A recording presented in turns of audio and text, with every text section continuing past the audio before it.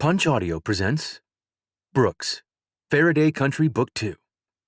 Written by Chris Keniston. Narrated by Orla Cassidy and Joe Knezovich. Copyright 2017 by Christine Baena. Audio production copyright 2021 by Christine Baena. Chapter 1. Brooks Farraday stripped off his surgical gloves and flung them across the room. He'd done everything he could to stabilize the 80-year-old woman, but Sam had waited too long to bring Liza in. With the closest major medical facility capable of doing emergency heart surgery more than an hour away, there wasn't a damn thing more Brooks could do. Frustration clawed at him as he crossed the room, picked the gloves off the floor, and slammed them into the bin. Damn, he hated days like this. The last thing he wanted was to face Sam. Only last week the whole town had turned out for their 60th wedding anniversary. Brooks' storefront setup here was small. A waiting room, a converted kitchen for a lab, an oversized closet that passed for his office, and 2 exam rooms. The corridors of the Taj Mahal wouldn't have been long enough of a walk to forestall the inevitable. Huddled before him, Sam and the handful of his and Liza's 8 children and their spouses, who still lived in or near town, stared up at Brooks. No matter how hard he tried through the years to avoid expression of any emotion, the loss had to have shown. 2 of the daughters burst into tears. "I'm so sorry," he said. Gray-haired and of wiry build, Sam ducked his chin. "You done all you could. I know that. Me and Liza thank you for that much." The old man turned and walked out the door before Brooks could offer to let him say his last goodbyes. "We knew this day was coming, Brooks. Mom's heart has been threatening her for almost a decade." Sam and Liza's oldest son gave Brooks a pat on the arm, shifted his gaze across the small room, and then turned away. "I'd better catch up with Dad." In a whirlwind of motion, the remaining siblings offered some words before chasing after their father. Nora Brown, his RN, came up behind him. "I've called Andy at the funeral home. He's on his way over." Brooks bowed his head. He was supposed to save lives. "Also, Meg called, wanted to remind you about her friend. She suggested tonight would be a good night to join them for supper." Letting his eyes fall shut, he blew out a tired breath. He was not up to socializing. "She also said to tell you Friday night would be good too, if you prefer." His future sister-in-law seemed able to read his mind from across town even before he knew what he was thinking. Heaven help his brother Adam. Anticipating the arrival of her college friend for the wedding, Meg had been bouncing around for days like a little girl with a new jump rope. But then, yesterday, she'd called him worried about her friend's odd behavior and asked Brooks to stop by for dinner to see if he noticed it too. He nodded at Nora, waiting patiently for a response. "Thanks. I'll give her a..." The front door burst open, and Paul Brady came rushing through. "It's time, Doc. Betty Sue, she's in the car. Says she ain't moving. Sent me to come get you." Brooks turned on his heel, shouting over his shoulder. "How long has she been having contractions?"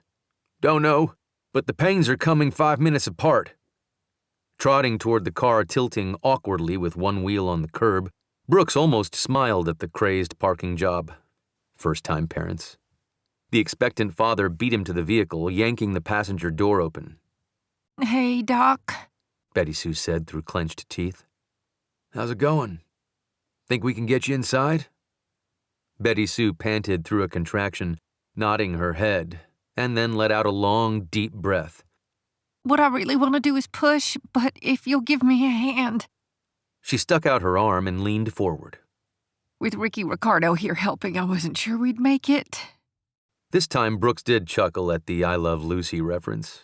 He had no trouble envisioning Paul Brady's scattering about like Ricky Ricardo had when his TV son was born. "At least he didn't leave you behind," Brooks said through a lazy smile as he eased his arm around Betty Sue and hefted her onto her feet. Only then did he catch the glare she shot her husband's way. "He didn't." "He did, halfway to the road before he turned around to get me." Betty Sue made it as far as the threshold before doubling over with another contraction. "Breathe," Brooks encouraged. By his estimation, her contractions were only 2 or 3 minutes apart. If they didn't hurry up and get her settled in, he might very well be delivering this baby on the sidewalk. How long have you been in labor? The very pregnant woman blew out another deep breath. Woke up around 5 this morning with some of those Braxton Hicks contractions, but by around 7, I realized they were real labor pains. Not too close. Prepared myself for a long day. She moved forward into the waiting room. But about an hour ago, they started coming really fast.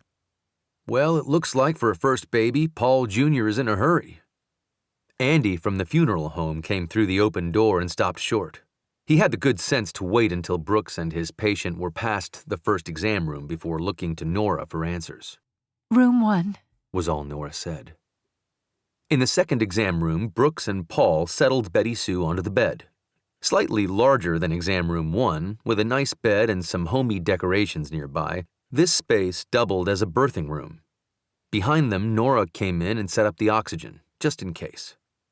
Let me take a look. As Brooke had expected, Betty Sue was fully dilated and effaced. Baby Paul was ready to make his entrance. I know you want to push, but I need a few more seconds here. Panting through another contraction, Betty Sue nodded and stretched her hand out for her husband. In what proved to be a routine, though speedy delivery, in only 15 minutes, Paul Brady Jr. slid into the world. You ready to hold your son? Brooks asked Betty Sue. With a smile brighter than a kid's on Christmas morning, the new mother stretched out her arms. Paul kissed his wife's forehead, and then did the same to the top of the tiny boy's head. We'll have to weigh him and do a couple of standard tests, but that can wait a few minutes for you three to get acquainted. Brooks stepped back, his gaze on the newborn infant. Brooks' heart was lighter. The circle of life. Welcome to the world, young man. Welcome to the world. I'll see you're 5 and raise you 5. Antoinette Castellano Bennett tossed a couple of chips into the growing pile. When she'd envisioned coming to West Texas to visit her college roommate before her wedding, playing poker with the geriatric crowd wasn't exactly the pastime she'd pictured. I'm out, Dorothy Wilson, a sweet and friendly older lady, set her cards face down on the table. Me too. Sally Mae, an attractive woman with salt and pepper hair, in a simple French twist and a German shepherd curled up at her feet, set her cards down with a sigh. Guess that leaves me. Eileen Callahan, the matriarch of the family Tony's friend was marrying into, had a grin as wide as the West Texas horizon. Adding more chips to the pot with one hand, she laid her 5 cards out, face up with the other. 3 aces. The last member of the group, Ruth Ann, let out a frustrated groan. A short, very thin woman with long gray hair clipped in a sloppy ponytail, wearing jeans and a blue long-sleeve shirt, she reminded Toni of everything she would have pictured a rancher's wife to be, except instead of talking about cattle or chickens, every other sentence had something to do with her recent bunion surgery. That leaves me out. Got 2 pair, king high. This left only Toni holding cards. Remembering what her grandmother used to say, lucky in cards, unlucky in love, she wasn't feeling very triumphant. Sorry, ladies. Full house, 3 queens over a pair of 10s. I'm going to take a walk to the ladies' room. Sally Mae pushed to her feet. Maybe it will change my luck. Next to deal, Eileen gathered the cards from the table. So, tell us more about this traveling husband of yours. Separating the winning till into appropriate colored stacks, Toni considered what to say. The call that had sent her husband packing his bag and rushing to Logan Airport for a flight to one of those Stan countries had been an unexpected gift.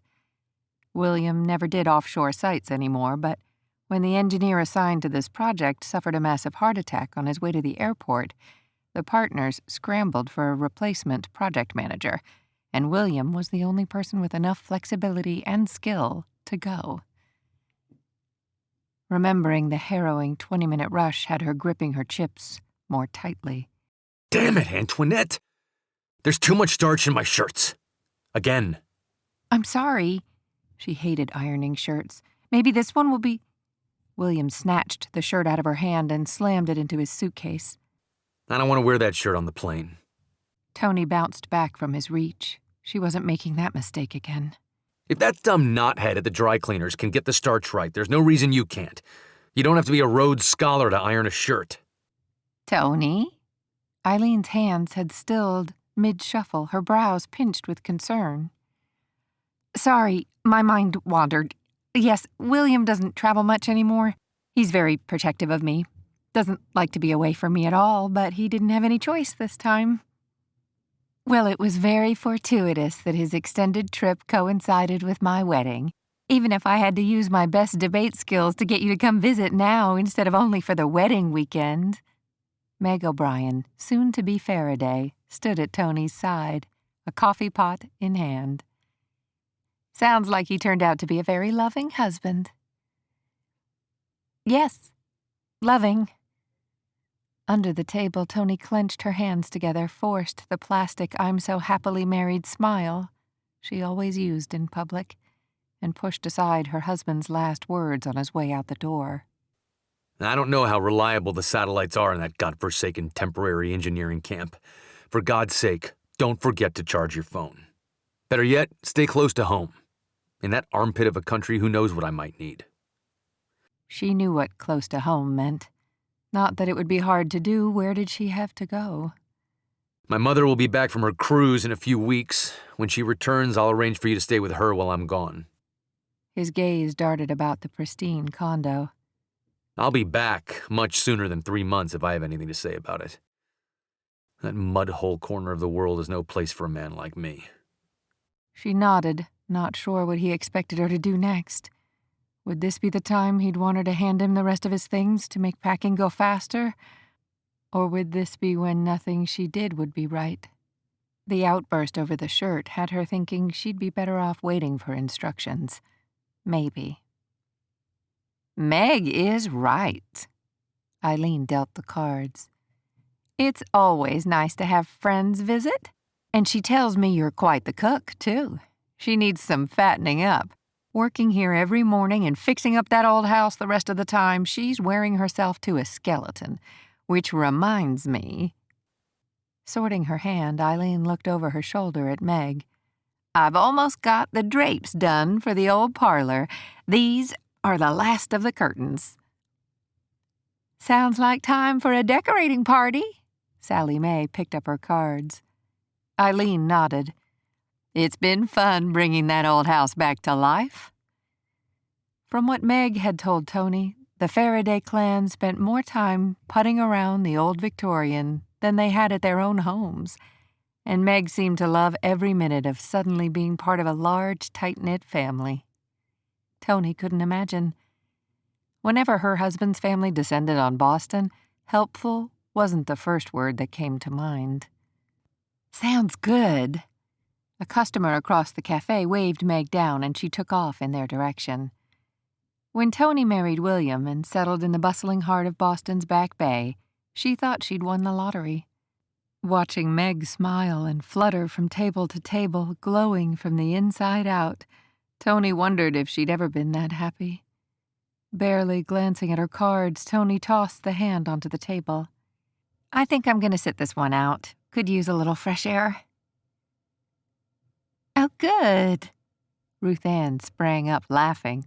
I'll sit in the hot seat while she's gone. Meg came hurrying back to the table. You ready to go? I've got about another half hour till Shannon comes in. I was just going to stretch my legs, but maybe a nice walk home would be better. Meg studied her a little longer than she'd have liked. Good idea. Back door's unlocked. I'll get home as soon as I can. No hurry. Can you find your way? Toni almost laughed. The town wasn't that big, and what there was of it had been built in a basic grid. It might take her all of 15 minutes to walk down Main Street and then turn up onto Meg's block. I'll be fine.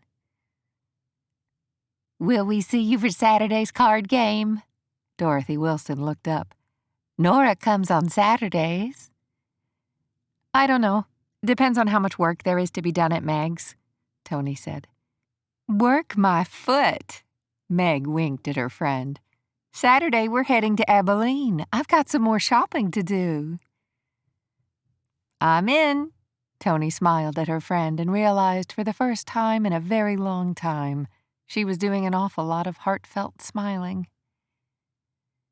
Though she'd seen the Main Street shops driving through town before, she took her time now, glancing at the people coming and going, spending an extra minute or two looking at the window displays. The inside of the cut and curl looked like it hadn't changed much since the day it was built. In a line along the back wall were several of the old-fashioned massive hair dryers.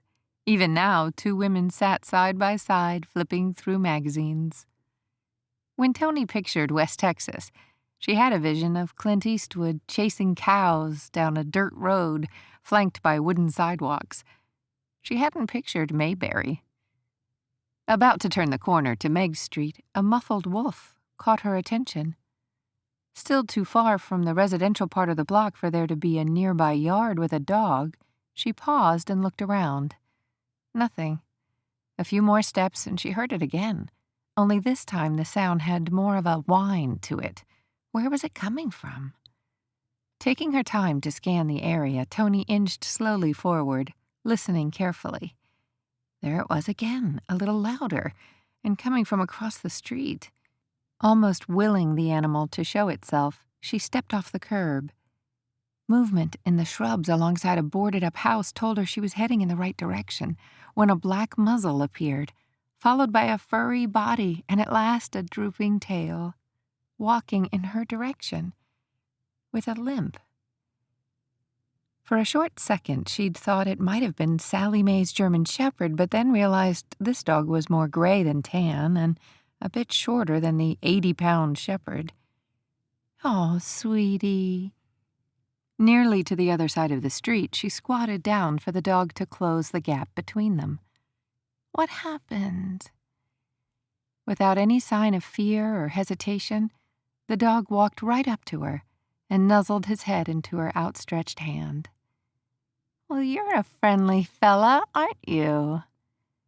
The tail gave a brief swish as Toni scratched behind the dog's ear, then ran her other hand down the length of him. Or her. No collar. No tangles of fur. Thin, but not skeletal. The dog had either been on its own a while and knew how to care for itself, or had a miserly master. When she let her hand glide gently over the leg the dog seemed to favor, the friendly pup let out a small whine. Okay, looks like we're going to have to find you a vet. I just happen to know where there's a very good one. The dog, eating up all the attention, shifted and rubbed against her. She understood exactly how the poor dog felt.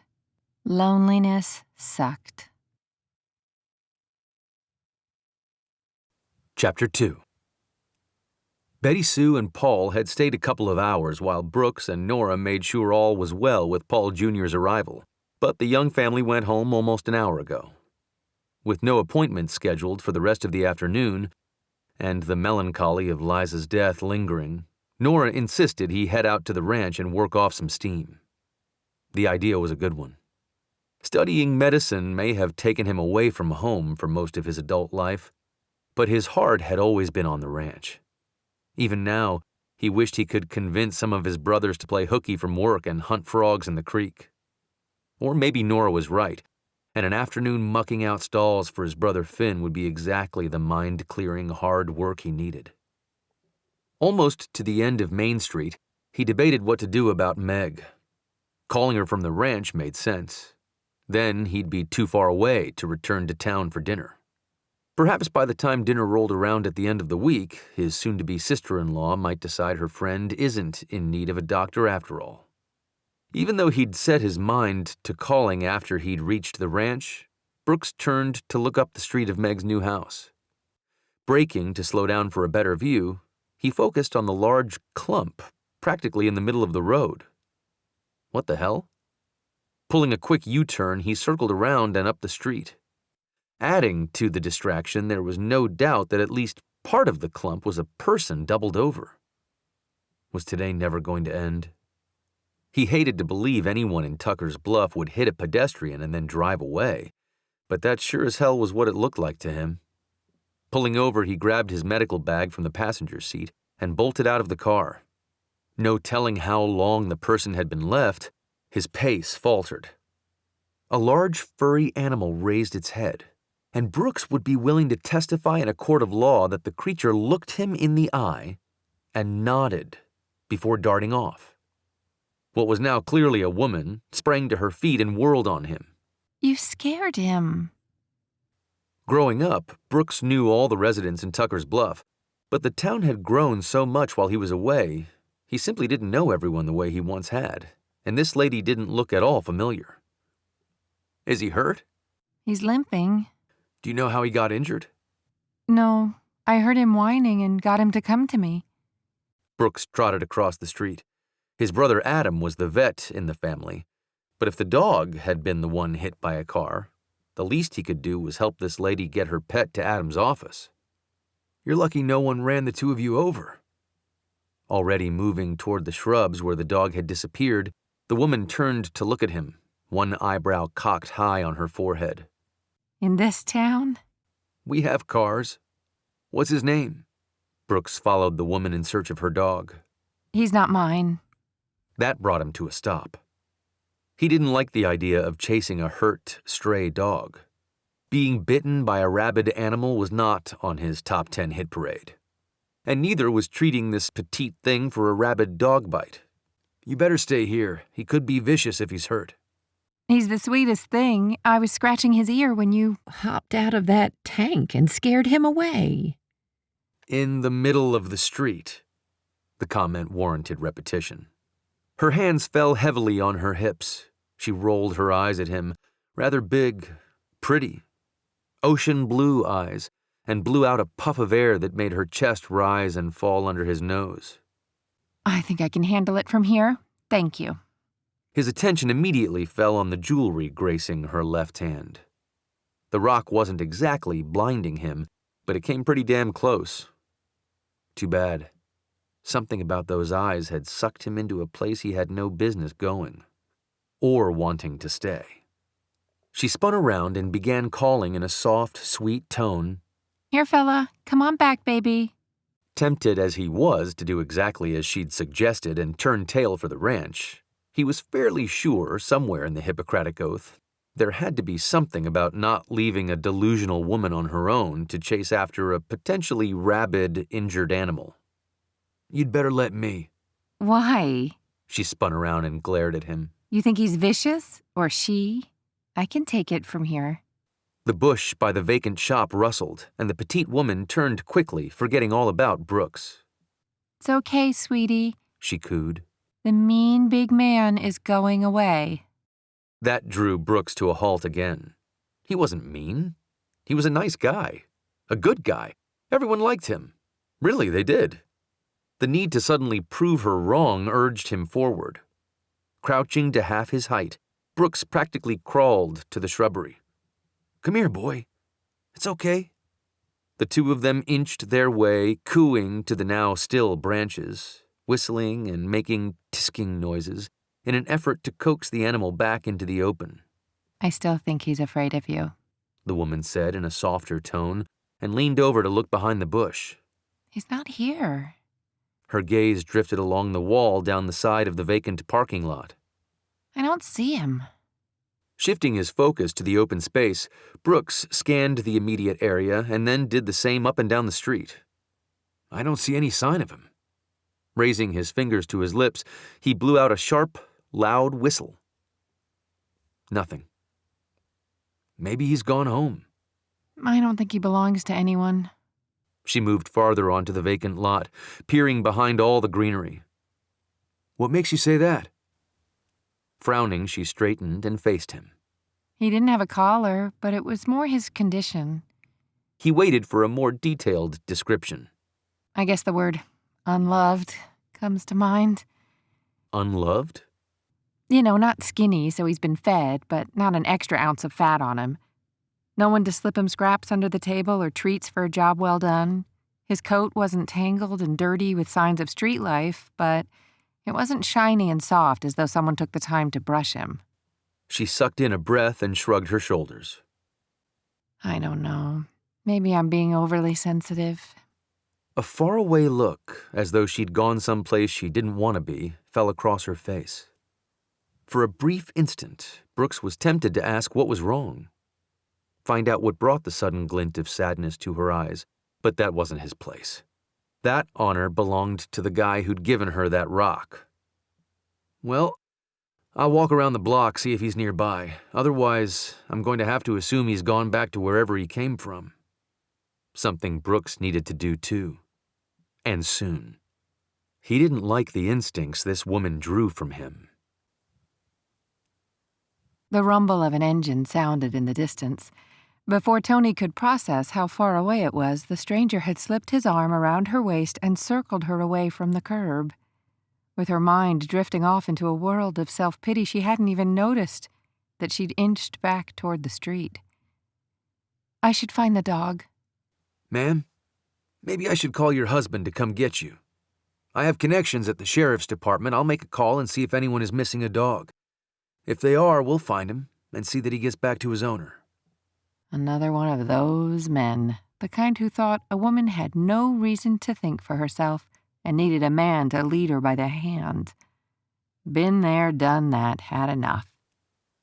The roar of a massive pickup slowed to a dull hum beside them and the window lowered. I see you two have met. Meg's fiancé, Adam, hung his arm out the open window.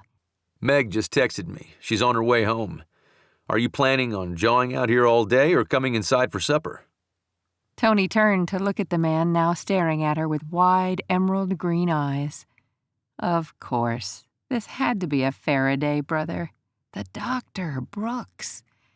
The resemblance to Adam was striking. Had she not been so lost in concern for the dog, she would have noticed the similarities. Should have noticed. Stepping aside to retrieve his medical bag, the statuesque doctor with jet black hair and mesmerizing eyes addressed his brother. I was just on my way to the ranch. Thought I'd give Finn some help, muck out a few stalls. Adam's brow immediately folded into a studious frown. She had no idea what was so alarming about mucking out stalls, but then again, she didn't know a damn thing about life on a ranch. For all she knew, mucking was code for some important animal on the ranch is in trouble. The crease remained etched in Adam's forehead. It's getting late in the day for that kind of work. There was no missing the dimming of light in his eyes that had just looked bright with surprise at her. Her heart constricted at the sadness staring off in the distance. Rather than respond with words, Brooks merely turned to Adam and shrugged. I'd better warn you. His expression more relaxed. Adam shrugged back. Becky left early because Dad and Aunt Eileen are joining her and her grandmother for dinner tonight. If you head to the ranch, you'll be eating Finn's cooking. The way Brooks's face pinched at the thought almost made Toni laugh. On the other hand, Adam didn't make any effort to hide his mirth. We're having lasagna tonight. Toni made the sauce yesterday, from scratch. I got a taste. Trust me, you want to eat with us. Brooks glanced at her, and Toni hefted a shoulder. What can I say? I'm Italian. With his gaze shifting left and right over her blonde hair, Brooks lifted one eyebrow. Northern Italian, she explained.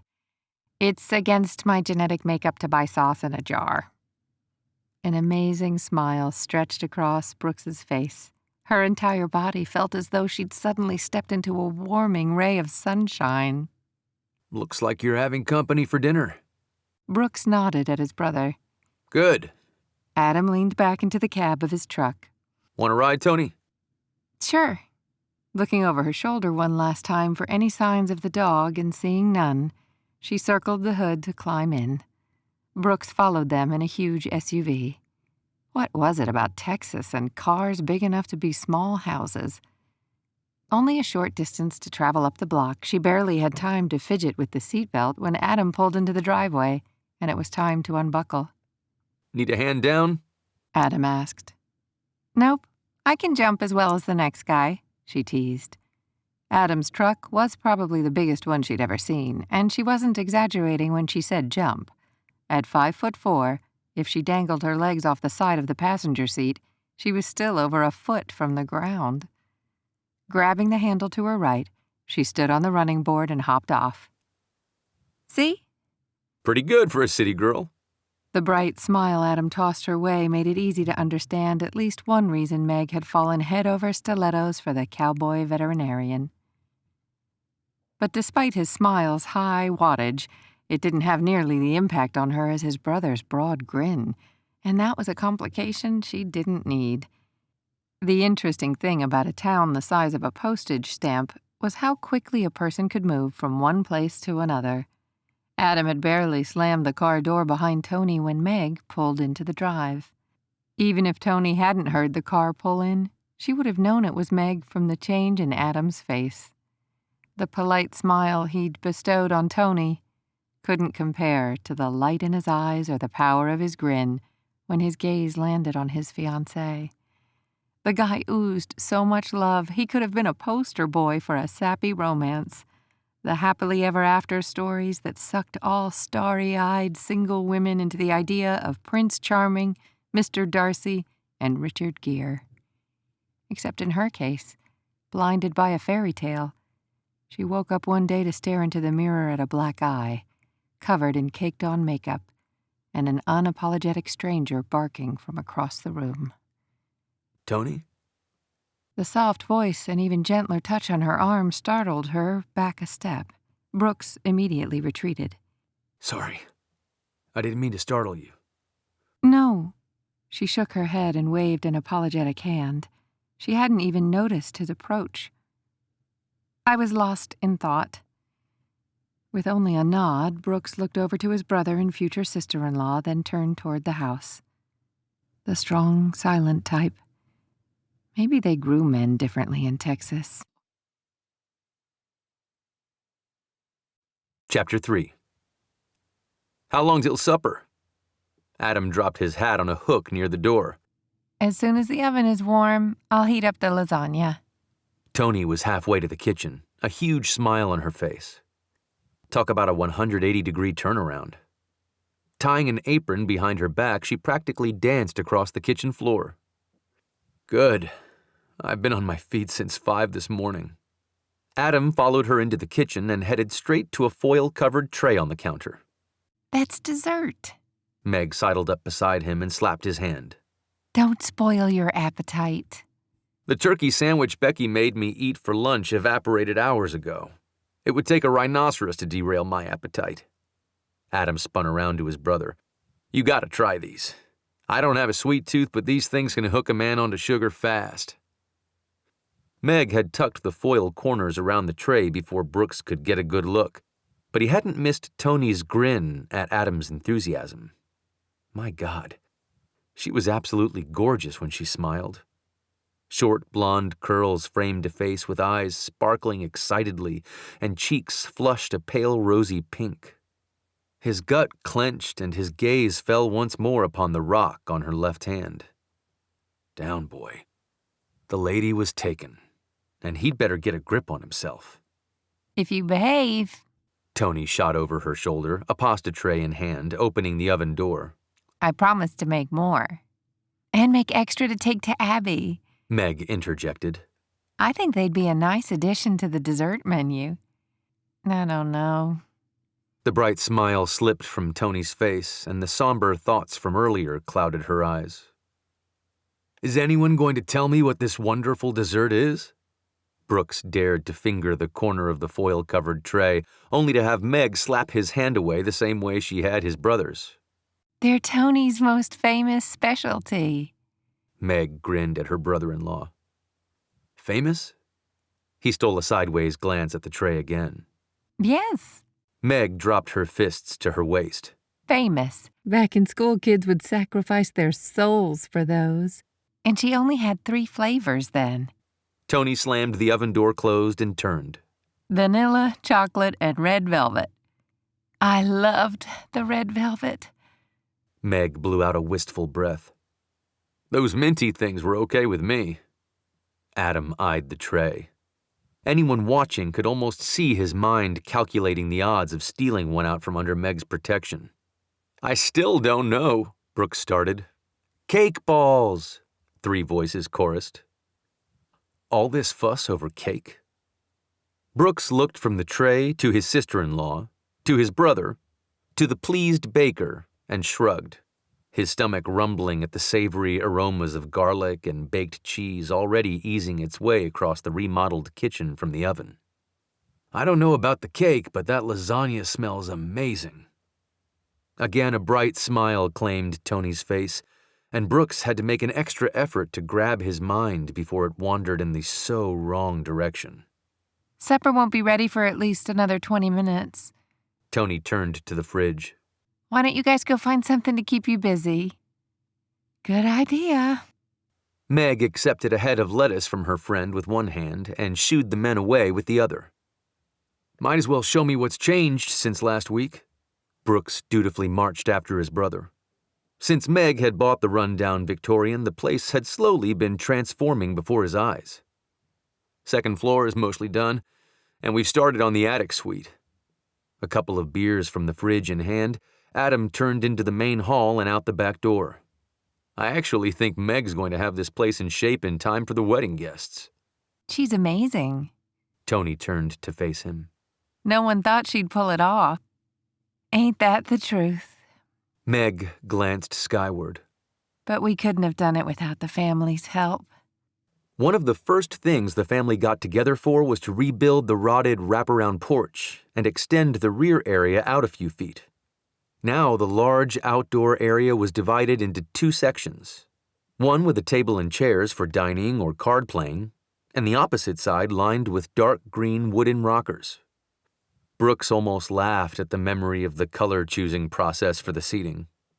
Meg had wanted white, and Eileen had suggested that a darker tone of brown or burnt orange would be nice. Like good legacy Aggies, the brothers gagged at the mention of orange. Their suggestion of maroon almost won out until Becky Wilson, Adam's assistant and longtime family friend, casually mentioned the dark green of the old rockers that had been on the Farraday porch most of her young life.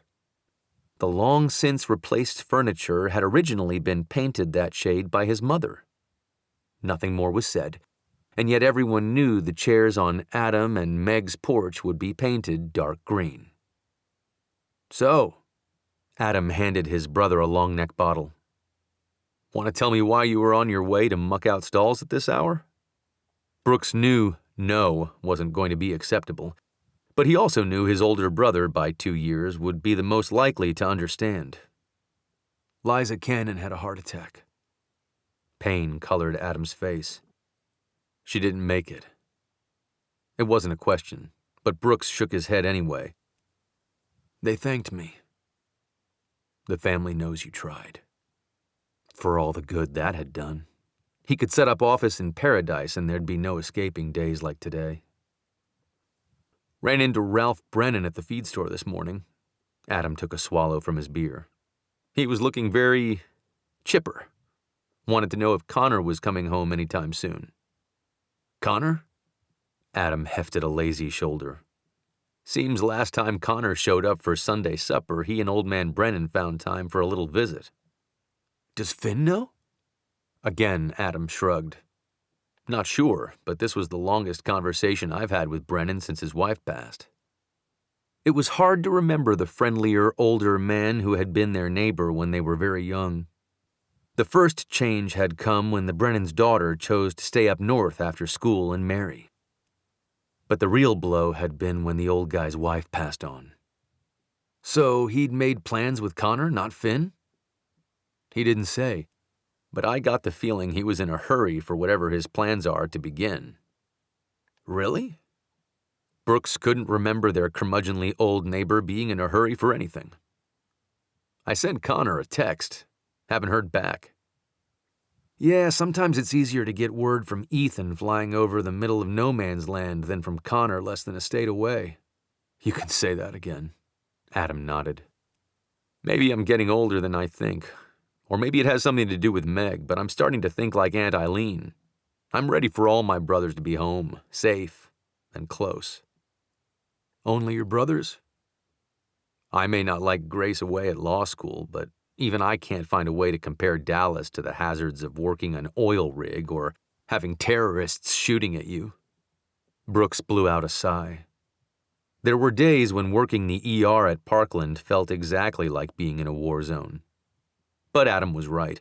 There was no reason to compare a classroom in one of the poshest neighborhoods in Dallas to an inner-city hospital. If something is happening soon, Aunt Eileen will have the scoop by Sunday supper. That she will. Adam downed the last of his drink, then pushed to his feet. I say we head back and check on the girls and dinner. Right behind you. Though the way Brooks felt at the moment, he might be better off heading straight through the hall, out the front door, and off to the ranch. Of course, no one ever said he was smart about doing what was good for him. Or avoiding trouble. I love this kitchen. Toni popped another tray of cake balls into the second oven.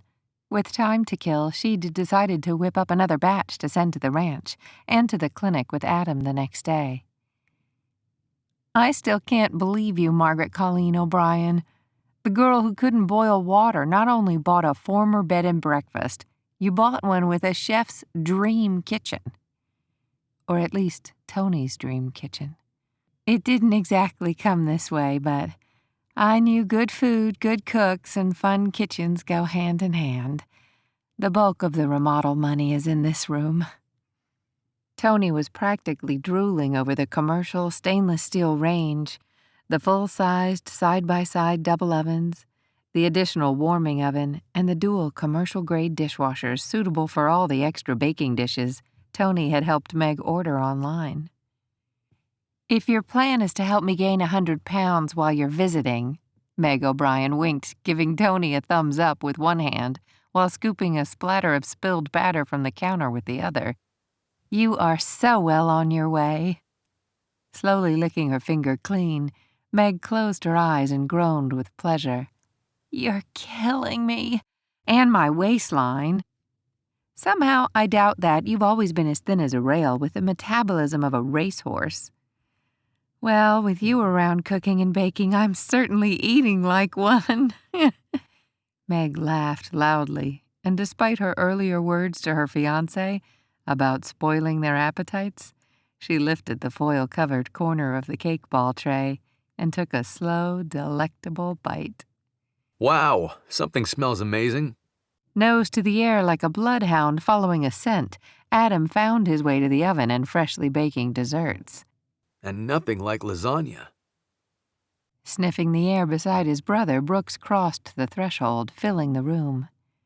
Damn, these Farraday men had presence. Adam's gaze fell on the uncovered tray, an impish grin taking over his face. Before anyone could react, he snatched one of the unfrosted morsels and tossed it into his mouth like a kernel of popcorn. I may have to muck out a few stalls at the ranch myself to work off these desserts. The oven timer sounded, and Meg grabbed the salad bowl and handed it to Adam. Put this on the table, please. How can I help? Brooks inched closer to the counter, and while Toni was distracted, pulling dinner from the oven, and Meg collected silverware from the drawer, he picked one of the cake balls and popped it into his mouth. Wow, you weren't kidding. These are fantastic. It's my secret ingredient that makes the difference.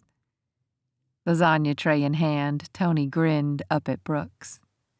Brooks accepted the handfuls of forks and knives from his future sister-in-law. Man, you have got to give the recipe to Aunt Eileen. Wouldn't be much of a secret then, would it? Still smiling, Toni followed Adam to the dining room. It had been ages since anyone had praised her cooking. She'd forgotten just how good that felt, and how much she liked it. Dinner time with Meg and the Farradays had been a world away from the lonesome formality Boston meals had become. Tonight was no exception.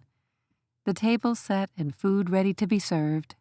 Not only did Adam pull out the seat for Meg, but without hesitation, Brooks eased behind Toni and gently pushed her and the seat against the table.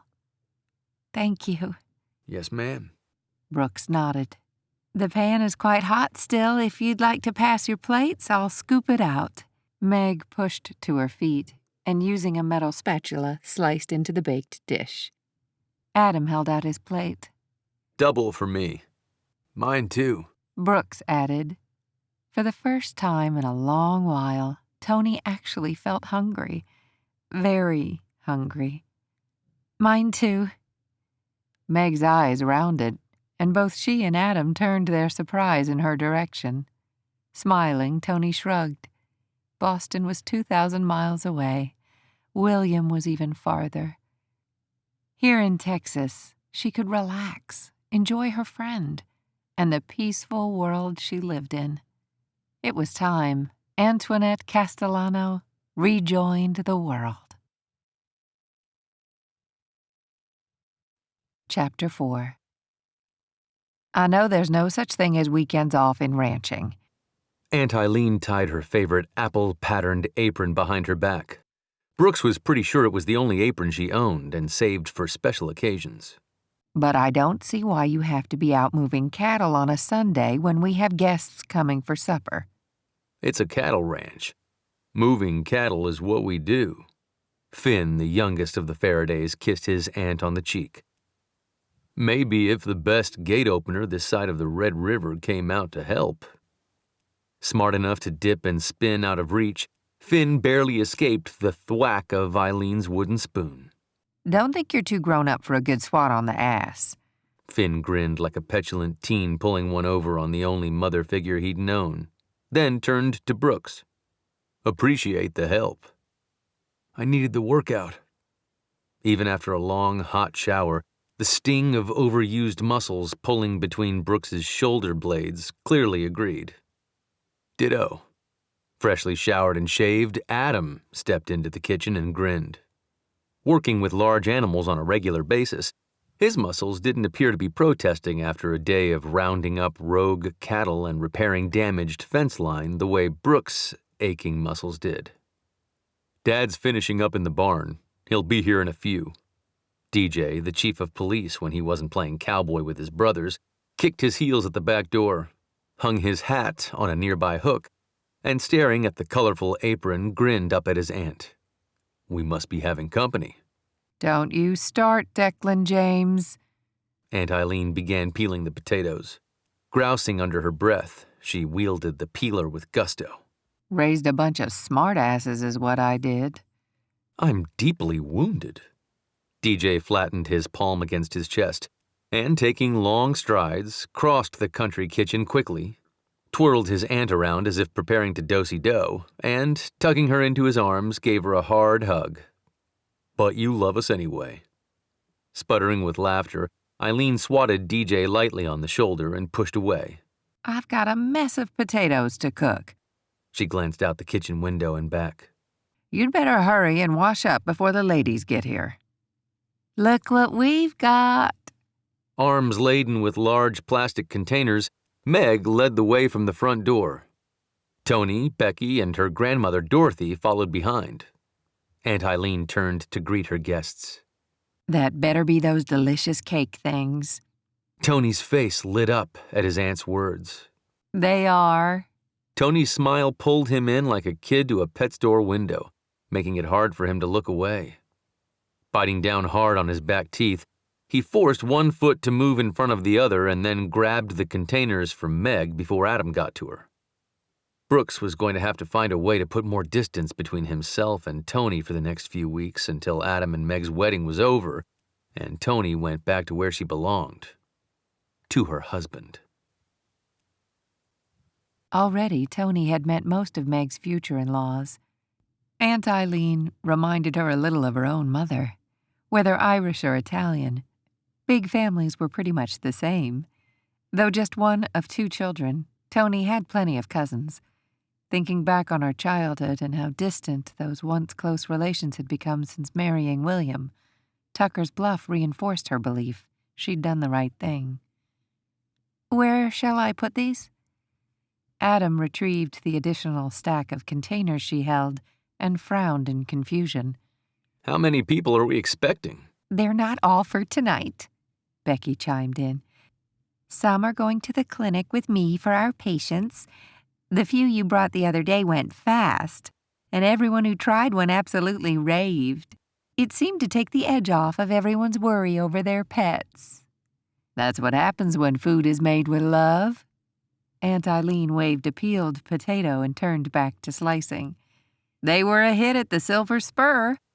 Abby says they were a big success with all the ladies watching their weight. The way Toni's eyes rounded, Brooks almost smiled. "They're not diet," Toni muttered. "Of course they are." Aunt Eileen rubbed her hands against her hips, reached over to the tray Adam had set beside her, and taking one out of the plastic tray, she grinned up at Toni. "As long as you eat only one." Then she took a bite. "Oh, almonds." "What I don't get," Becky reached for one of the white iced treats, "is how do you stay so skinny with desserts like this around?" "I don't eat them." Just about every head in the room spun around to stare at her. "Well, maybe once in a while." "Oh my God." The sound of Toni's voice had every Farraday in the room turning. The din of chatter that had taken over the kitchen as everyone crossed back and forth came to an instant hush. Toni stood in the middle of the pantry gawking at the stocked shelves. "The kitchen in my first apartment wasn't half this big." City girl. As though someone had unpaused the DVR, family and guests instantly returned to their assigned duty. Becky helping Eileen with the potatoes, Dorothy setting the table, and Meg loading up with Aunt Eileen's canned beans while explaining the amount of food cooked on a daily basis at a working ranch. That had Adam chuckling, the city girl explaining the ranch. The two brothers kept busy carrying the chairs and folding table to the back porch for the card game. "Remind me," Brooks set a stack of chairs against the wall, "why is the social club playing cards here on a Sunday night?" DJ told me when he was having lunch at the cafe on Friday. The women were all cackling over the cake balls. Wanted Toni to join them for Saturday's game, but she and the girls were going to Abilene all day. Toni did agree to bake up some more of those cake balls, but the next thing I know, Meg's telling me there's another game tonight here on the ranch. You'd think she was lacing those things with crack cocaine the way everyone is growing addicted to them. You know how women are with anything chocolate. Since when have you become such an expert on women? Adam didn't bother answering. He simply grabbed a couple more chairs and shot Brooks a shit-eating grin.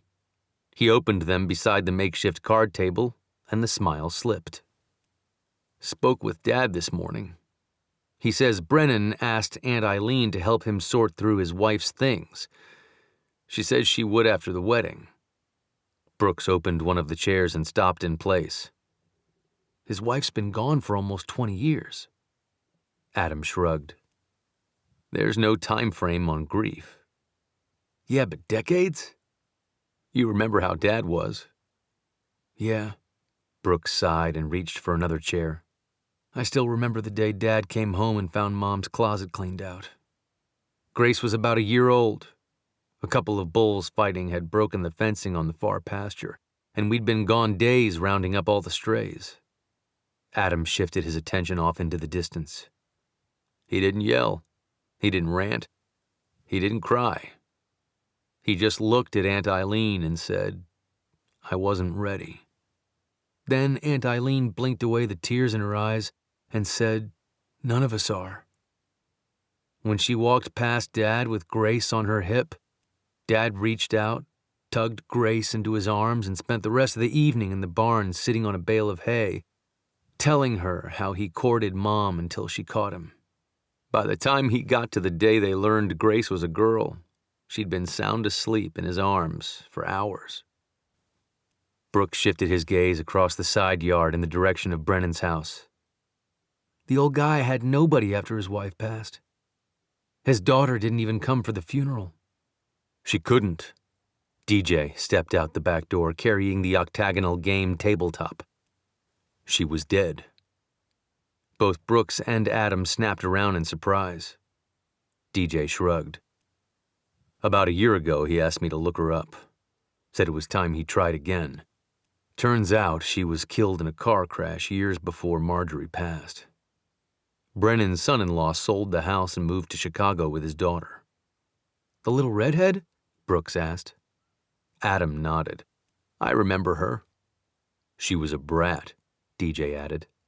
She wasn't a brat, Adam responded. She was afraid of the horses. DJ shrugged off the comment. Same thing. She was a city girl away from her friends, missing her parents, and terrified of all the big animals, Brooks said. Can't say that I blame her for being a bit out of sorts. You should have been a therapist, Adam laughed. Maybe she wasn't that bad. Do we know what became of her? DJ shrugged. My friend got Brennan an address. Don't know what happened after that. Must really suck to not know your only daughter died and not see your grandchild for decades. Brooks couldn't imagine losing touch with Dad or any of his siblings.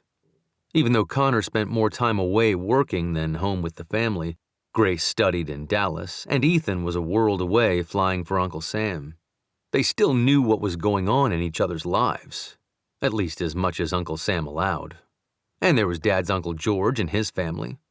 They were as close as siblings, even if they lived hours away. What kind of a douchebag is the son-in-law anyhow? That's what I was thinking, Adam added. Ditto, DJ chimed in. Paused a minute, then asked, Grace isn't dating anyone special, is she? She hasn't said anything to me, Adam answered. Me neither, Brooks added. But I'm not confident she would tell us if she were. Yeah, that's what I was thinking. DJ blew out a sigh, then smiled. We might have threatened castration to one boyfriend too many. It wasn't a threat, Adam added. Just a promise, Brooks finished. The two older brothers laughing together. Whatever. DJ moved to stand beside his brothers. She's not going to marry an asshole. Grace may be hell-bent on city life, but she's still family. She wouldn't marry an ass like Brennan's son-in-law and cut us all out. She wouldn't. That much Brooks did agree on. But he worried, just a bit, about what would happen when she finished law school. Last time they talked, she sounded intent on staying in Dallas, and he couldn't blame her. He'd done the same after his residency. Even DJ had started his law enforcement career in the Big D. The allure of the big city trumped the boring hometown every time. And there weren't a lot of places to use that fancy JD with an MBA in Tucker's Bluff. He just hoped, unlike the two of them, that Grace wouldn't have to learn the hard way there's no place like home.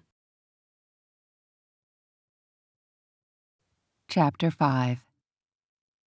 Knock, knock. Brooks's nurse, Nora, pushed the front door to the family ranch open and stuck her head into the room. Sorry I'm late. Don't stand on ceremony.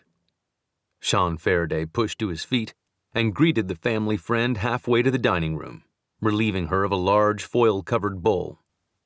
The man had raised all his boys to be gentlemen by example, and the occasional switch behind the woodshed if any intentional disrespect had been uncovered. Everyone's already at the table. Evening. Nora hurried to one of two empty seats. I lost track of time trying to get Charlotte Thomas to join us. Standing beside her, Brooks pulled out her chair, and all the brothers who'd gotten to their feet upon her arrival retook their seats. She really seemed to enjoy herself that one time she joined us, Nora continued without taking a breath.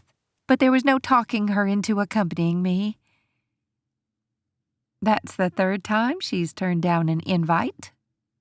Becky scooped out a large dollop of scalloped potatoes and passed the dish.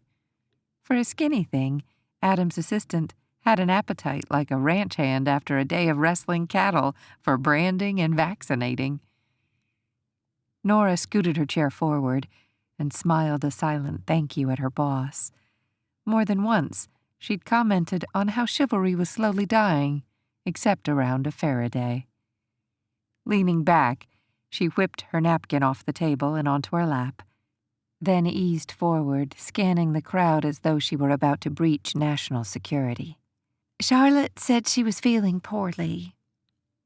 There was no missing the look Becky's grandma and Aunt Eileen exchanged. Those two women had been friends so long they could almost read each other's minds. made it hard as hell to sneak around as kids.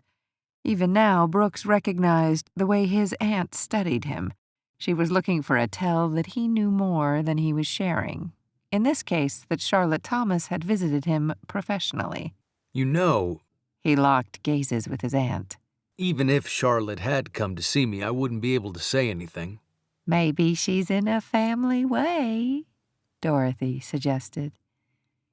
Could be, Aunt Eileen agreed, still reading Brooks with her studious eye. That could explain why we haven't seen her around town much lately, and why she wouldn't see a need to call on a doctor yet. More than lately, Nora put in. Aunt Eileen's face paled, and she skewered her nephew with her gaze. I don't care about those stupid hippo laws. Is Charlotte being treated for something more serious? Toni watched Brooks' expression. She could almost see the battle going on inside him. The strength in his deep, colorful eyes actually gave her goosebumps. He blinked and drew in a long breath. The HIPAA laws are nothing to ignore. But if there's something medically wrong with Charlotte, she hasn't come to see me about it. His answer surprised Toni. She thought for sure the legalities of his profession would take preference over the request of his family. It hadn't, and for some odd reason, that made her inexplicably happy. This wasn't her family.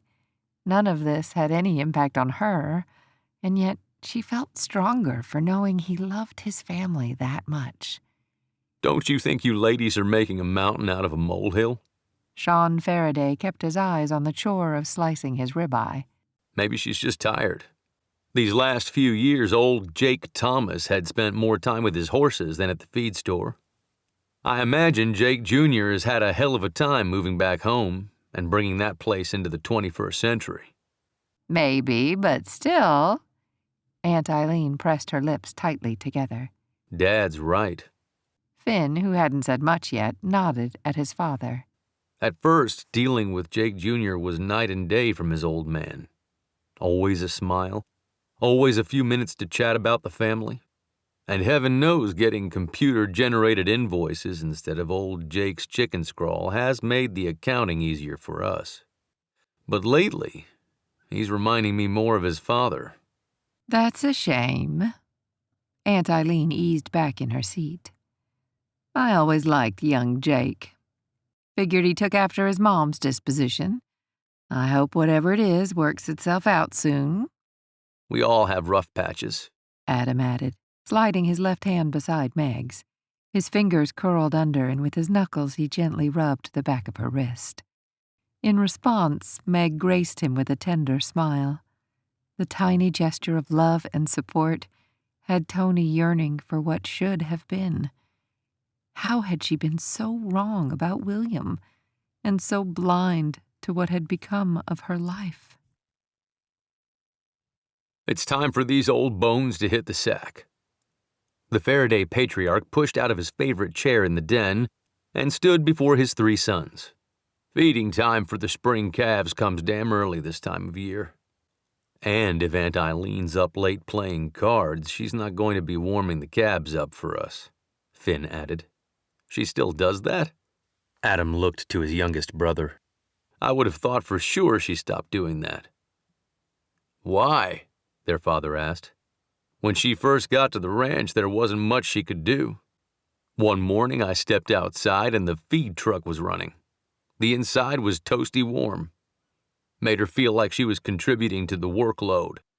Not that raising you unruly bunch wasn't more work than wrangling a pissed-off bull. Brooks remembered that day, too. His aunt had been rushing around in the pitch black of pre-dawn trying to get some of the day's food prep done before Grace woke up. The time had stood out at first because his aunt never went outdoors before the sun. But that morning, still in her slippers, she'd thrown on a coat, run outside, and then come right back in. Later, after his dad left, she'd stood watching from the window. The rumble of the truck's engine filled the room, and a huge smile took over her face. It was the first time he'd seen his aunt smile that brightly since his mom had died. He'd never forgotten it. Now it all made sense to him. A couple of backslaps and waves later, and Adam and Brooks were the last brothers left in the living room. For a couple sips of coffee, the two sat in peaceful silence. Brooks was having a hard time wrapping his head around the upcoming wedding. Eventually, the brothers would all get married. Somewhere, they all knew that. But still, Brooks always thought there would be a period of getting used to another woman in the family. One of them would date for a few months. At this stage of life, they wouldn't need much more than that to know if they'd finally met the right woman. And then there'd be a bit of serious courting, followed by a lot of wedding planning. A few months ago, no one had even heard of Meg O'Brien, and now it seemed like she'd simply always been a part of the Farraday household. Maybe that's how a man knew when he found the right girl. Maybe she just fit. Whatever the case, he was truly happy for his brother. "You're looking awfully serious all of a sudden." Adam leaned back in his seat. "What's on your mind?" "You." "Me?" Adam sprang forward again. "What did I do?" "You found a wife." This time, Adam fell back against the comfortable sofa, a grin teasing his lips. "Oh, that. I have to admit I'm a little surprised about it, but..." "But what?" Adam grew serious. "I can't remember what life was like before I saw Meg standing on the road." Brooks remembered. He lived it now. Ordinary. Routine. Like the chickens, up with the sun, go through the day with an occasional diversion here or there, drop exhausted at night, and then start all over again. Not a bad life. All his brothers loved what they did. Well, except maybe Connor. He only worked the rigs to someday pay for his dream, and despite most of them taking careers outside of ranching, they all loved the ranch and helped when they were needed. He wouldn't trade his small town for anything. Big city life was definitely not for him ever again. "What about you?" Adam asked. "Now you sound like Aunt Eileen." "Sorry." Adam pushed to his feet. "Want another cup?" "Yeah. One more and then I'll have to head out too." Brooks followed his brother into the kitchen.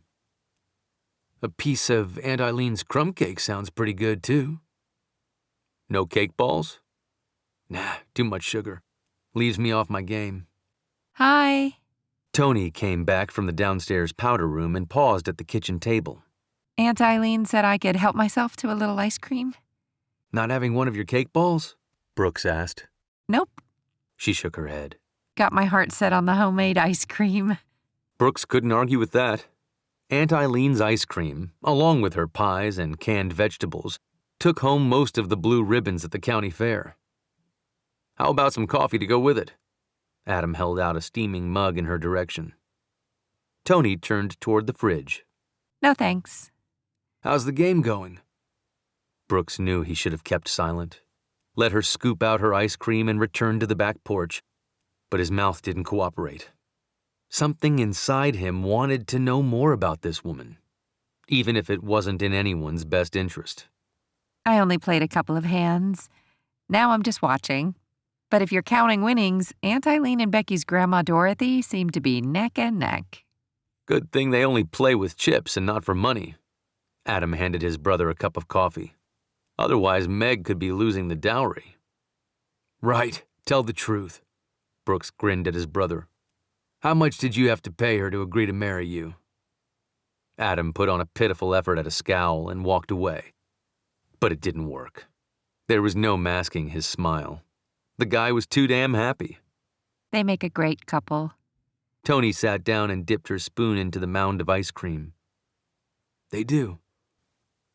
Good manners prevented him from leaving her alone in the kitchen. He repeated that to himself a few times as he crossed the room and took a seat across from her. "You went to school with Meg?" She nodded. College roommates thrown together by the luck of the draw. "But you're not from Texas?"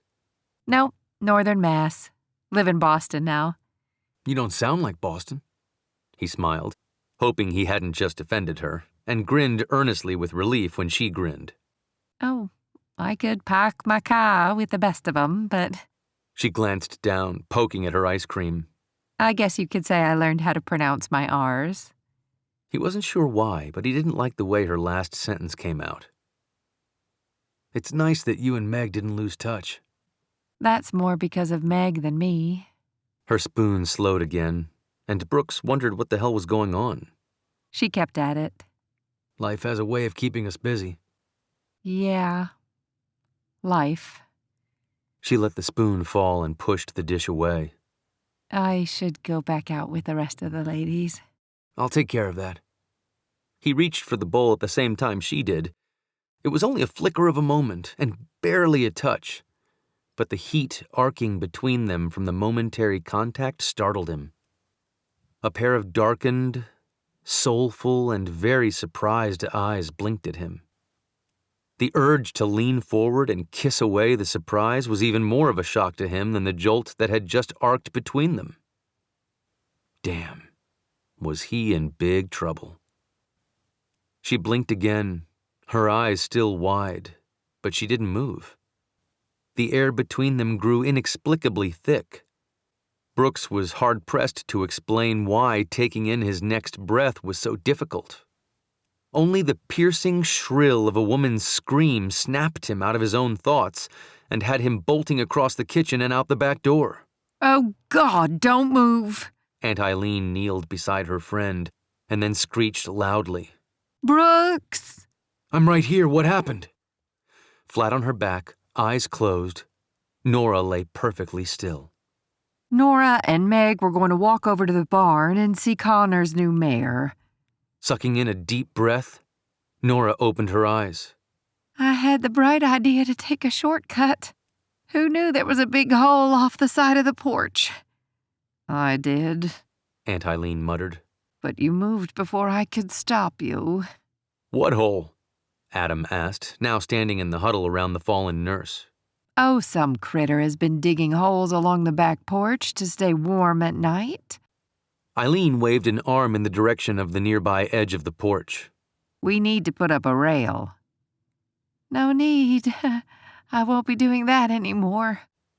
Nora blinked at the stars. I think I can sit up now. Hang on a minute. Brooks kneeled beside her, gently lifted her leg and rotated the ankle. Does anything hurt? She sucked in a long breath. Like a mother. No surprise there. The joint in question was already swelling to the naked eye.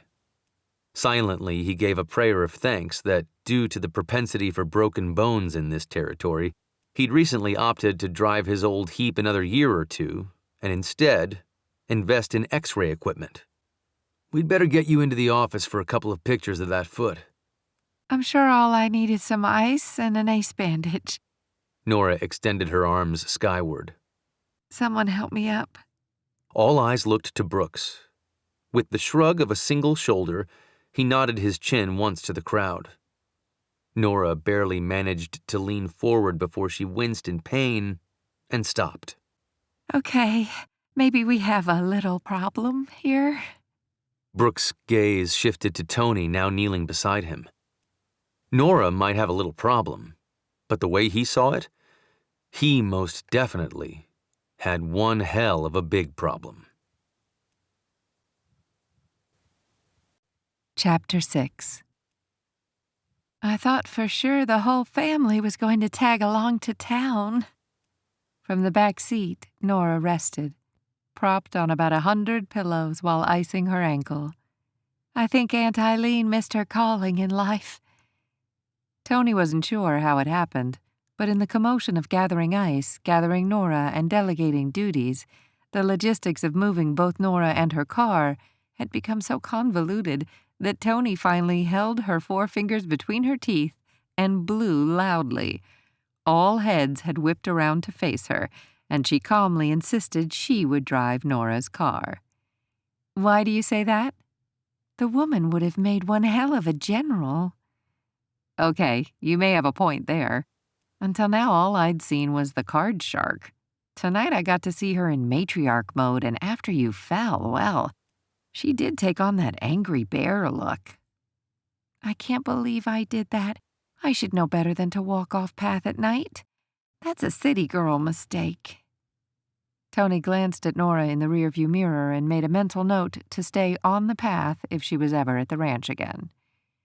I suppose I'm lucky the critter curling up in those holes wasn't a rattler. A what? Surely rattler meant something totally different, like a nickname for a cute barn cat. Snakes are all over West Texas. Why do you think everyone wears boots? Cow manure? That too. Nora closed her eyes. This is so not good. Mondays are almost as bad as full moons. The office is going to be a madhouse. She hissed in a breath, and Toni thought she was in pain. Damn, and the Montgomery triplets are scheduled for their MMR at 9 tomorrow. Blast. Surely there must be someone in the office who can help. Nope. There are more cattle than people in this part of the country, and all we can do is family medicine basics. For now, it's just the two of us. I'm head nurse, receptionist, and occasional bookkeeper. Well, I can help with the bookkeeping if you need me to. Really? Assuming 2 + 2 still equals 4, yes, really. It had been a long time since she'd put her accounting degree to use. Accounting is good. I'm a nurse, not a mathematician. In the rearview mirror, Nora's grin grew as wide as the back seat. How are you with answering the telephone? Brooks had to be out of his mind. It was the only possible explanation for why, at 7:45 in the morning, he was at his desk listening carefully for the creak of the front door and the arrival of Toni. Even after hours of tossing and turning and several cups of high-octane caffeine, Brooks still wasn't sure how he'd come to agree to Meg's friend stepping in for Nora. It will only be a few days. It will only be a few days. That's what Nora had said once the x-rays showed no fracture or break. Purple and swollen the size of a grapefruit, walking on her ankle was not going to happen overnight. More likely, with soft tissue damage, Nora would be swinging herself around on crutches for a few weeks. Eventually, she'd graduate to an orthopedic boot, but not before the wedding and Toni's return home. What a wonderful idea, Meg had added. I won't have to feel guilty, leaving Toni home alone. Thank heavens Brooks didn't have a sliver of spare time in his schedule today. If there was a God in heaven, and he believed there was, maybe he'd be too busy to even notice Nora was gone, and the Italian baker would be in her place. Yoo-hoo! Meg's voice called from the hall. Had the good Lord seen fit to cut him a break and send his future sister-in-law to fill in instead of the woman who was taking up way too many of his thoughts? Back here. Brooks stood and crossed the room, meeting Meg at his office door. The cafe is in a lull before the next wave of customers. Thought I'd walk Toni over. I don't see why, Toni called from the other room. Meg chuckled. I guess she has a point. We spoke with Nora earlier this morning, the entire 7-minute ride to the cafe. Nora filled Toni in with information on the schedule, the system, the phones, and how you forget to eat. I don't forget. He just didn't have time. The first patient would be in any minute. He might as well follow Meg back out to the waiting room and get the day started. Good morning. Toni smiled up from beside the coffee pot, and Brooks decided he was going to need a lot more than caffeine to get through the day. Fresh pot will be ready in a minute. Morning, and thanks. Well, I'd better get back to the diner before my boss thinks I've returned to Dallas. With a wave for Brooks and a kiss on the cheek for Toni, Meg turned on her heel and scurried out the door and across the street. Before he could say a word, Toni held out a steaming cup. Light on the cream, 1 sugar. I didn't make it very strong. I hope that's okay? Thank you. Apparently, Nora could share a great deal of information in only 7 minutes, and he wasn't surprised Toni hadn't wanted to brew strong coffee. Arlene Montgomery and the triplets are running late. Nadine Peabody canceled her 8:30 appointment because Sadie's feeling poorly again, which works out fine because Bert Larson stepped on a nail in the floorboard at the hardware store and is coming in for a tetanus shot. Toni rattled the names off as though she'd been living in this town all her life, and not just visiting for a few days. And when did she learn all this? I didn't hear the phone ring. Or had he been so distracted he'd missed the calls? No, it couldn't be. That's because it didn't. Toni smiled. Nadine called Adam's office first thing this morning. In turn, Becky texted Meg, and Meg told me Bert Larson is walking here and stopped to get a muffin from Abby, and Mrs. Montgomery was just running into the cafe to pick up a boxed lunch for Mr. Montgomery. How did you do that? Toni's forehead wrinkled with confusion. Do what? Get all those names and appointments right. You're not even holding a cheat sheet. A muffled laugh came from Toni. That's easy. I'm Italian. Excuse me? Did you ever see the movie My Big Fat Greek Wedding? Who didn't? Well, it might as well have been My Big Fat Italian Wedding. The lead in the movie had her uncles, aunts, cousins, and nieces all named Nick or Nikki. I have an uncle Angelo, an aunt Angela, a cousin Angie, and a niece Angelina. Even though I only have one sibling, I have more first cousins than I can count on my fingers and toes. From an early age, if there's one thing a good Italian can manage besides her way around a kitchen, it's names and drama. He wasn't sure he was ready for a lesson on drama, at least not before a few more cups of coffee. But there was no decision to make. The door opened and Bert Larson came in. The day had begun. Putting on a brave face first thing this morning and coming into work with people had taken an Olympic effort at mental calisthenics. It had been a very long time since Toni had been this busy or surrounded with this many people, and she loved it. I swear that man has the best bedside manner. Fishing in her purse and juggling a baby on one hip, the woman in front of her smiled. Used to have to go to Butler Spring for tending to, and to boot, the doc in a box there tends to be a bit on the surly side. Not Doc Farraday. He's awfully easy on the eyes. Keeping her eyes on the file Brooks had handed her, even if she agreed with the woman, there was no way Toni was saying so. The doctor would like to follow up with Jason in 2 weeks. Do you want to make that appointment now? Sure thing. Toni scheduled the visit, proud of herself for only needing to call Nora once with a refresher course on the computer program Brooks used. Managing the office was proving to be easy and fun, and since she was limited on how much she could help Brooks, after her next break she was going to take a look at the books. As soon as the door closed behind the last morning patient, Toni pushed to her feet and made her way to the small kitchen behind the waiting room. One of the things Nora had told her was that Brooks would forget to eat. Apparently, it was a bad habit both Brooks and Adam shared, and one that Nora and Becky did their best to correct. From what Toni could see, Nora was absolutely right. For most of the morning, Toni had stayed out at the desk, dealing with the patients coming and going and perusing through the spreadsheets. Nora was right about something else. Math wasn't her strong suit. A couple of times, Toni had needed to stay in the exam room with Brooks.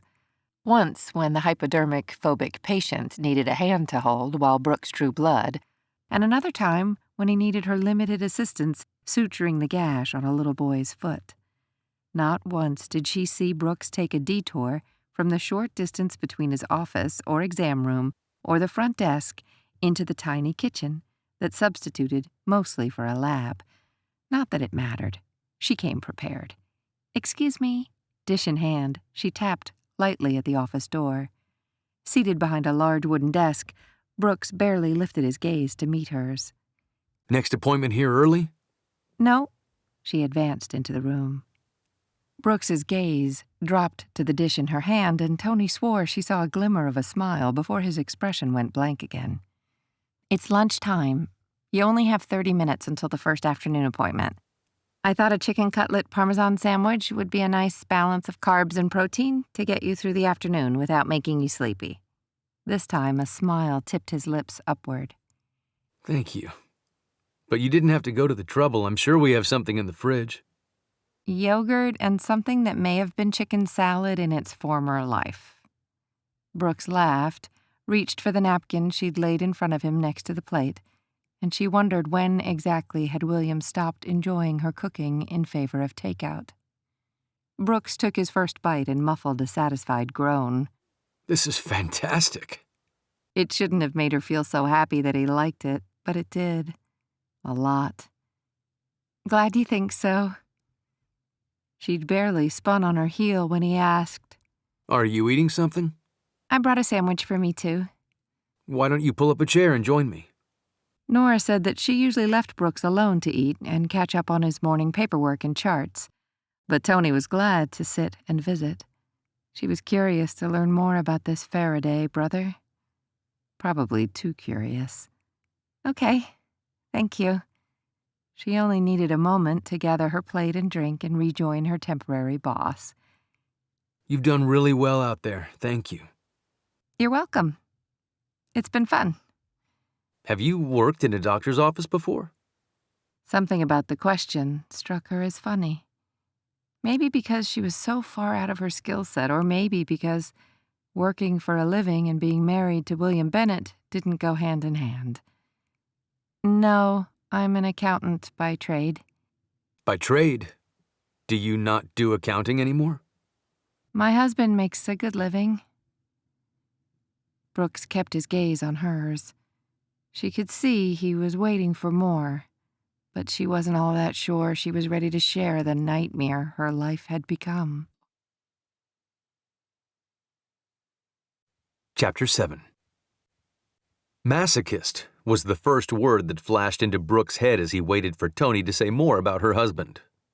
Or maybe that was just the lesson he needed to hear.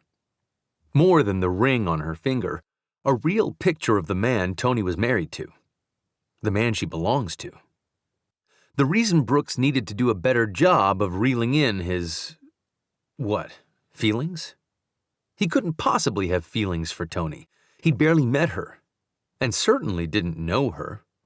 But like a damn beacon, the kind flashing in the pitch of night to help search and rescue locate a lost sailor, he couldn't squelch whatever survival instinct kept him gravitating toward this woman.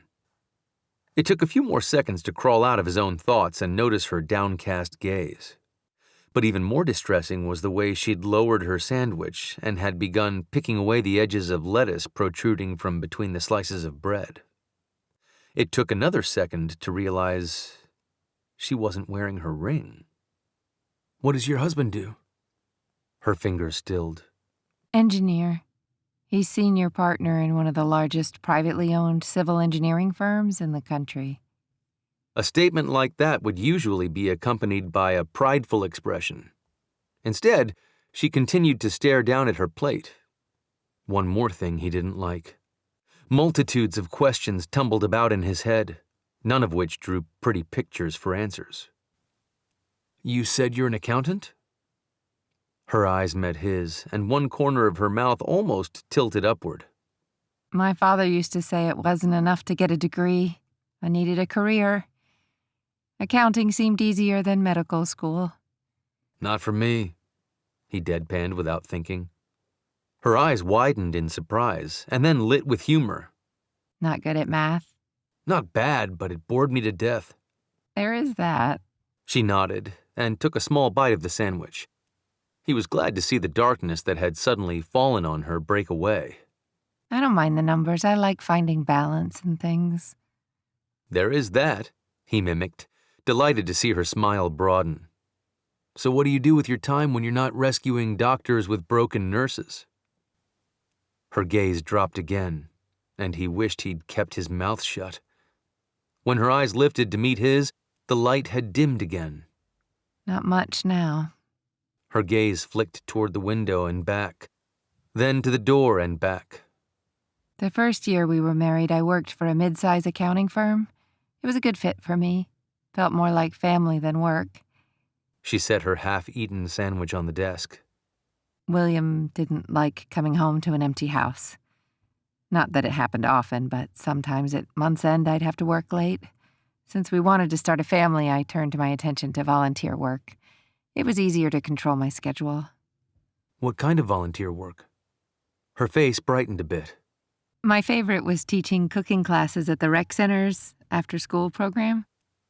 The center had a great deal of sporting activities for the athletic kids and computer access for the geeks, but the kids in the middle were harder to keep busy. Cooking is something everyone has to do at some point, even the boys. I'm very proficient with a microwave. He grinned at her. The truth was Aunt Eileen had taught all the siblings to cook, But nothing in a med student or resident's life meshed well with taking time to cook. You said was? I don't volunteer anymore. She pushed to her feet and flashed a strained smile. Your next client should be here any minute. I'll take care of the dishes. I can clean up. Another thing his aunt taught all the boys. No problem. Call me crazy, but I don't mind tidying up a kitchen. I guess it's that balance thing again. Before Brooks could decide if she had a point or was crazy to enjoy cleaning, Toni was halfway down the hall. 30 minutes, and the only thing more he'd learned about her was that something, somewhere, had hurt her very badly. And he didn't like it one damn bit. You worked all day today, too? Meg emptied the dishwasher. You really don't have to cook on top of that. I like it, you know that. Toni spun around, waving a spice jar at Meg. It's very likely genetic. I doubt that. Meg whiffed the air. Mom is half Italian, yet we're both allergic to the kitchen. Meg said that with such a straight face that Toni couldn't help but laugh with her. The day had been fun. Despite churning up her past, even the lunch break had been a treat. The real mood booster was that Toni felt she was actually making a difference. Being able to correct the accounting and balance the spreadsheets for Nora reminded her that she was capable of so much more than the narrow life she'd been relegated to in Boston. Add that she'd be continuing to help Brooks with the office for at least a couple more days, and she was the happiest she'd been in a very long time. You're smiling again. Meg tipped her head slightly to one side. What's up? I'm just happy to be here with you. Meg pushed the dishwasher door shut and moved closer to the stove. I'm glad you came too. I missed you. Spinning in place, Toni wrapped her friend in a grateful hug. Me too. Are you ever going to tell me what happened? Meg pulled back, her gaze studying Toni carefully. I don't know what you mean. We went from friends who constantly chatted back and forth to short and curt calls or messages to a polite Christmas card once a year. Now, thankfully, you're back as though nothing had changed between graduation and my wedding.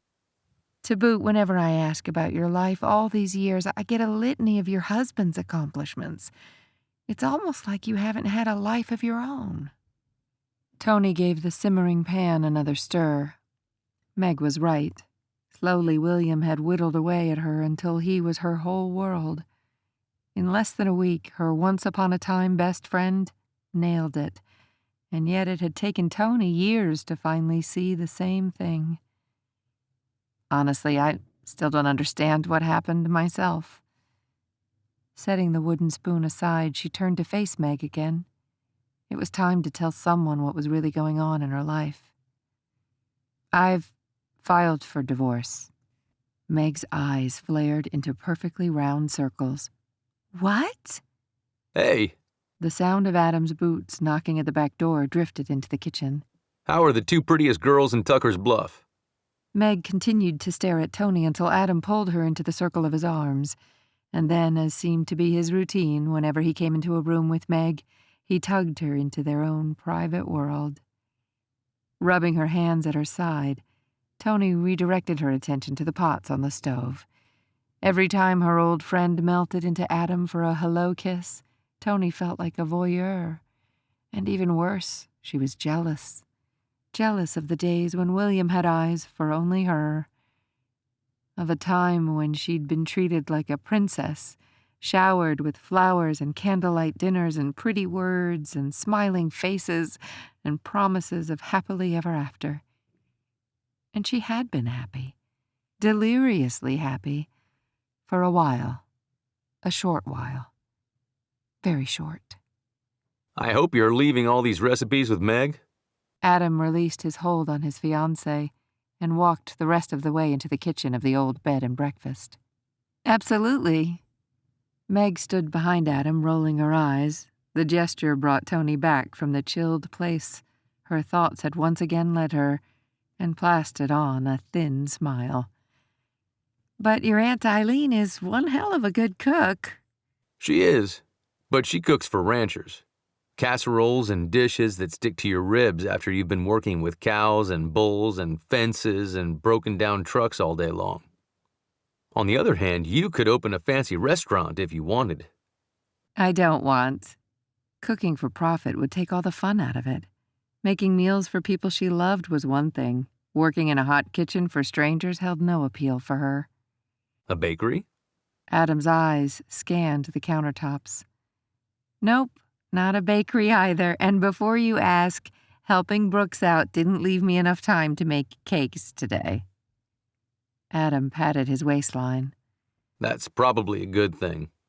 The squeak of the front door opening had Meg and Adam looking at each other in a silent question before Adam moved away, lifting a finger at Meg, directing her to remain in the kitchen. The protective gesture surprised Toni. It wasn't like they lived in a crime-ridden big city, and yet at the same time, Adam's immediate response resuscitated the feelings of life with a real prince. Meg was so damn lucky. Anyone home? The deep voice had a familiar timbre, but when Toni looked to Meg, her friend shrugged and shook her head. What the hell are you doing here? Adam's voice carried into the kitchen along with the sharp sounds of backslapping.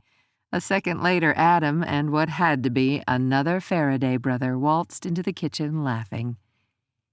Too bad Toni wasn't a reality TV producer.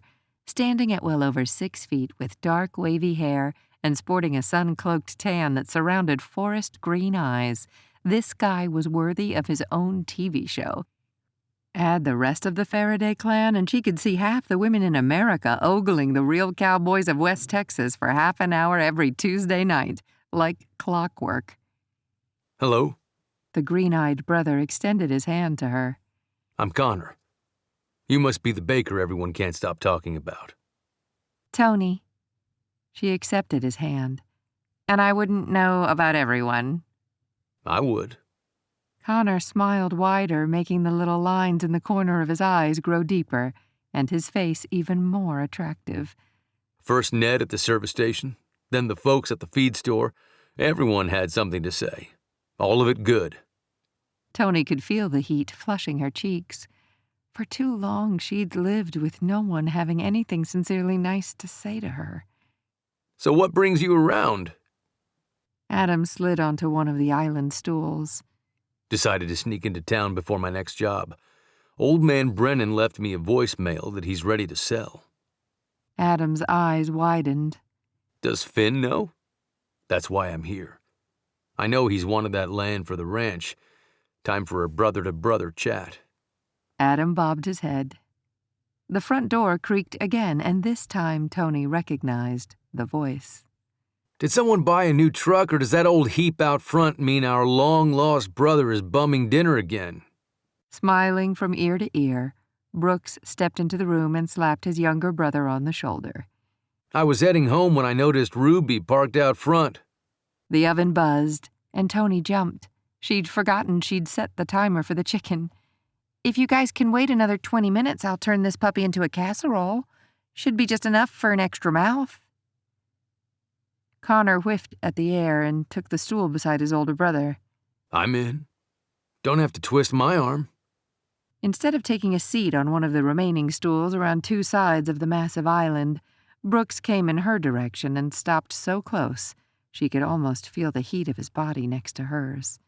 Anything I can do to help? "I'm almost all set, if you'll put that trivet down over there."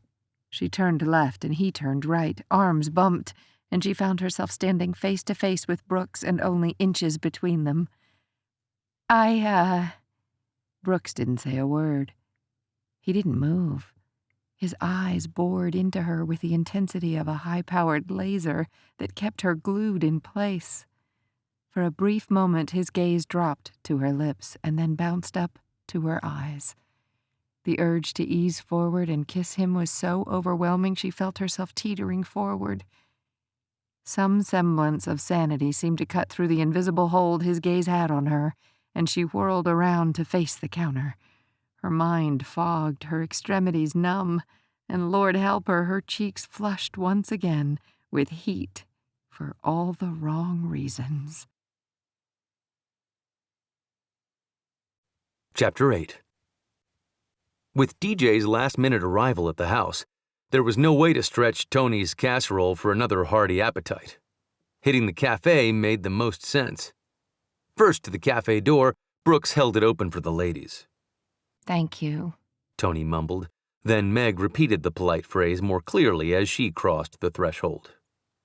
"Yeah, thanks, little brother." Flashing a cheesy grin at Brooks, Adam followed the women into the town's only eatery. Without missing a beat, the same way they had done as kids on horseback in a single swift gesture, Brooks knocked his brother's hat off his head and grinned back. "Anytime." "Well," Abby Kane, the cafe owner, hurried from behind the counter and rushed to greet the group. "This is a nice surprise. 4 for dinner?" 6, Adam said. "Connor and DJ are right behind us." The words had barely left Adam's lips when the bell over the door jingled and the 2 additional brothers removed their hats and stomped through the doorway. "Connor!" Abby sailed past the group and pulled the younger man into a quick hug. "I'll have to tell Frank to whip up a batch of sweet potato fries just for you. It's been a month of Sundays since you graced us with a visit." "Been taking on extra work when it's available, Miss Abby, but—" "Don't you Miss Abby me. I'm not old enough to be your mother." "No, ma'am." Gazes locked. Connor smiled at her, and for the first time ever, Brooks wondered if there could have been something more than neighborly going on with Abby and Connor. Judging by the hint of a scowl on DJ's face, the same thought seemed to be crossing his mind as well. Chairs scraped along the floor as 6 people accommodated themselves around the big table by the rear window. Brooks hung back an extra moment, waiting for Toni to take her seat, and then chose to sit at the other end of the table.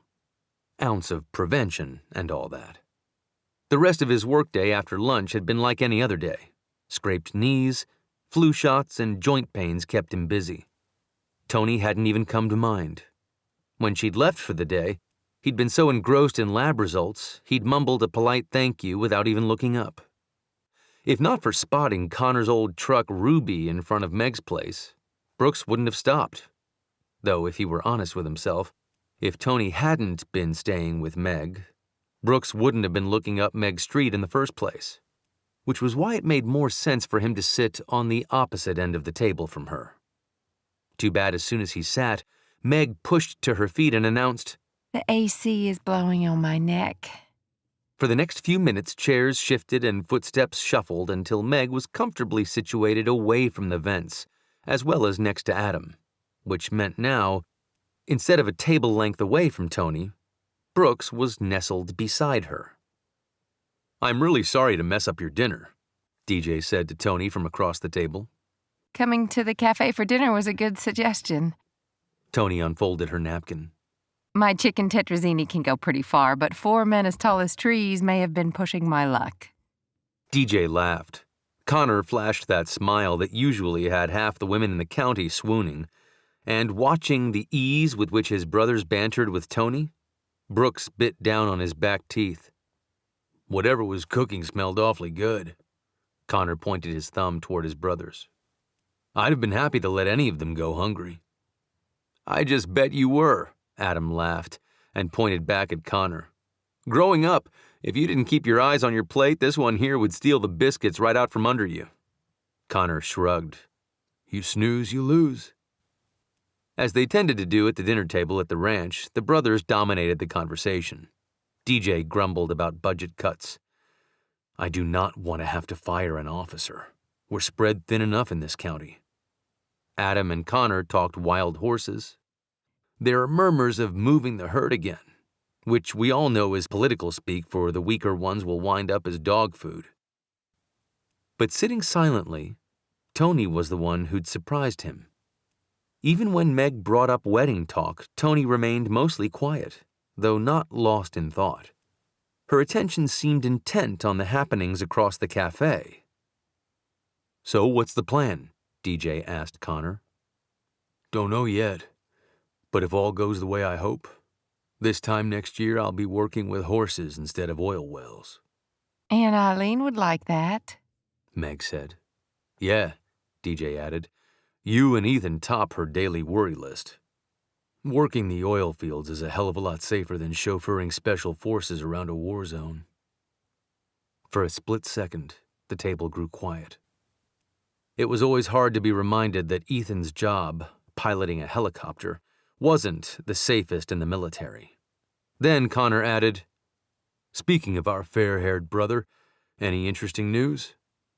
Same old, Brooks chimed in. We don't have a clue where he is, but he seems to have been reassigned. Last few times he Skyped, he was indoors and cool. Didn't have that desert feel to it. Oh, that would be nice. Maybe they've moved him to Germany or someplace equally safe. Meg already had a worried sister look to her. I doubt it, DJ said. If he were in Germany, he could tell us. Each carrying a heavy tray laden with dinner dishes, Abby and Shannon, the other waitress, came to the table. They set the plates down one by one. Silverware rattled and napkins waved about as each person prepared to dig in. Only Toni seemed distracted. Her gaze once again settled across the way. Curiosity had Brooks scanning the restaurant in the direction of her focus. What or who couldn't she stop watching? In the back of Toni's mind, she could hear her mother repeating, "It's not nice to stare," but she couldn't help it. Something about the lady in the booth at the other end of the cafe had caught her attention, and she couldn't stop looking until she figured out the puzzle. "Is everything okay?" Meg leaned in and asked, quietly, pointing at Toni's untouched plate. "Oh, yes, it looks great." She'd ordered the salmon and now wished she'd gone with something less fishy. Taking a bite of mashed potato, she reassured Meg with a thumbs up. How long will you be visiting? Connor asked. Not long enough, she thought. I'm here for the wedding. Pausing her fork midair, Meg looked Toni in the eye. You're welcome to stay as long as you like. No doubt her friend's gracious words were prompted by their earlier conversation. The offer made Toni smile. In college, they'd been thick as proverbial thieves. It shouldn't surprise her now to see Meg here for her just like back then. Thanks. Once again, movement at the table across the way drew her in.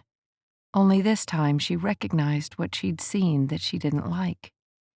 It was subtle, but there. Every time the man reached across the table for the salt or pepper, or this time the dessert menu, the woman with him flinched. The slightest tightening of her shoulders.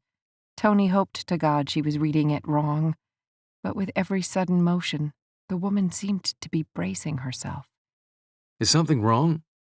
So engrossed with watching the couple, she'd once again neglected her meal.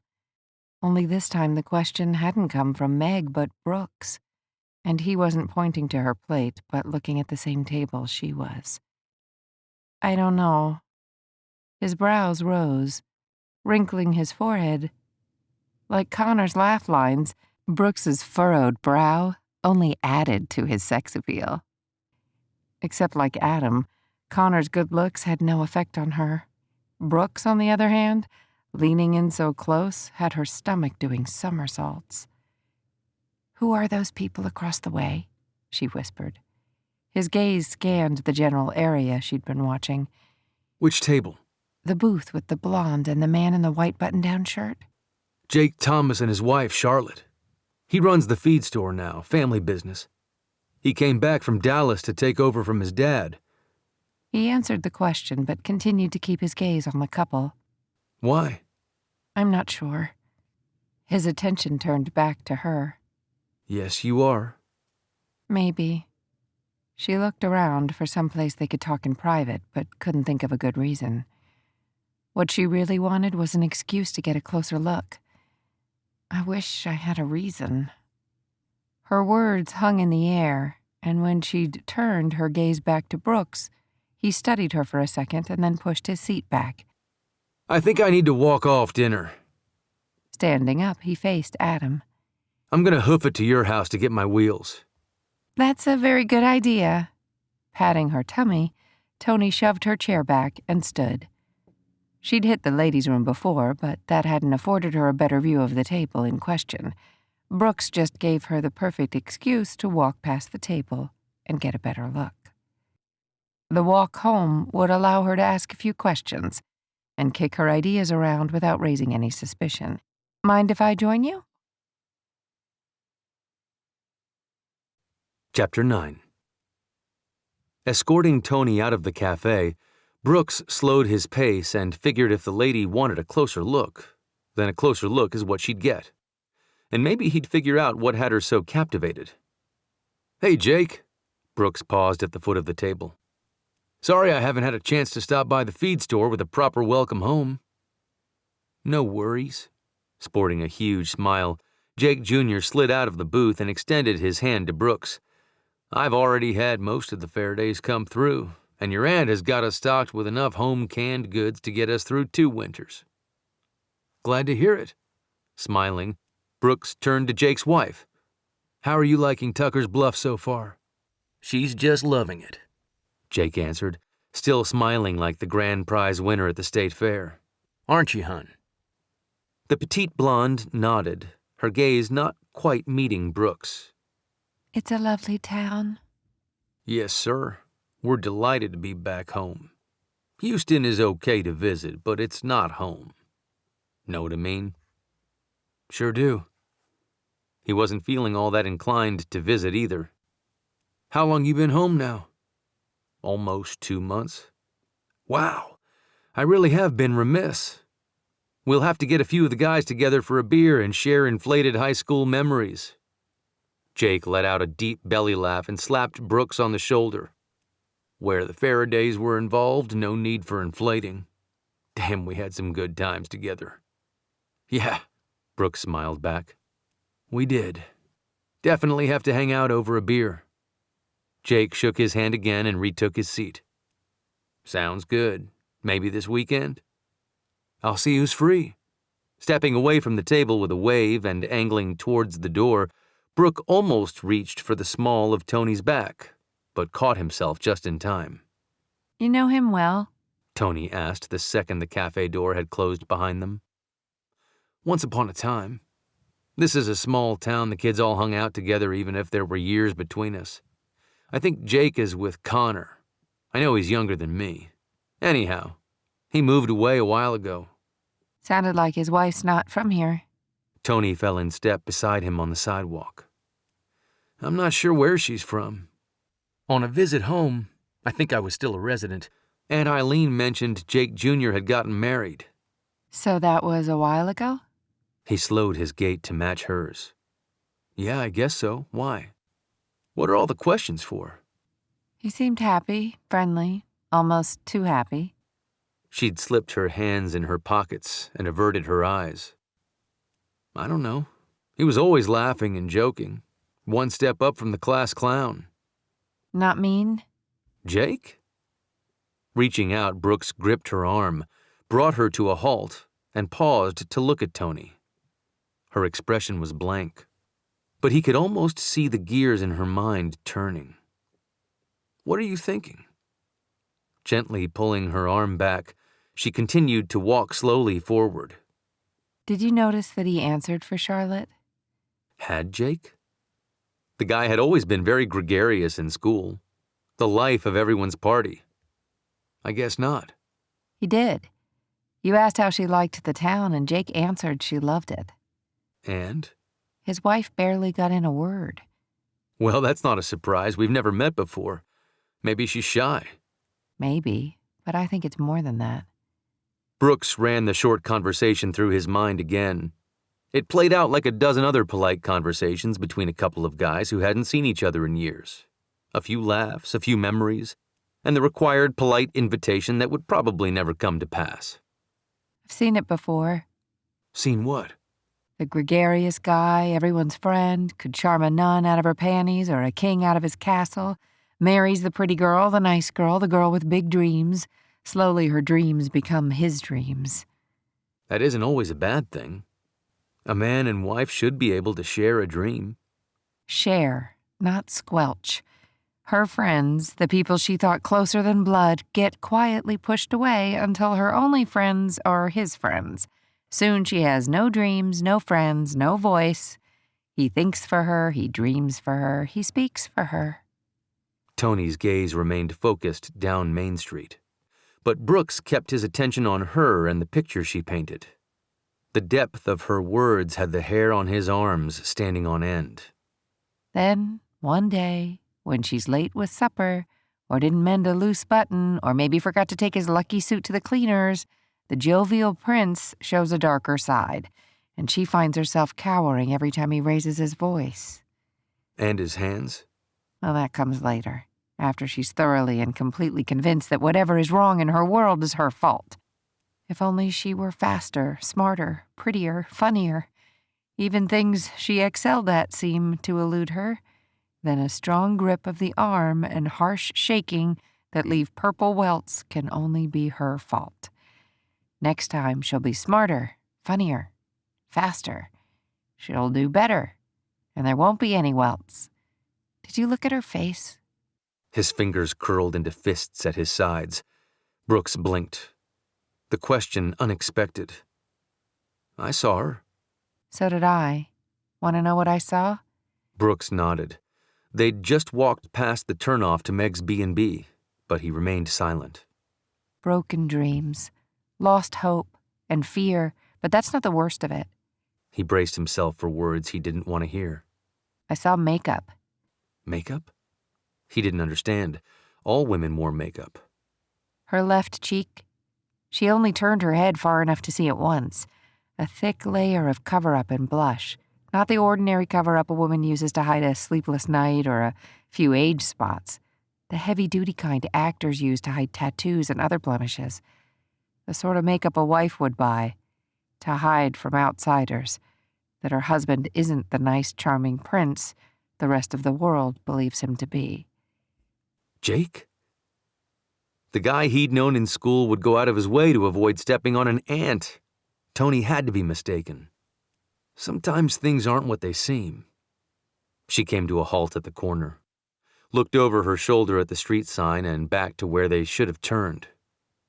Things are rarely what they seem, which is why I know I'm right. Charlotte Thomas is in trouble. He didn't want to believe it. Didn't want to think anyone he'd known and liked could become someone he couldn't abide. Didn't want to accept that the ugliness he'd left behind in Dallas could spring up so easily here in his little slice of heaven. Didn't want to think how, as a healer, the one who was supposed to report spousal abuse to authorities, and had done so more times than he wanted to remember, could have missed the laundry list of signs that Toni had presented him with. And worse, he didn't want to know why Toni was so well versed in the methods of an abuser. How can you be sure? Eyes narrowed, her gaze leveled with his. Instead of the sadness he'd seen creep into her eyes before, these deep blue orbs stared at him with determination and anger. Because I was her? Had she actually spoken those words? A short while ago, she wouldn't have noticed the Charlotte Thomases of her world, and she certainly wouldn't have admitted that she was one of them. Toni crossed her arms and brushed the chill away.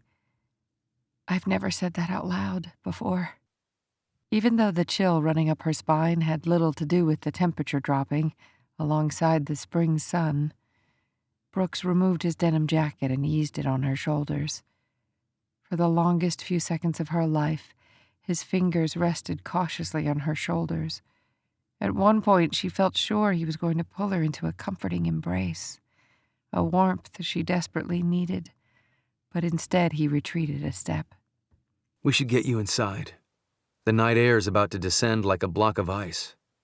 Standing perfectly still, the gap between his next words was so long, Toni wondered if he could possibly have lost his way. If you want to talk some more. He lifted his chin and pointed to a gray and white single-story house, catty-corner from where they stood. That's my place there. Or we can go back to Meg's. It took all of 5 seconds for her to know she had to tell someone what was going on, and despite her earlier declaration to Meg, Toni simply wasn't ready to share what a fool she'd been with her long-ago best friend. She was no more capable of sharing her failures with her friend than Toni had been at revealing the truth of her world to her family. Her mother still believed that Toni's fashionable upscale life was what kept her away from family events and accepting calls. Until recently, even Toni hadn't been willing to face her reality. "Your place, please." A curt nod of his head and placing his warm hand on the small of her back, he nudged her across the road and up the stone path to the old craftsman home. It's a little sparse, but it's clean. Based on what Meg said about the amount of time Brooks spent at work and then driving around the country tending to those who couldn't come to him, it was no wonder the sparse but clean home was picture perfect. She'd call it Bachelor 101. Clean lines, dark colors, massive television, and not a speck of dust. "This is nice." Thanks. The man had his phone in hand and was dragging his fingers across the front. Letting Adam know you're here so Meg doesn't worry. Want something to drink? "Good idea, and no thanks." Another nod, and the two shuffled awkwardly in the middle of his living room until he waved at a nearby chair.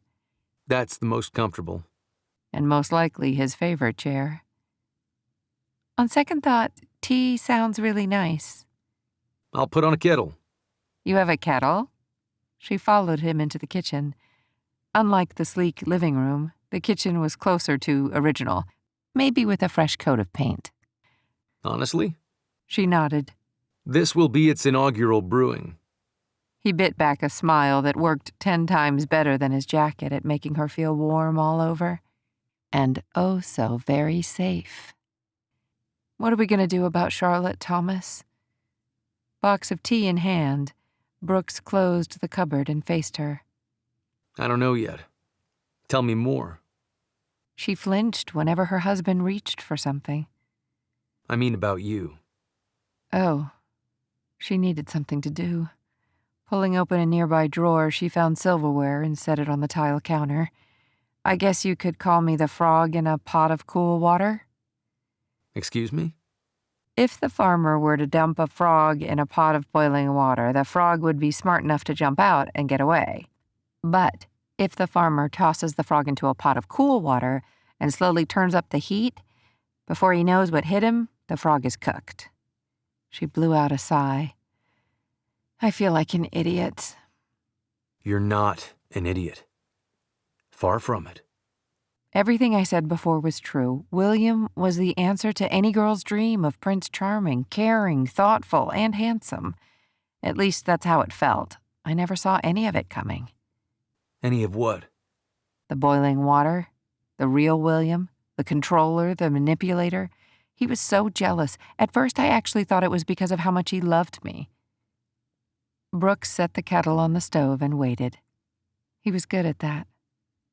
One day the doorman in our building smiled at me. Before that, I thought love and trust went hand in hand. William concluded the doorman and I had to be having an affair. The whole idea was so preposterous, I didn't take him seriously. Even after we got a nice new elderly doorman, it never occurred to me there was a connection. She sat on a nearby stool. But there was. Toni nodded slowly. So many connections I missed. But you see them now? Bobbing her head again, she rubbed her cheek. Brooks's eyes narrowed and his lips thinned. He hit you. Bringing her hand down to the countertop, she sucked in a deep breath. "Only once. That was enough." Now what? "I'm not completely sure. I've been planning since that night." Elbows on the counter, Brooks leaned forward. When he hit you? She nodded. "Saving enough money to leave a well-connected husband when you don't have a job isn't easy." What about your family? Wouldn't they help? "Of course." She fiddled with a teaspoon. "If they knew. I don't ever want them to learn my life wasn't the dream we thought I'd be living. But more than that, I'm afraid what William could do to them if I went home before it's all over. If I work this out on my own, they have plausible deniability." See? Brooks smiled. very smart. Not an idiot. She was feeling a lot smarter today. Anyhow, I'd skimmed enough to retain a lawyer when William got called out of town so unexpectedly. It was a golden opportunity I had to take. The timing of his trip and Meg's wedding was too good to pass up. I didn't really think ahead. The kettle whistled, and Brooks pulled away. And the baby? Baby? You didn't think I'd notice? Lifting the spewing kettle from the fire, he glanced up at her through long, dark lashes. Every time I've seen you, you've been to the restroom more often than everyone in the room combined. Last night at the ranch, you turned as green as an Irish clover when Adam waved the coffee cup under your nose. I've never known anyone to put peanut butter on peach ice cream, and tonight you turned your nose at the salmon. How far along are you? Chapter 10. No. Toni shook her head emphatically. You're wrong. I can't have children. Nausea and bladder control could be symptomatic of many things, but peanut butter and peach ice cream? Why do you say that? Brooks asked. Even though we talked about starting a family, I was cleaning out William's desk, helping him tidy up. The man she'd been describing didn't seem the sort to want help staying organized, but Brooks wasn't going to point that out just yet. He had a folder for a Dr. Pendleton. The name didn't sound like any of our regular physicians, so I looked inside. Stirring honey into his tea, Brooks lifted his gaze without raising his head. While you were tidying up? A hint of a smile teased at the corner of her mouth. She knew she'd been busted. William often kept small sums of cash in his office. Anyhow, turns out my loving husband had a vasectomy and didn't tell me. So you see, there can't be a baby. Elbows on the table, folding his right hand over his left, Brooks closed his eyes and rested his forehead momentarily onto his closed hands. Toni was most likely in for a very rude awakening, and damn, he didn't want to be the one to tell her. Raising his gaze to fully meet hers, he spread his palms flat on the counter and sucked it up. How long ago was the procedure? About 6 months ago? Exactly what he was afraid she might say. Vasectomies, like birth control pills or any contraception, are not 100% guaranteed, even if it does have the strongest odds of success. Statistics show the odds of still getting pregnant are higher within the first months following the procedure. There is a slim chance your husband could father a child. He didn't have to ask her if there was a possibility she could be pregnant. Her thought process played out on her face like a stage production. First, her eyes rounded in surprise at the revelation of the odds. Biting on her lower lip and squinting in thought, her mind replayed data only she knew. When or if she and William had last had sexual relations, and when was her last menstrual cycle. When all color drained from her face to be replaced with a bland tone of green, much like the one that bathed her cheeks at the smell of strong coffee or stinky fish, he had the answer to both questions. But the clincher came when her hand fell instinctively to her still flat tummy. Yeah, a married, pregnant woman had got very much under his skin, and now every protective instinct in him was ready to pound the asshole husband responsible for all the gray moods into the concrete. Wrapping shaky fingers around the warm mug of tea, Toni kept her eyes on the steaming brew. It was maybe a month ago? 4 weeks. She snorted. 4 weeks ago Friday. He'd come home with roses and wine and chocolate and a new Prada outfit, dress, shoes, and purse. I'm sorry to admit, the sort of empty gestures that would have turned my head when we were dating. She huffed a muffled laugh. It was an apology for the night before. I hadn't realized the price of a black eye could be covered with an expensive new dress. She tightened her grip on the mug. I didn't dare. Well, the next day I returned them and used the money to retain a divorce lawyer. The price of a black eye. Right now, Brooks wished more than anything that anyone else were here listening to her story. Meg, Aunt Eileen, Nora. Even Adam or DJ would work. Slow building fury at the idea of any man touching Toni, hurting her, churned deep inside him, and it took every thread of self-control not to shove his fist into the nearest wall. God, this changes everything. She still hadn't looked up at him. Sucking in a calming breath, he asked, "Are you going back to him?" No. Finally, her eyes met his. No. She repeated more softly. Fool me once, shame on you. Fool me twice, shame on me. My lawyer has been working every possible angle to serve him while he's out of the country in an effort to push this through before he comes home. Can you do that? No, maybe. It depends on the U.S. Embassy where he is, if they even have one. Glancing back at the tea again, she lifted the mug to her lips, then eased it down on the counter. A baby will tie us together forever. And as before, when she'd calculated the odds in her mind, her beautiful, deep blue eyes grew small, surrounded by the wide, circular edge of white. Oh my God, he'll have visitation, joint custody even. Oh my God, what if he does to this child what he did to me? With the kind of money it sounded like this guy had, Brooks didn't know if now was a good time to bring up that her soon-to-be ex-husband might try to cut Toni out of the baby's life altogether. Taking in the sheer terror growing in her eyes, now was definitely not the time. Look, don't get all worked up thinking about what-ifs until we know what is.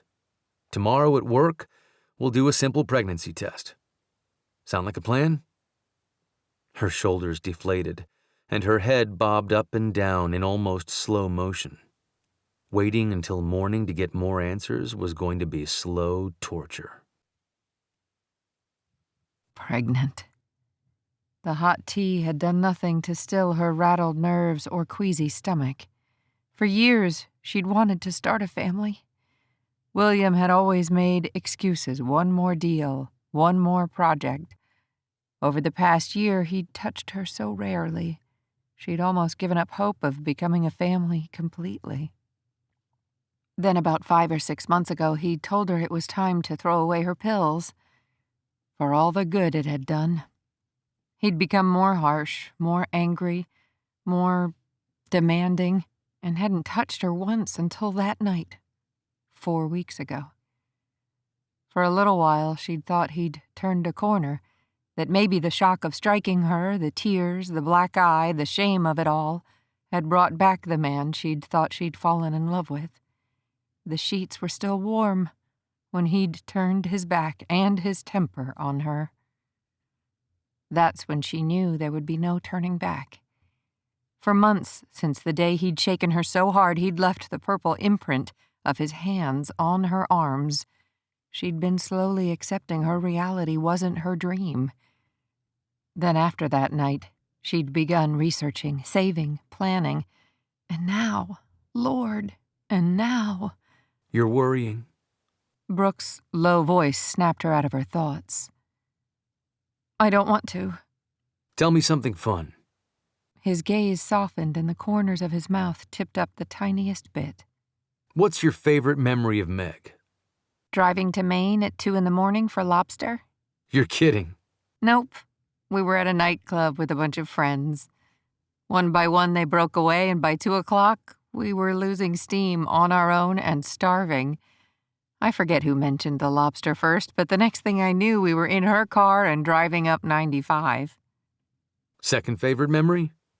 She tried not to smile too much, but the memory of Meg at the top of the human pyramid, bellowing a Tarzan yell that would have given Carol Burnett a run for her money, made Toni snicker with laughter. We were in Florida for spring break our senior year. Everyone was legal and having a blast. There was this crazy party on the beach. I'd taken a dip in the ocean, and when I came up the beach, Meg was at the top of a human pyramid. That doesn't sound so funny. Maybe it had something to do with the mountain of Gator football players underneath her. I guess you had to be there. What about you? Who's your best friend? Adam. Outside the family, that would be Hank Tatum. This time Brooks smiled. He and I were the only two from our graduating class to go to A&M. Have some good memories from those days. Funniest memory? Brooks stared at her for a few long seconds. Maybe another time. I'd better get you home before Meg sends a posse out looking for you. Toni hopped off the stool. Chicken. Moi? He slapped his palm against his chest. This is cattle country, ma'am. Okay, but I call bull. Brooks threw his head back and roared with laughter. The thunderous sound rumbled through her, making her want to laugh out loud, too. You, Miss Toni, have definitely got gumption. Gumption. Trust me on this. Brooks extended his elbow and waited for Toni to hook her hand through his arm before moving toward the door. Let me tell you about the time Hank scared the heck out of Aunt Eileen. Our sophomore year, we rented a cheap apartment in an older complex. The front doors ran along an exterior hall. Like a motel? Exactly. Our apartment was upstairs. Dad and Aunt Eileen had come to help us move in.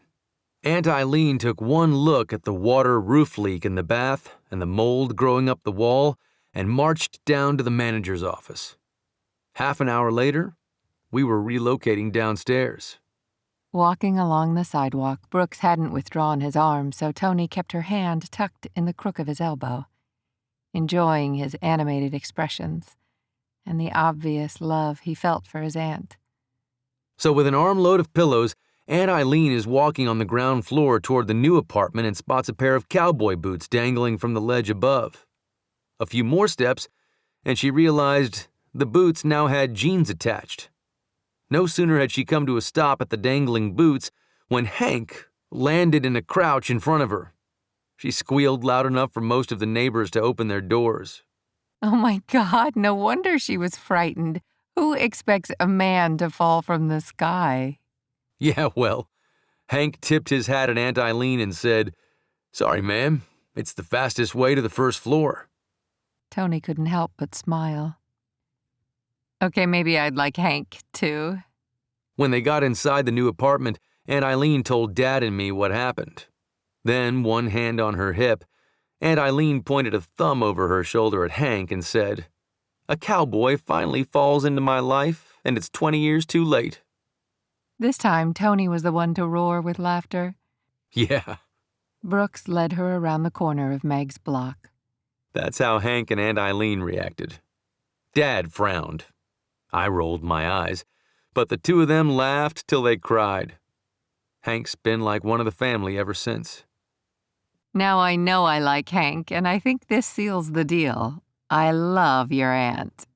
She'd make a great Italian. Better not let my dad hear you say that. Brooks slowed his gait. They'd reached Meg's house. Toni looked up at the old Victorian. This is going to be gorgeous when she's done. And popular. Folks who want to visit around here don't have any place to stay for 60 miles. Do that many visitors come to Tucker's Bluff? You'd be surprised. We're growing faster than I'd like. At the door, Toni hesitated a second, wishing she didn't have to pull her arm away. She'd enjoyed the warmth and comfort. Reaching for the handle, she paused to look up at him. Deep green eyes, glimmering with laughter seconds ago, stared at her with such intensity that she momentarily lost her breath. If she'd been a teen on a first date, she'd have leaned in and hoped for a goodnight kiss. But she wasn't a teen, and she wasn't on a date, and the last thing she needed in her life was another man, or another complication. Chapter 11. For his sanity's sake, Brooks descended to the foot of the front porch and waited for Toni to close and latch the door behind her. If he thought his growing interest in Toni was confusing before, every instinct and emotion in him now spiraled nearly out of control.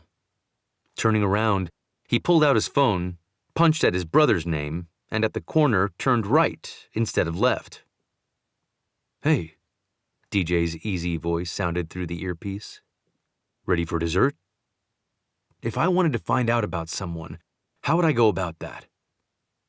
What do you mean, find out? Not the simple stuff that can be found on Google, the stuff the press never talks about. Things a man wouldn't share on Facebook. Anything a man might pay dearly to keep a secret. Silence lingered, and Brooks thought he might make it to the station house before his brother responded. DJ's deep exhale was the only sound.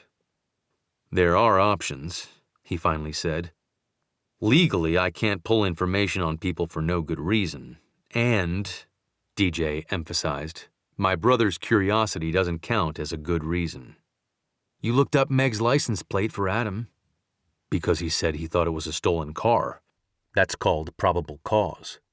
"So if I said I thought someone was up to some illegal activity, would that also constitute probable cause?" DJ let another heavy sigh escape. "Brooks, what's going on?" "I don't know." Running his hand behind his neck, he shook his head even though DJ couldn't see. More silence settled between them, waiting for DJ to respond. "You're going to have to give me something more tangible to go on." Brooks reached his brother's door and pulled it open. "I'd rather do this in person." Esther, the police dispatcher, was at her desk near the far corner of the county office. "Well, now, isn't this a surprise? The Kelly boys toilet paper your house again?" The woman's toothy grin was almost enough to make Brooks smile. "No, just checking up on my little brother. Is he behaving himself?" "He," DJ stepped out of his office, "may haul your ass in for harassing an officer of the law if you annoy his dispatcher." "Nah, Esther waved DJ off. the doc is easy on the eyes. He can come harass me any time, even if his house hasn't been TP'd." "Same here." Brooks smiled back at the woman who had been a police department staple for as long as he could remember. DJ stepped aside, holding the office door open, and waited for Brooks to pass him, then closed the door behind them. "If I hadn't come back to the office, were you going to walk all the way to my place?" "You're always at the office. When was the last time you slept out at your place?" DJ shrugged. Brooks knew his brother spent more time on the cot in the back room than he did in his own bed. The guy lived and breathed his job, and some days that worried Brooks. Other days, he was just glad that DJ wasn't a detective in a big city anymore. Circling the weathered oak desk, DJ shook his head and dropped into his seat.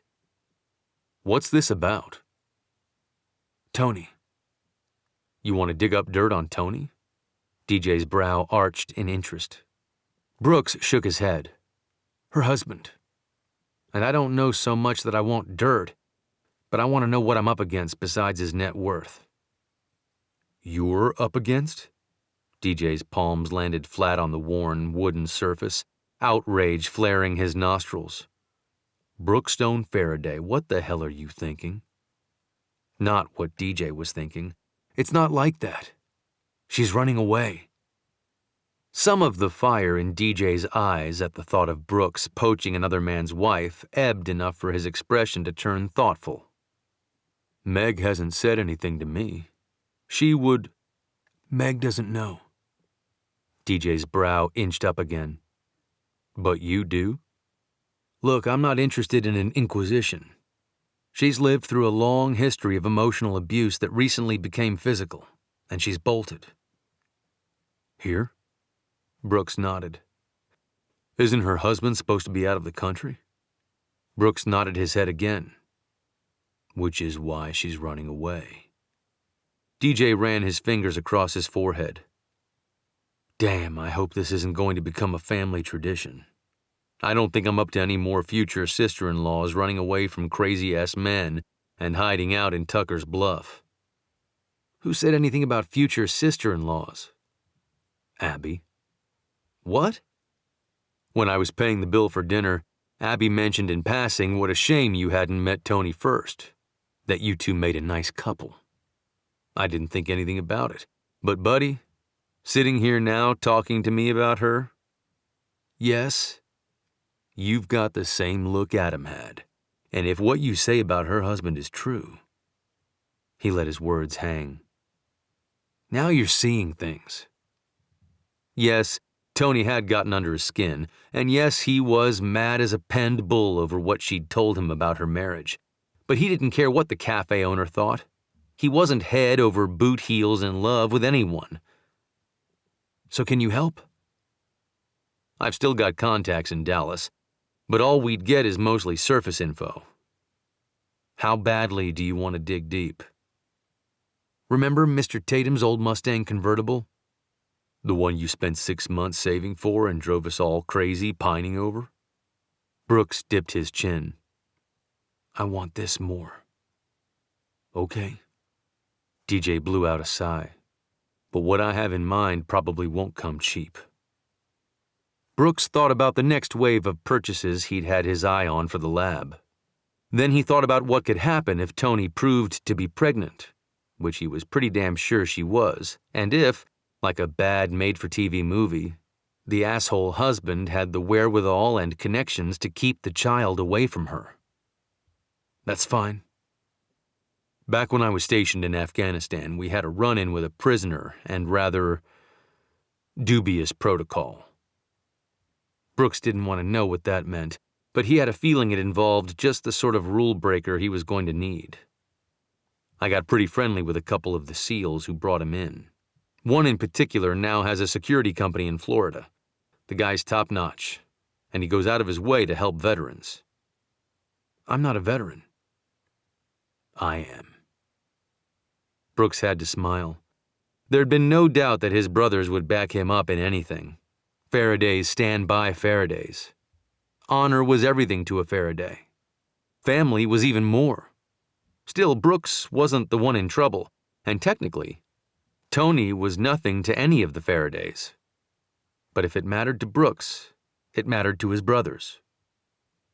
Thanks. Now what? His name is Brooklyn.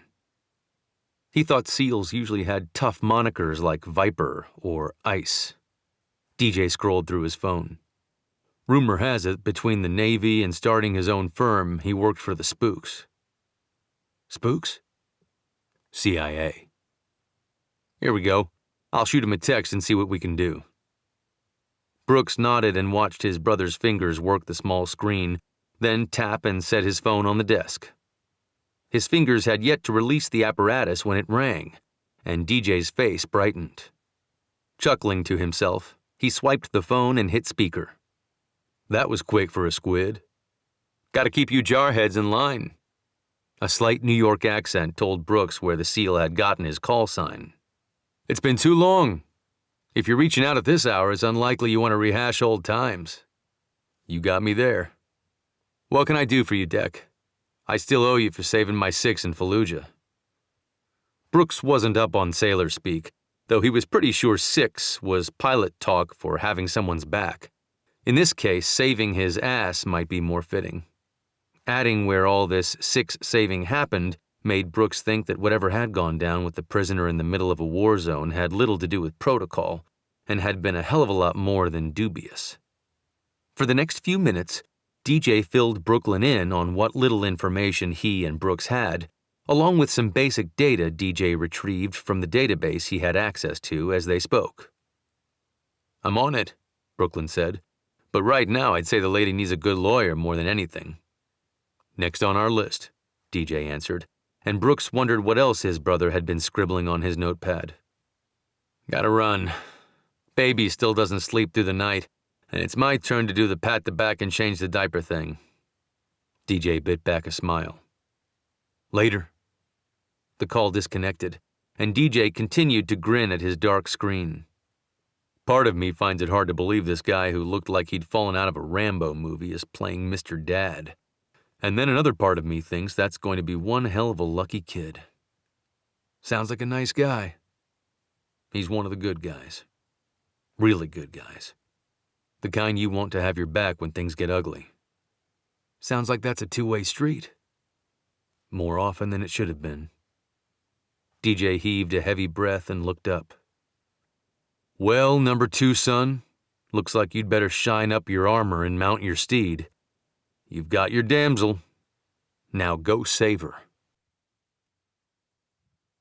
A cup of hot chocolate in each hand, Toni pulled up her big girl panties and popped her head into Meg's office. Ready for a break? Oh, I didn't hear you come in. Closing her laptop, Meg reached out for the cup crowned with a tall dollop of whipped cream. That looks scrumptious. The days seem to be getting warmer, but the nights are still pretty cold. That they are. Meg dipped her tongue into the cream and blew at the steaming cocoa. Tea for a long day, coffee for a cram session, wine for an A on the final, and hot chocolate for brace yourself. Shit's gonna hit the fan. You have a good memory. Toni curled up in the Victorian lady's sewing chair beside the oversized desk. This is surprisingly comfortable. Women sat in them for hours a day with nothing to do but needlepoint. Makes sense. The words of where to start tumbled around in her head. Things with William haven't been going well lately. I guess a long time, actually. So I gathered. Meg blew on the brew again. Your first days here were worrisome for me. You were most definitely not yourself. I actually asked Brooks to come take a look at you. You did what? I know. Meg rolled her eyes. By the time he finally came over, you'd been baking and seemed more like your old self. Yeah, well, my old self is a long ways away. Meg set her mug down and leaned forward. If a little time away will help you guys sort things out, I have plenty of bedrooms. No, this can't be fixed. Divorce is the only answer. Subconsciously, the back of her hand rose to rub her cheek. Oh, God, no. Meg stared into Toni's eyes. How long has this been going on? The hitting? Not very. The marriage? Too long. Oh, Toni, I'm so sorry. You can stay here as long as you need, and if you want a job, I'm sure Abby... No, first and only priority is the wedding. You're going to worry about all the bride-to-be business and let me worry about my business. My problems can wait. However, I do think I might take you up on the offer to stay a little longer. You see, things may be more complicated than I'd first expected. How can it be complicated? The prince turned into a nasty frog and you've escaped the castle. Toni closed her eyes and sighed. This should be such fantastic news, and because of her disastrous marriage, she was dreading tomorrow's results. Brooks thinks I'm pregnant. Meg hesitated. Normally, this is when I'd be jumping up and down, but from the look on your face, maybe not? I don't know what to think right now. Brooks said not to think, to wait and see. Brooks said? Yes. Wordlessly, Meg's gaze leveled with hers. Well, he is the doctor, Meg nodded. And he's definitely not like William. She'd had enough of men like him. She would never make that mistake again, ever. That he isn't, Meg answered quickly. I can make up my own mind. And she could. She might be a bit out of practice, but still. I know that, and you're right, stewing all night won't change anything. Exactly. Besides, she'd believed in Prince Charming once. She didn't care how nice Brooks was. She would not make that mistake again. Chapter 12. Sleep had evaded Brooks most of the night. The only thing likely to get him through today was a great deal of very strong coffee. Pulling his old Suburban into the cafe parking lot, he looked from the still, dark horizon at the edge of town to the lights inside. Abby scurried about. That woman worked as hard as any ranch hand. At least a rancher's day ended after dark. With one of the waitresses still out on maternity leave, Meg would be coming in any minute for the day shift. No sense in sitting in his vehicle contemplating the immortality of the crab. You growing roots? Adam tapped on the closed window. Didn't feel like making my own breakfast this morning. Don't blame you. I've got a heavy load of ranches today. Need to get an early start. Frank's a better cook than me. He's a better cook than most people. But if you tell Aunt Eileen I said that, I'll swear you're lying. The two brothers laughed at the old joke. It was one of those things like contemplating the immortality of the crab that their mother would say often. Using her expressions from time to time in his everyday life made Brooks feel a little closer to his mom. Since Adam always played along, Brooks figured it was the same way for both of them. Well, aren't you two early birds today? Abby stopped setting out silverware on the tables. Coffee will be ready in a few seconds. The usual? Brooks and Adam both nodded. The usual was listed on the menu as the rancher's breakfast. Eggs, pancakes, sausage, bacon, grits, biscuits and gravy. Plenty of carbs and protein to fuel a rancher from sunup to lunch. And on long days that kept the rancher and his crew working till supper time, like when they shipped cattle, Abby's breakfast could prevent them from falling flat on their faces. Situated in Adam's favorite back booth, Brooks looked up just as Meg hurried in the door. Her gaze immediately landed on Adam, and her face lit up like a kid with a new pony. For so long, Brooks had worked hard to reach his goals.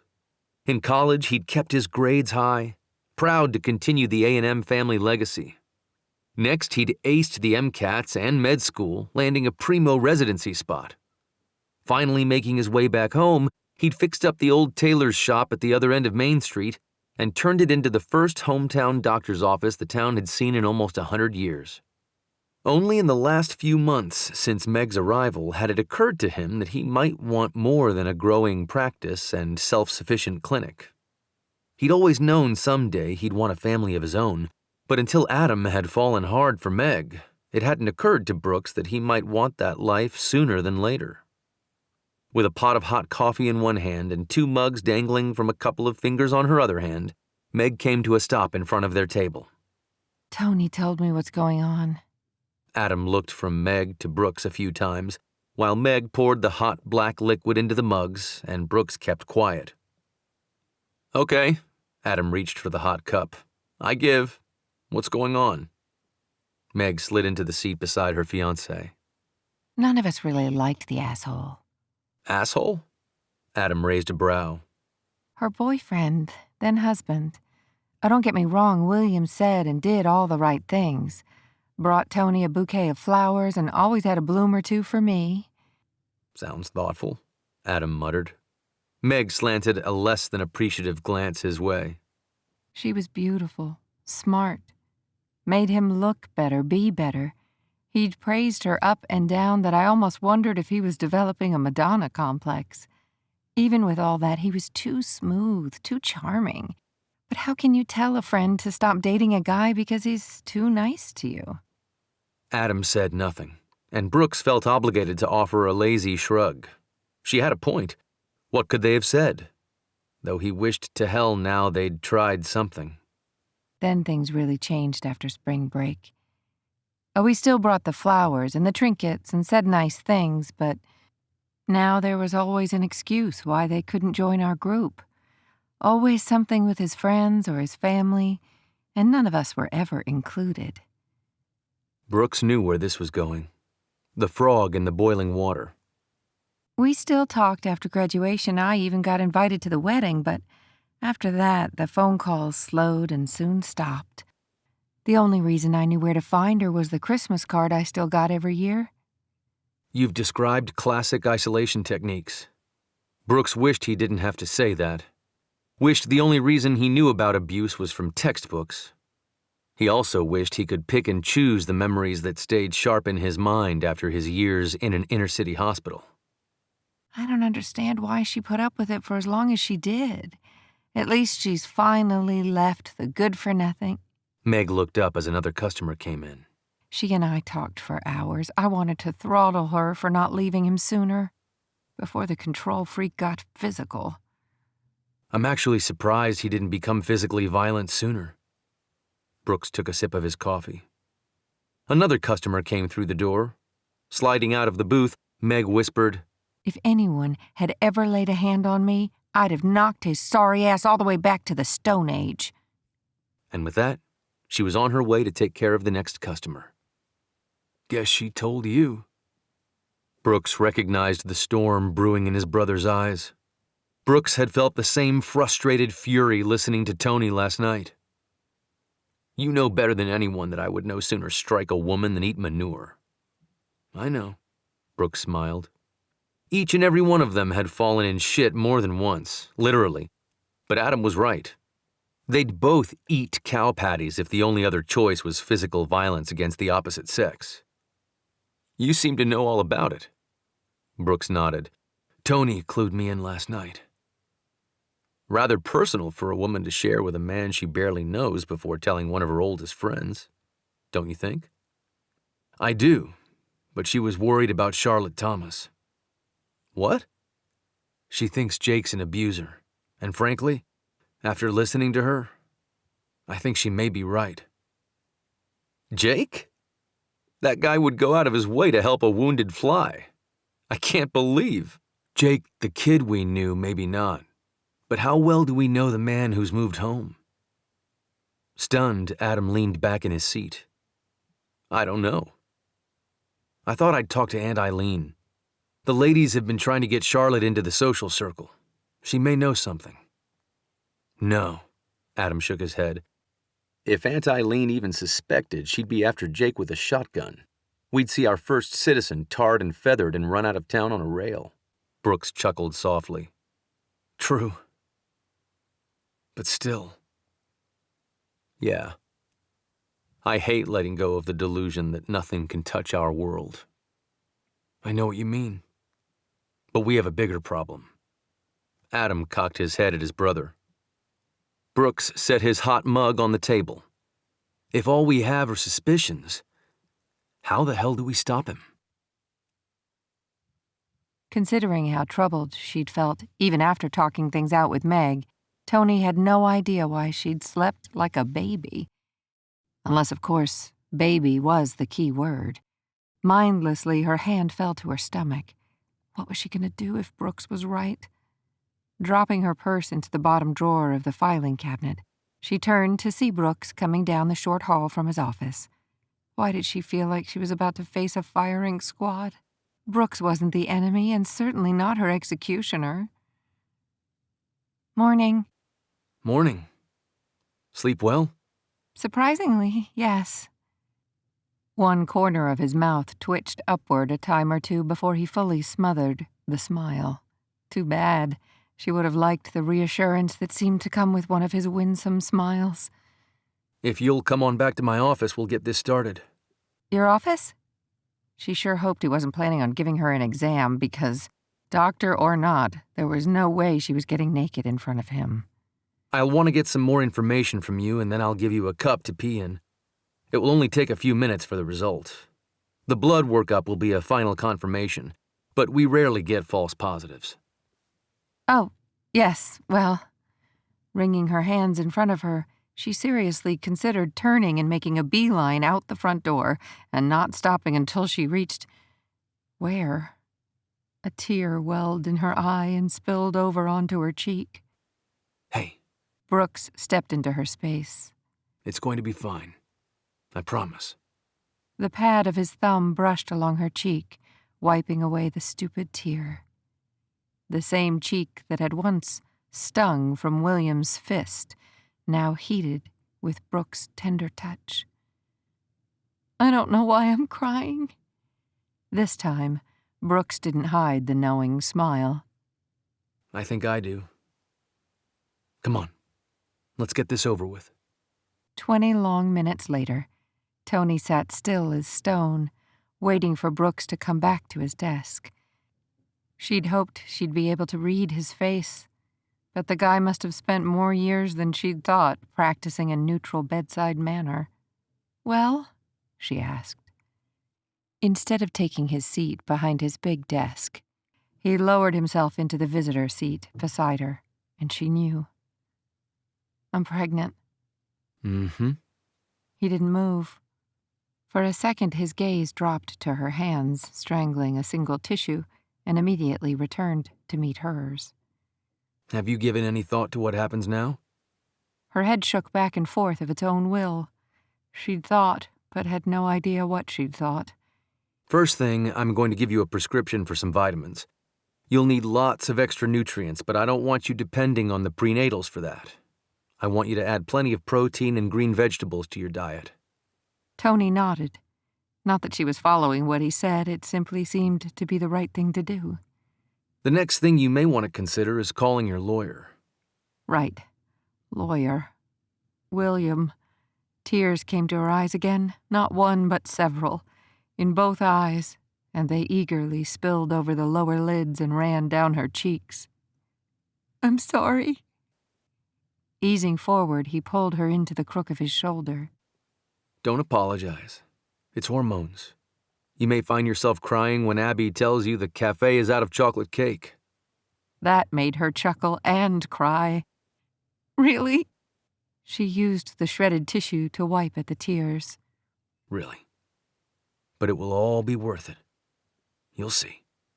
His words meant more to her than she could have imagined. Or maybe it was the hormones. But as easily as she wanted to cry, she now felt like smiling. Really smiling. Like a huge banana split with nuts, whipped cream, and extra cherries had been placed in front of her kind of smile. Dabbing one last time at her tears, she pulled back from the semi-embrace and let the grin take over her face.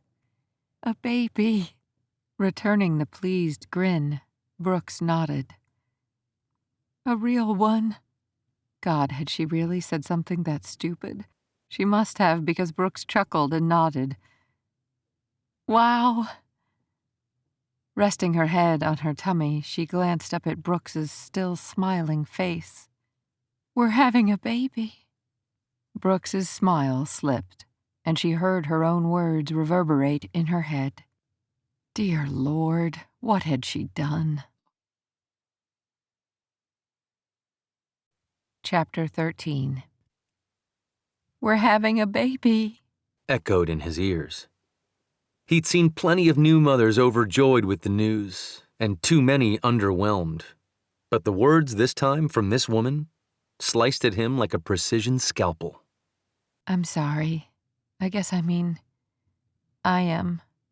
Her fingers squeezed at the nearly shredded tissue.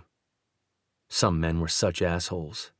Blessed with nice, smart, pretty, and caring women, and they turned their fists on them. And now, a child. Brooks pushed the memories from his time in Dallas of broken children crying in the care of social workers as they were taken away from their abusive parents. The lucky ones. The ones who the system uncovered before it was too late. You up to working again today? Toni bobbed her head and straightened her shoulders. Let's get this show on the road. His first patient was due any minute. A full morning of simple appointments and a low-key afternoon. Folks were early to rise in ranch country. Coming into town and taking care of business and appointments started early too. For the next few hours, the only conversation between him and Toni consisted of files, prescriptions, computer questions, and more file exchange with an occasional snack and cup of coffee for Brooks. Even though she was the soon-to-be mom who needed taking care of, he was the one being watched after. Your aunt dropped this off while you were in with your last patient. Thought you might like a fresh cup to go with it. Toni set his aunt's famous crumb cake in front of him with steaming coffee. And you? A huge, toothy grin took over her face. I ate the bigger piece. And before he could say another word, she'd pulled the door shut behind her. Already he was sure Toni would be one of those women who fully embraced the idea of eating for two. Shoveling the last bite in his mouth at the sounds of footsteps tapping up the hall, he made a mental note to check in with Brooklyn this evening. He had no idea how yet, but he was going to help make sure that bastard of a husband never laid another hand on Toni or her child. Excuse me? Toni rapped lightly on the door and popped her head into his office. Mrs. Thomas is here? Adelaide? He turned to look at his schedule. No, Charlotte. And she doesn't have an appointment, but if you want to squeeze her in, I can stall your next patient when he gets here. The next patient was coming in for a follow-up on how his new blood pressure meds were working out. Knowing how the friendly farmer loved to talk, Nora always allotted him a few extra minutes. If Brooks cut it short a bit, he could work Charlotte Thomas in. Did she say what she's here for? Toni shook her head. but her left wrist is wrapped in an ace bandage, and she's wearing long sleeves on a pretty day. Damn it. Well, it looked like once and for all he was about to find out if Toni was on the money about Jake Jr. and his wife. Despite his gut telling him he wasn't going to like the answer, he still prayed that Toni was dead wrong. Bring her in. On his feet, Brooks slid out of his lab coat and placed it on the rack behind his desk. Something told him if things were about to go down the way he suspected, a more casual rapport might be in order. Here you go. Toni stood by the door, handed Brooks a folder, and waved Charlotte inside. Thank you for seeing me without an appointment, the soft voice said. Not a problem. We run a pretty casual place around here. He glanced at her wrist and the guarded way she held it against her. Damn. Let's have a seat and tell me how I can help you. Her gaze shifted to the chairs and back. For a split second, Brooks thought she might change her mind and bolt, only to breathe easier when her foot moved forward. I think I may have hurt my wrist. I know I hurt it. I fell yesterday. She gave a meek smile. Always something to trip over at the feed store. I see. Brooks opened up the file with paperwork Charlotte had filled in, the very limited information she'd put down. No drug allergies? She shook her head. I don't see any medications listed. He eyed her over the edge of the folder. An occasional ibuprofen. Taking it now for the wrist? Biting down gently on her lower lip, she nodded. All right, he pushed to his feet. Let's step into the exam room and have a look. One of the perks to being a country doctor was having time to sit and chat with a patient outside of the confines of a sterile exam room. Passing through the open door, he waved inside. Climb on up. Charlotte glanced at the exam table and, stepping onto the stool, turned slowly, clutching her arm to her ribs, and gingerly eased herself down. The effort to hide her pain wasn't wasted on him. Shit. Placing a disposable cap on the thermometer, he placed the apparatus at her ear and waited for the ding. Good. Her gaze followed his movements as he put away the thermometer and reached for the blood pressure cuff. Charlotte had already rolled her sleeve up far enough to expose the entire ace bandage. Good. Roll your sleeve up a little further and we'll get your blood pressure. The way her eyes rounded, anyone would think he'd asked her to ride down Main Street naked. My blood pressure is fine, always low. It's just my wrist. Her eyes darted to the door. I shouldn't have come. Jake, I shouldn't have come. There was no way he was letting her bolt. He put on his best reassuring smile and lowered his voice to the same tone he'd use on a nervous filly at the ranch. No problem. I'm going to unwrap this and see what we have. Eyes, still filled with traces of panic meshed with fear, blinked. Hesitantly, she nodded, wincing with every movement as he held her elbow, raised her hand, and turned the bandage. No matter how gentle or careful he was, his very breath seemed to cause her pain. Damn. Finally holding the exposed wrist, Brooks had no doubt it was broken. We're going to need an X-ray. Again her eyes widened, and her lips pressed tightly together. How much more will that be? Don't you worry about that. You pay for it later when you can. That seemed to give her pause. Still nibbling on her lower lip, she nodded and eased herself off the chair. Normally, Nora would be the one to help with the X-rays, but not only did Toni not know anything about operating the machine, in her condition, helping was out of the question. Settled in, he placed her arm where he needed it. This is going to hurt, but I need you to hold your arm like this while I take the picture. With her arm flat and slightly turned, she pursed her lips tightly closed and waited for him to give the all-clear to relax in a less painful position. At this point, Brooks left Charlotte sitting in his office while he darted between his chatty farmer and the developing X-rays. By the time the pictures were ready for viewing, he'd finished up with the farmer and one other patient, and Charlotte was as antsy as a cat in a room full of rockers. All Brooks had to figure out was how to get her to tell him the truth. Well, you're right. He took a seat behind his desk. You have a spiral fracture. Charlotte nodded. The line looks fairly clean, It's my recommendation that we immobilize it for now. You'll have to have surgery to reduce it, and an orthopedist would be the best to determine if you need pins. I can recommend—" No, Charlotte shook her head fast and hard. I can't go anywhere. I just need you to put a cast on it, please. I'll take care of it, I promise. It will be all right. It would be best— No. Charlotte, I know you didn't get a fracture like this from falling. In order for your wrist to break at an angle that way, someone had to grab and twist your arm. Hard. He didn't mean to. She whispered. Charlotte. Please don't, please. Her plea-filled eyes gazed at him with such intensity, such trust, there was no way he was going to push this further. But where did that leave him? He couldn't let her go back. But how could he stop her? And what about Toni? Could he really help either of them? Squeezing in Mrs. Thomas had kept Toni scrambling to reschedule the few remaining patients and do her best to help without a lick of medical training. Brooks hadn't said much, but his stern expression said everything about how he felt. How's the day going?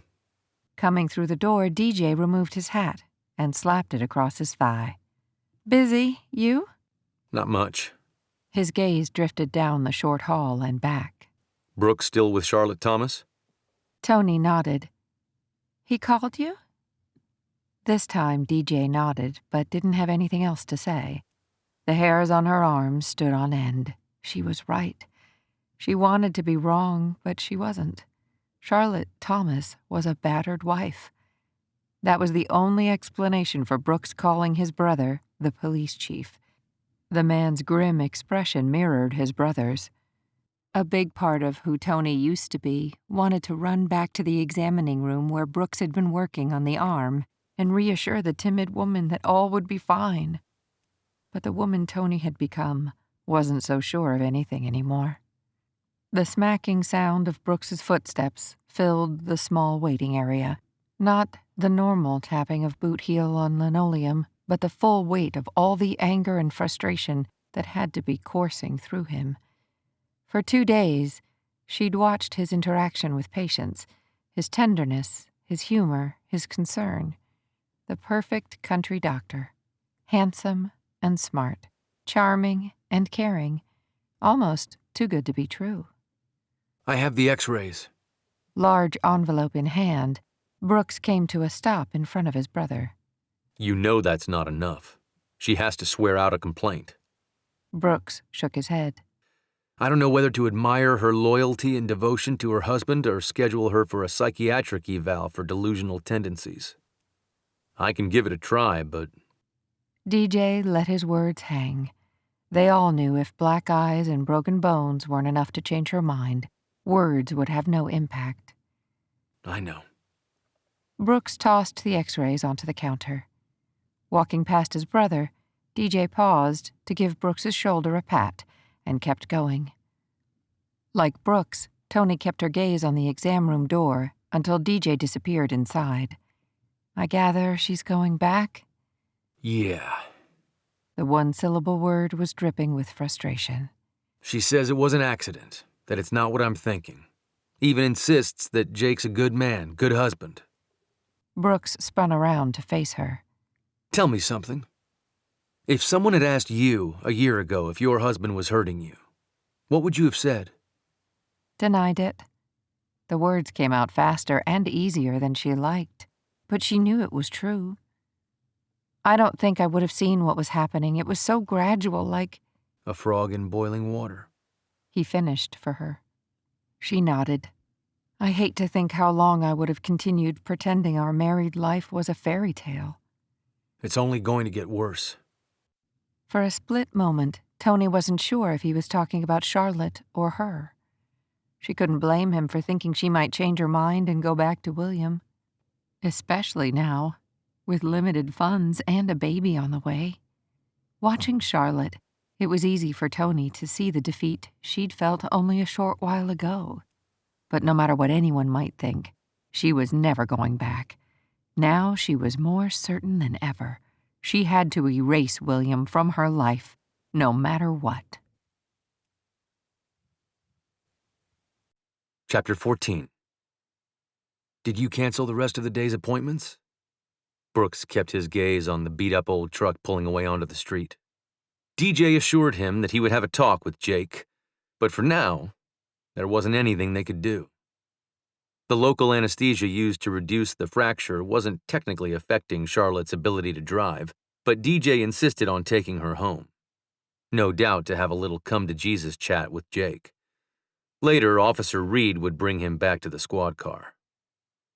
Yes, your 4 o'clock wasn't happy, but her mood improved when I said you'd be willing to drive by her place tomorrow on your way to the ranch. Thanks. From behind the counter, the muffled sound of her cell ringing broke the awkward silence. Toni fished the phone out of her bag in the cabinet and frowned at the screen. Who is it? Caller unknown. Swiping at the phone, Toni held it to her ear. Hello? What the hell do you think you're doing? Even without the speakerphone on, Brooks could clearly hear the man on the other end. The unhappy man. No one gets away with divorcing me. Toni stiffened, and Brooks inched closer. Normally, in an obviously private conversation like this, he would have slipped away into his office and allowed the couple to work their differences out. But this wasn't normal. This was Toni and her asshat of a soon-to-be ex-husband. Your mother would have a heart attack. Do you want to be the cause of your mother's death? I don't think... That's just it. You don't think.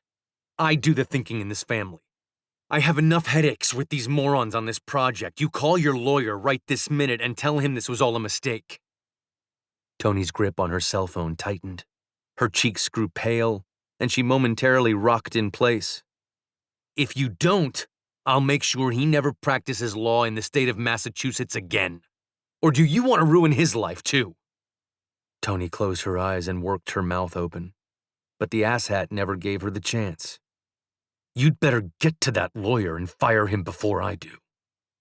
Some mumbling sounded in the background. Words Brooks couldn't make out. Damn it. I have to go. And Toni? Political correctness be damned. Brooks sidled up behind her, close enough to hear her staggered breath, and placed his hands on her shoulders. The slight tremble beneath his fingers had him biting down hard on his back teeth. Yes. She answered softly, tears building in her eyes. Don't fuck this up like you do everything else. On that bitter note, the line went dead, and Toni dropped the phone like a hot iron. Without a thought, Brooks spun her into the fold of his arms and lightly kissed the top of her head, the way he would a hurting child. It's going to be okay. I promise you the entire Farraday clan is on your side. Her head buried in his shoulder, Toni mumbled into his shirt. I don't know the entire clan. Doesn't matter. If it matters to me, it will matter to everyone in the family. Toni pulled away, her head tilting back, her watery eyes staring up at him. And do I matter to you? So many emotions swirled in the depths of the dark blue water staring back at him. The same torrent of emotions, slowly eroding his good sense, rushed inside him. Raising his fingers to rake through the blonde curls at the back of her head, his grip tightened. Holding her in place, he lowered his face, their gazes holding. Very much, he whispered, 1 second before his lips pressed hard against hers. The feel of Brooks' mouth on hers shocked her system like a splash of the icy Atlantic on an early summer day. The welcome sensation would ricochet through the human nervous system and, coupled with sunshine and warm sand, trigger all the happy hormones available. A simple press of lips was all that and then some. Tender, sweet, soft, caring, and wrong. No, she mumbled, not totally sure if she was talking him into stopping or herself out of it. Not that it mattered. Instantly freezing in place, his body stiffened, and his hands fell to his sides. It took another very long moment for him to take a step in retreat. I'm sorry. She couldn't find words to respond. The only thing kicking around in the daze of her mind was, I'm not, and that would be totally and completely uncalled for. wouldn't it? He took another step back and ran his palms down the side of his legs. My Aunt Eileen would take a switch to me if she'd caught me. Good thing she didn't catch you. She didn't like the awkward air that hung between them. She wanted to make it right, make it like it had been the last few days, simple conversation amongst new friends. Only another part of her wanted him to come close and kiss her again and again. Oh God, what was happening? She couldn't get rid of one man and run straight into the arms of another, especially another man who seemed too good to be true. If we're done for the day, he nodded. I think I'll walk home. Meg should be there by now. I can drive you. No, I can use the fresh air. Brooks took another step back. This may not be the best time to bring this up, but did you speak to your attorney today? Briefly, he told me that he'd successfully arranged for the papers to be served through the consulate where William is. She walked around the reception counter and reached for her purse. I guess we know he got them. Did the lawyer say what happens next? Much the same as with any divorce, it depends on what William does, but I'll bet my last dollar that his next phone call was to his legal team. Maybe we should tell DJ what's going on. He may want his officers to keep an extra eye out for William or his henchmen. William doesn't have henchmen. That's what Meg probably thought. What? It had never occurred to Meg that her cheating, stealing ex would come after her here in town. Oh, that. Slipping her phone into her purse, Toni slid the straps over her shoulder. I guess we're both lousy judges of characters. Not anymore. No, maybe not Meg anymore. I guess I'll see you tomorrow. Toni, She turned back to look at him. we're not all asshats. No, maybe not. With a smile and a nod, she turned and headed out the door.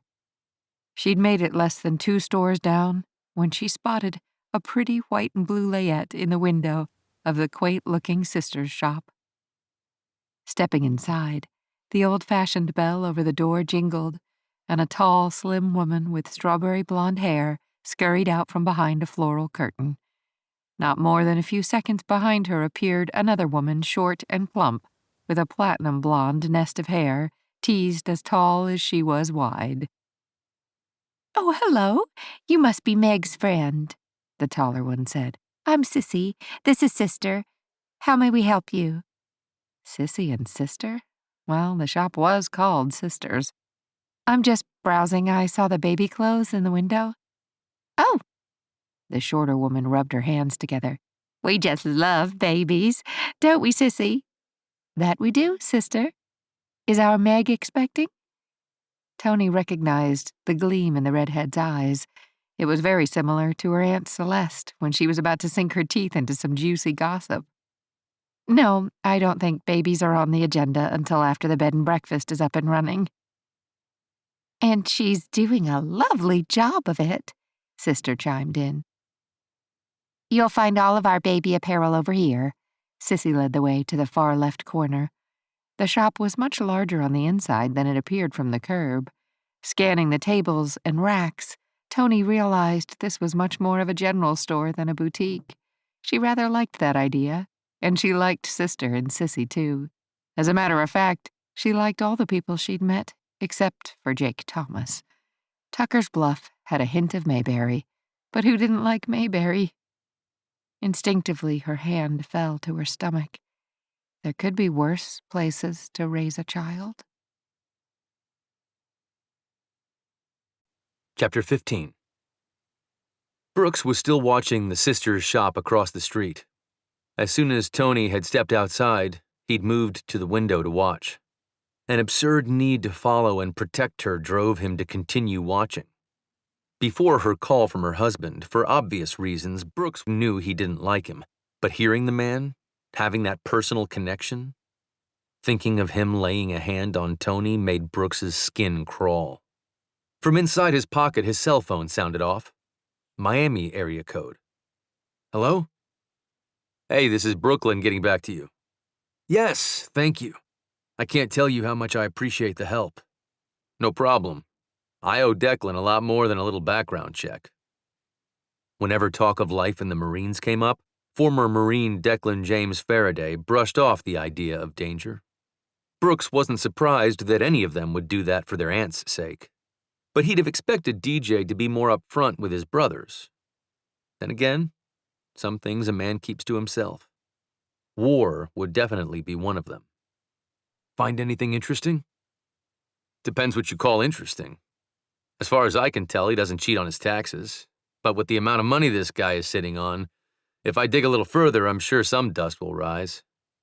Okay, I'm on board with anything that puts this man away. What else? Mr. Bennett seems to have a temper problem. No shit. One that his mistress is none too pleased with. His what? You heard right. He's got cojones, too.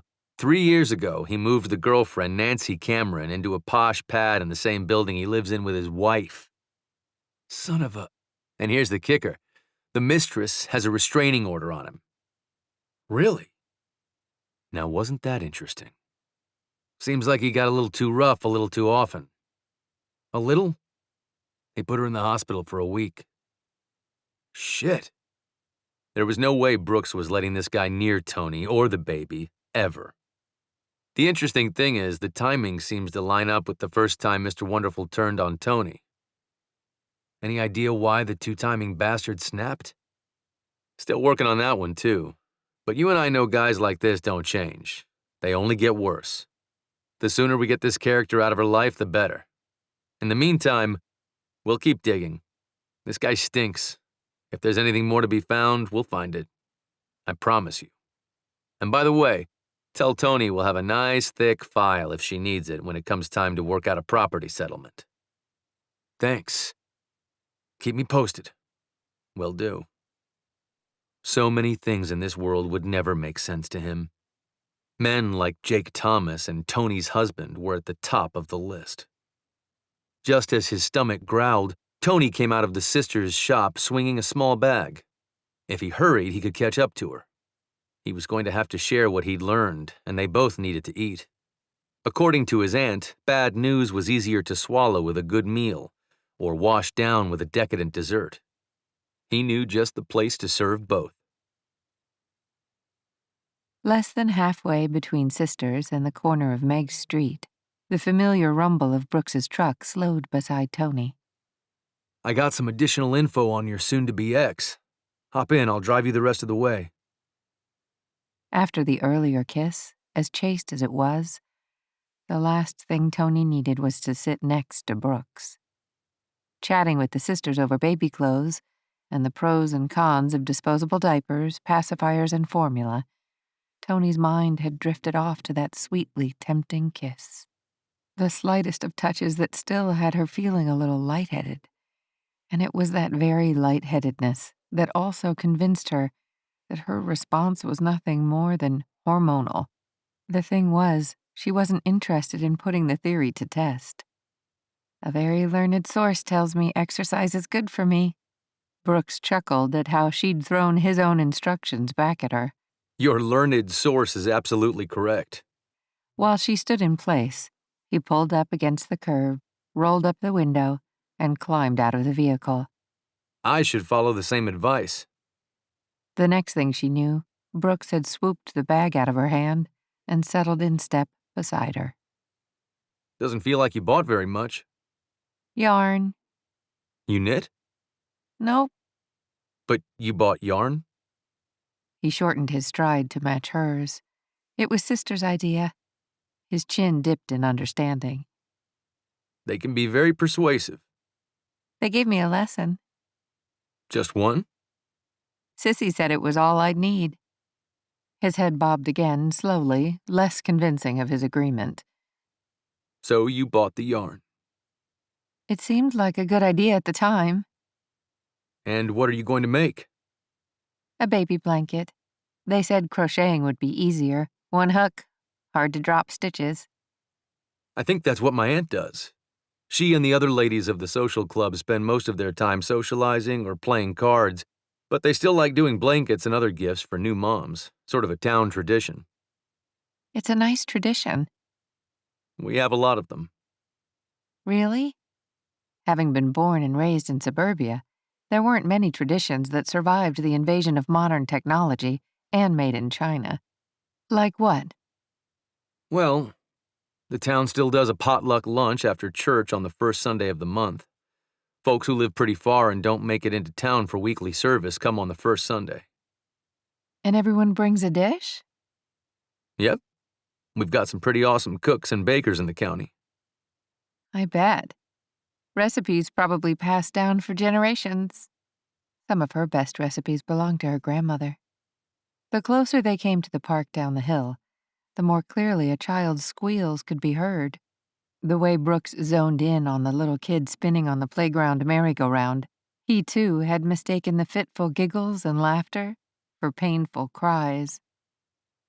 I've been by here at least once every day, and this is the first time I've seen anyone in that park. After school is when you're most likely to see kids playing.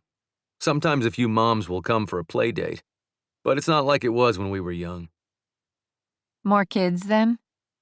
She'd stopped walking to watch the mother spinning her two children around on the colorful spinning wheel. Actually, with the population growing and more folks living in town, there are probably more kids now than back then. The sad thing is they're probably parked in front of their video games or computers. Funny, here I feel so far removed from modern times. Instead of continuing along the sidewalk, Toni took a few steps onto the grass, still fascinated with the scene in front of her. I keep expecting to see a Studebaker amble down the road, or teens in poodle skirts come out of the drugstore. Brooks laughed. The town can have that effect on people. But even Tucker's Bluff hasn't escaped the changing times.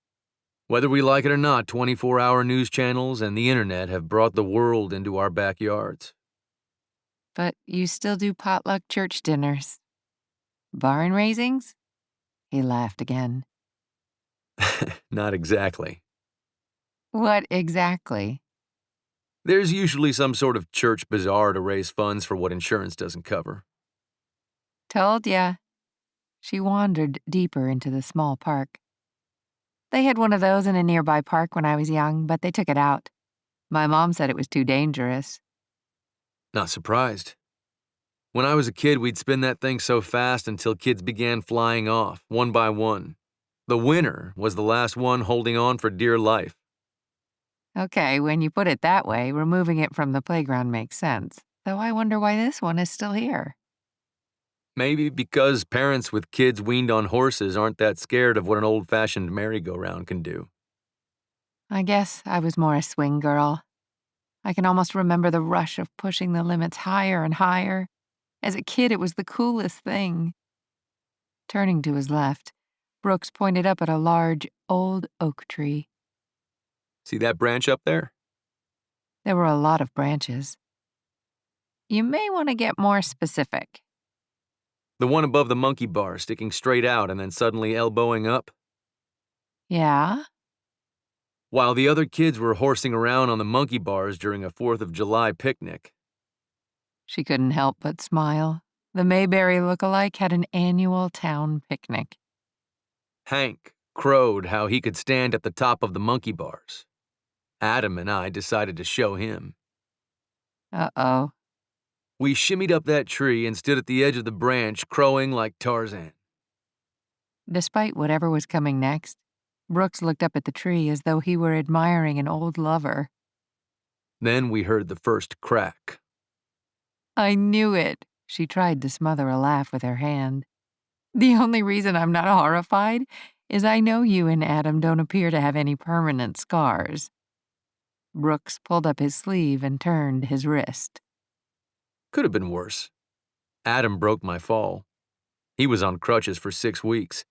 And when we were both cast free, Dad had us doing chores for old man Brennan after we were done with ours. Something about learning to use our heads instead of landing on them. The mother announced it was time to go home and fix supper. The two young boys grumbled under their breath and then decided it would be more fun to race to the sidewalk. As the kids flew by, The mom came to stop beside them. "Hi, Doc. I swear, one of these days those two are going to run out of energy." The two boys approached the sidewalk. "Wait for me." She turned back. "I'd better go. Nice seeing you." Don't let them wear you out too much. Brooks chuckled at the sight of the young mother chasing down her kids. Turning back to Toni, he set his hand on her lower back and nudged her forward. Let's check it out. Oh, no. She eyed the now still rainbow-colored piece of playground equipment. "I am so not spinning on that thing." Not the merry-go-round. He took a few more steps and waved ahead at the swings. Go for it. I've got your back.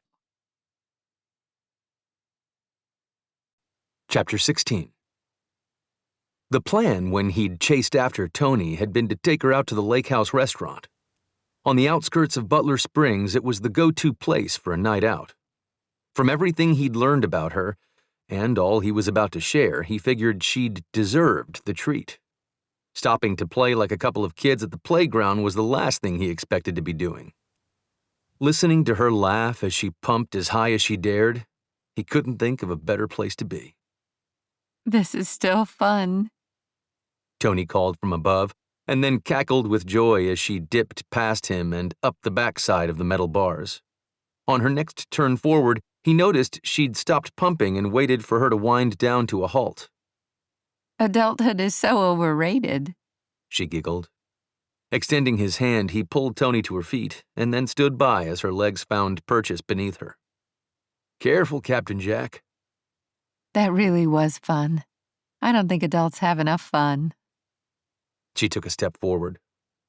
My aunt would beg to differ, and from some of the card games I've watched, I'd have to say those old gals have plenty of fun.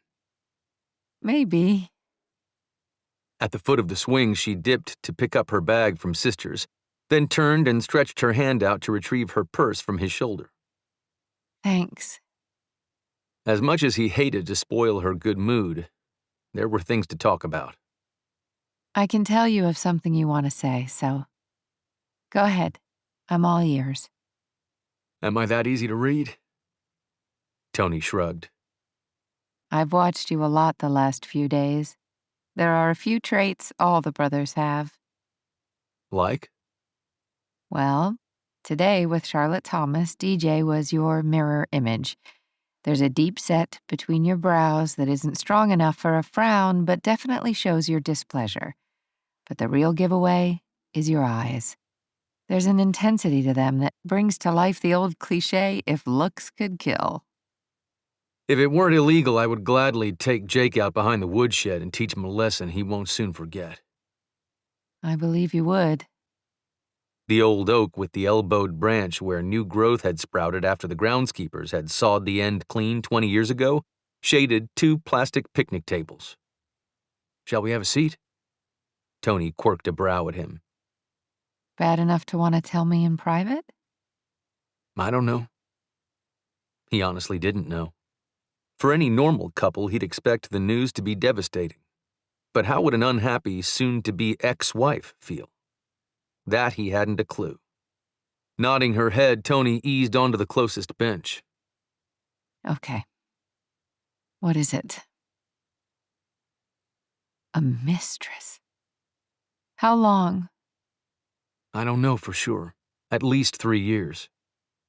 In her own building. Had they met? Chatted at the mailbox? Ridden in the elevator? What does she look like? I don't know. Brooks's tone was as flat as his face was expressionless.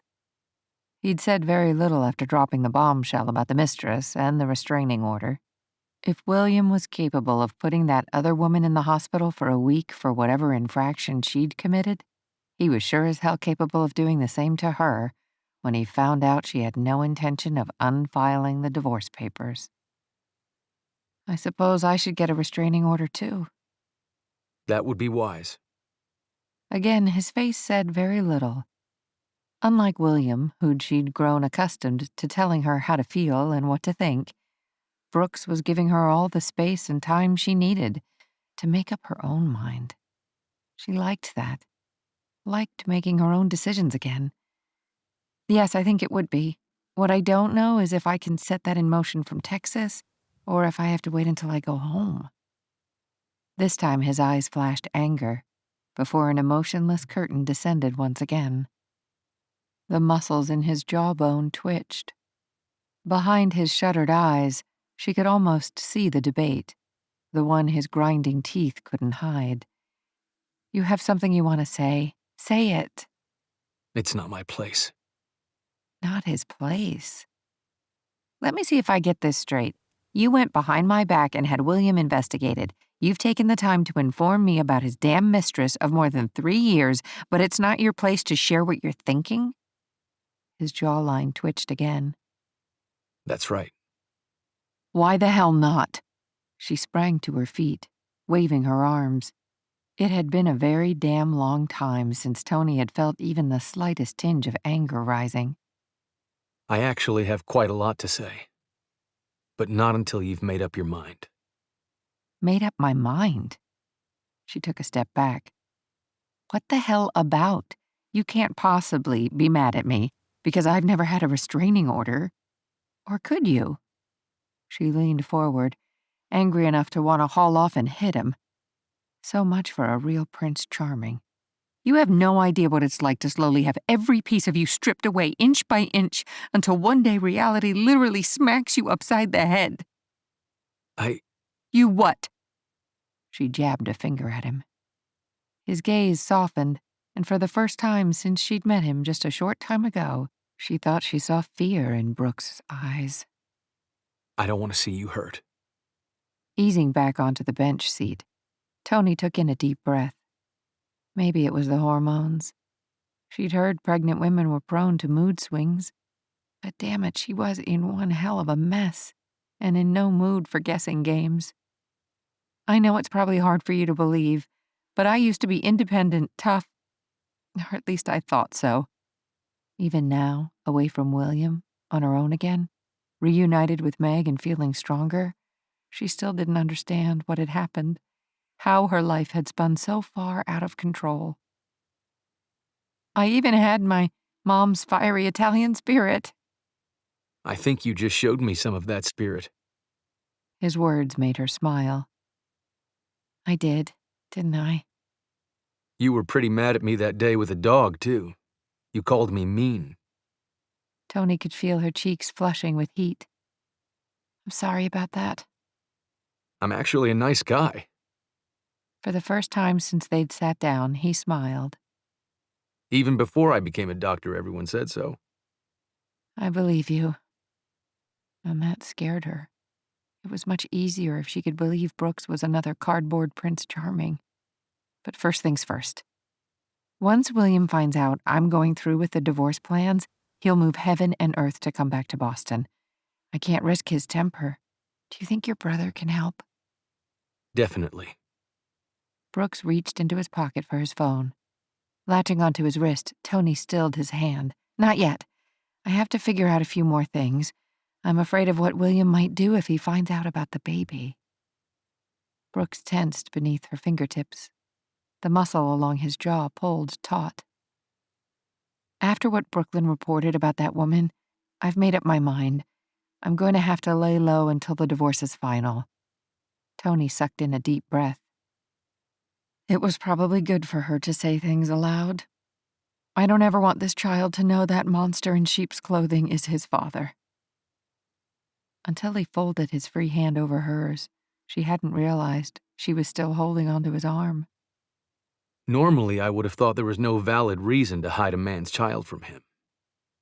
Toni opened her mouth to speak, and Brooks held up a finger. I said normally. Every day, the more I learn of William, the more convinced I am that you have no other choice.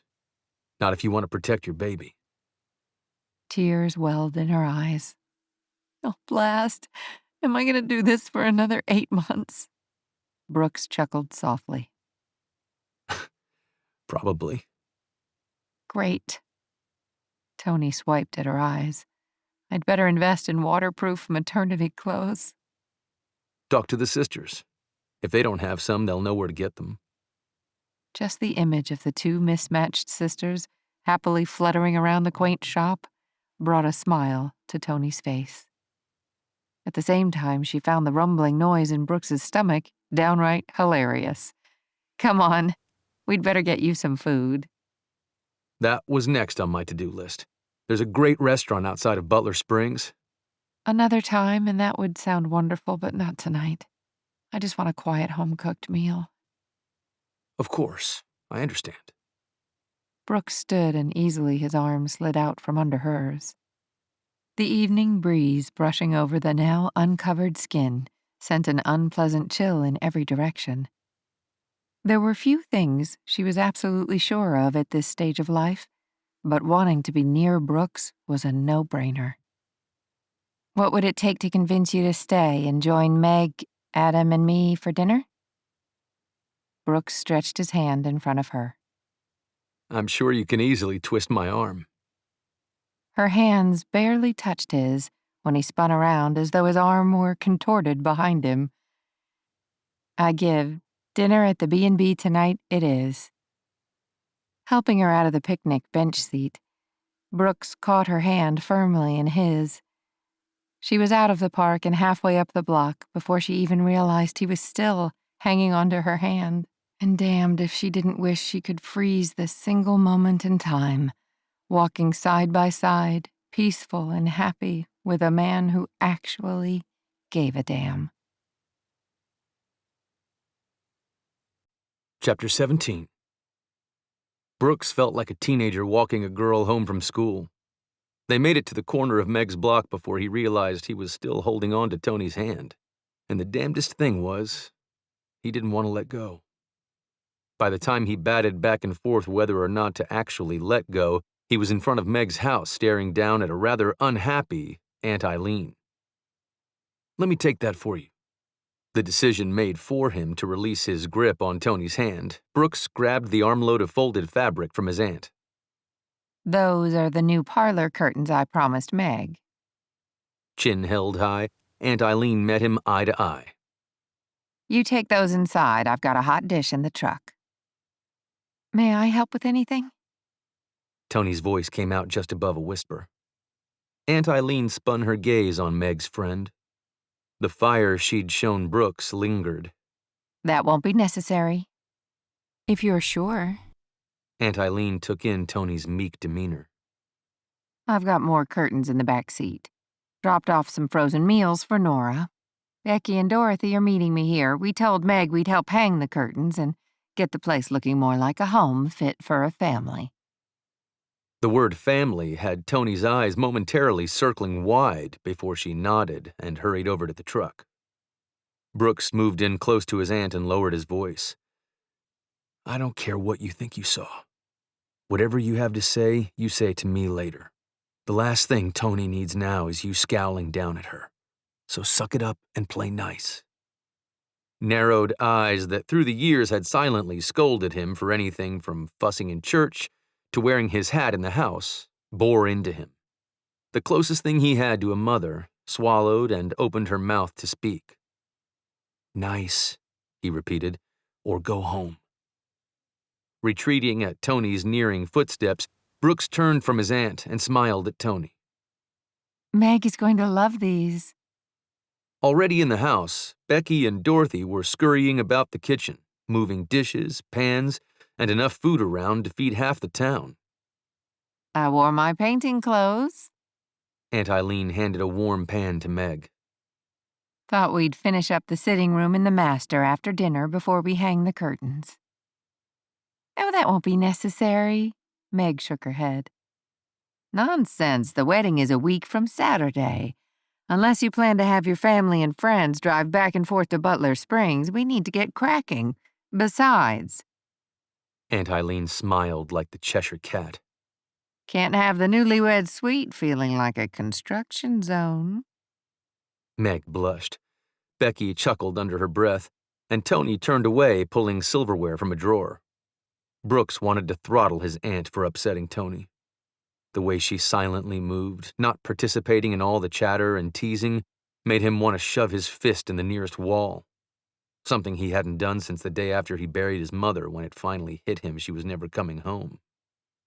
Brooks, Aunt Eileen smiled stiffly at her nephew. I have some more things in the truck. Could use some help. I'll do it, Adam, who had just come in the front door, answered. That's okay. Eileen patted her oldest nephew's cheek. Brooks is already on it. Brows raised high on his forehead, Adam looked to Brooks. There was no hiding when one of the brothers was in the doghouse with their aunt, no matter how she couched it. Maybe Brooks shouldn't have barked at her earlier, and maybe holding hands with a married woman went against every rule he was raised to follow. But that still didn't give his aunt the right to pass judgment. Ignoring the bustling people in the kitchen, Brooks followed Eileen out the front door. Marching to the truck parked at the curb, her boot heels clicked loudly against the planks of refurbished wooden porch. As a kid, he could gauge how much trouble one of them was in by the strength of each step. Right now, she could hammer nails into stone. Grown up or not, he was in big trouble. 25 years. Eileen was so spitting mad she could hear her heart pounding in her ears. Not since the day she cursed the heavens for taking her sister had she been this angry. 25 years and not one of her boys had talked back to her that way. Sure, at some time or another, there'd been mumbling and grumbling, but Eileen had learned to pick her battles and understood selective hearing could be her best friend. But this, go home, he'd said to her. He could have slapped her with all his strength and it wouldn't have hurt as much as those cutting words. Never. Not even when their mama was newly gone and the boys were riddled with pain had they mouthed back to her, turned on her. At the old Suburban that had been hers for going on a decade, all the hurt and anger inside her had her yanking at the door with enough force to have pulled it free and tossed it across the yard, several yards. Reaching into the back seat, she grabbed the handles for the quilted pan carrier. Through the years, the social club ladies had made enough of these suckers to supply every potluck dinner in the state. Right now, she wanted to throw it, the truck door and her nephew, clear across town. Instead, she drew in a long breath, and lifting the warm dish of her sweet potato pie, spun on her heels to face her second oldest nephew. Glistening green eyes stared back at her, with almost as much hurt and turmoil as she felt pulsing through her. His voice came out low and tender, more like the rumble of a well-tuned fancy car. I love you. Like the eye of the storm, all the fury that had swirled around her took a back seat to the quiet bond that had held this family together for 25 years. Blast! The tears she'd bridled with anger pooled like a lake in the rainy season. Taking the warm dish from her hand in a single motion, Brooks moved forward and circled her tiny frame in his massive strength. When the hell had these boys grown up? I'd never want to do anything to hurt you, ever. His voice strained with the words. But I need you to understand. Shaking off her own feelings, Eileen looked up at the boy she'd helped raise into manhood since the age of 10. How had she missed that look? Both his father, Sean, and she had spotted it from nearly day one in Adam's eyes. Neither doubted that the stranger in town had won Adam's heart, even if Adam and Meg hadn't had a clue yet. And still, this was different.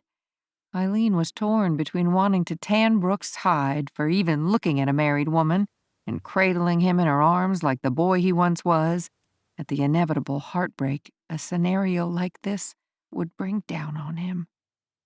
It's not what you're thinking. His voice was more steady, his stance straighter. He was hurting, and she hated every second of it. She may not have carried these boys in her belly, but she'd had each and every one in her heart from before their first breaths. Retreating from his embrace and sorting through the roller coaster of emotions roiling inside her, she reached into the back seat for another bag with more drapes. How do you know what I'm thinking? Because I've thought it all myself first. And I hope you know me well enough to know I would never poach on another man's girl, let alone his wife. Clutching the bag to her chest, she spun about and leveled her gaze with his. He was right. She did know that. Believed that about all her boys. I do. Then I know it's hard, but you have to trust me. This wasn't like the time the baseball team was suspended for having chewing tobacco in their bags, and she and Sean had to choose between supporting the principal's decision and standing up for Brooks, who insisted he'd never used dip. This was wading into Ten Commandments territory, but she had to remind herself this was the man she'd been proud of every day of his life. She sure as hell wasn't about to stop now. I do. A small smile graced his lips, and she could see at least a little of the weight he carried lift from his shoulders. She didn't want to add to his burdens again. The situation would undoubtedly become messy enough, whatever it was. There's enough food here to feed an army. Who else is coming? Adam lifted the cover from one of the trays. At the sink, rinsing lettuce for the salad and grinning like a loon, Meg called over her shoulder to her fiancé. No one else? What doesn't get eaten can be frozen. Then you won't have to worry about food poisoning when we get back from the honeymoon. Chopping peppers and cucumbers, Toni was only half paying attention to the chatter in the kitchen. Most of her was listening for Brooks and his aunt to return. The way Brooks' aunt had looked at her as they walked up the block had her feeling about 2 feet tall. Not that she'd needed Aunt Eileen to tell her coming up the street hand in hand with Brooks was technically totally inappropriate. She'd figured that out for herself halfway home. She'd also figured out that she didn't care. But she'd been an idiot not to think about what people would say if they'd seen them. Walking home holding hands was a kid's move. Innocent, innocuous.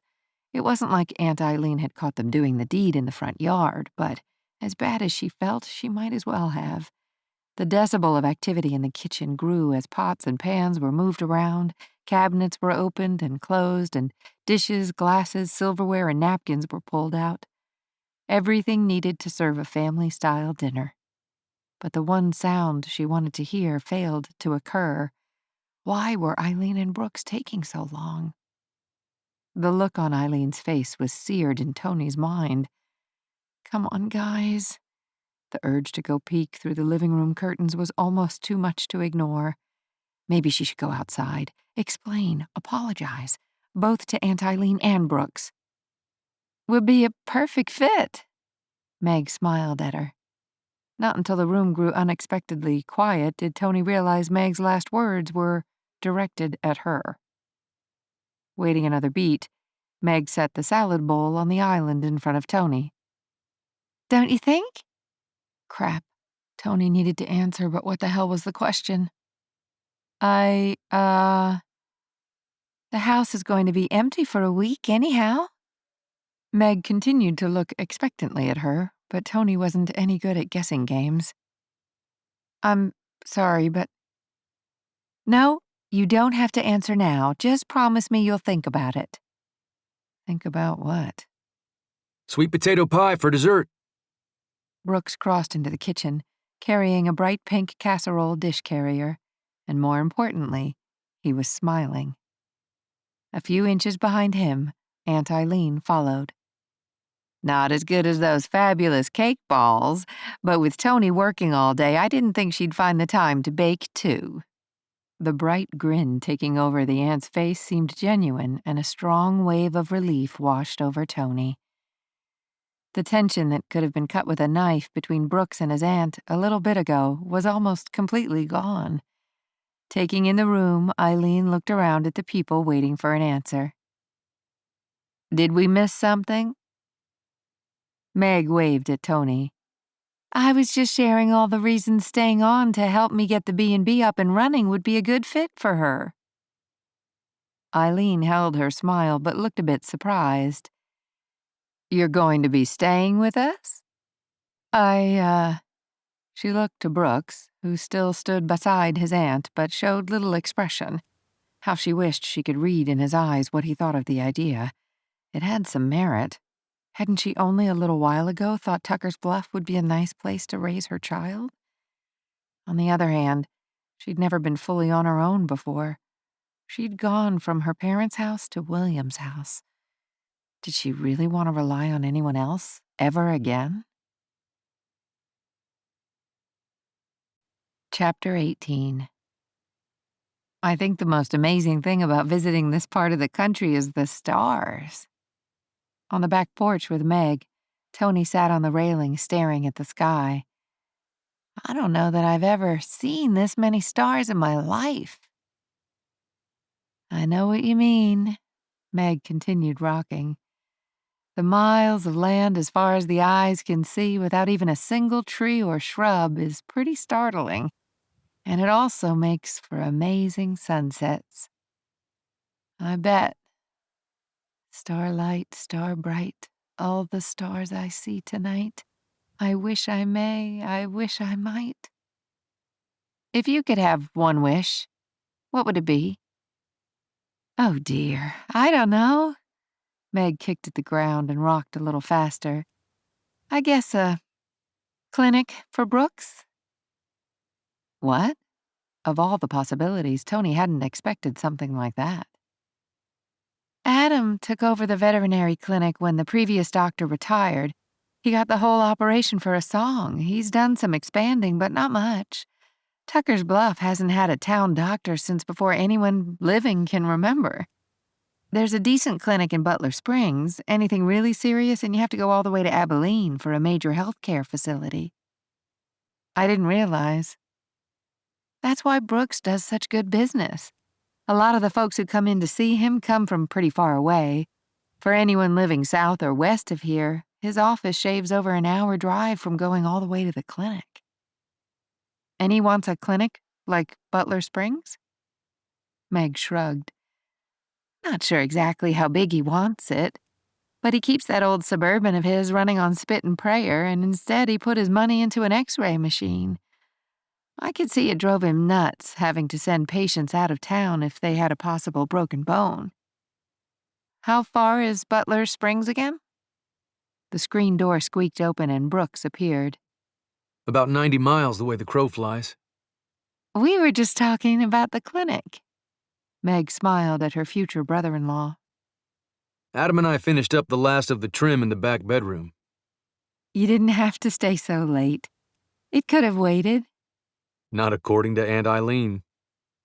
Brooks flashed a sincere but tired smile. Toni was so glad whatever had passed between them hadn't proven to be a big deal, and she hoped it wasn't about her after all. I still say you should have gone home with the others. You have to work in the morning, too. Sleep is overrated. Smiling again, Brooks hefted a lazy shoulder and Toni felt the pull of the humble gesture all the way to her toes. An honest-to-goodness, red, white, and blue, nice guy. Anyhow, before I go, thought you might want to know Adam's raiding the icebox. I think he's looking for those cake balls. Meg shot to her feet.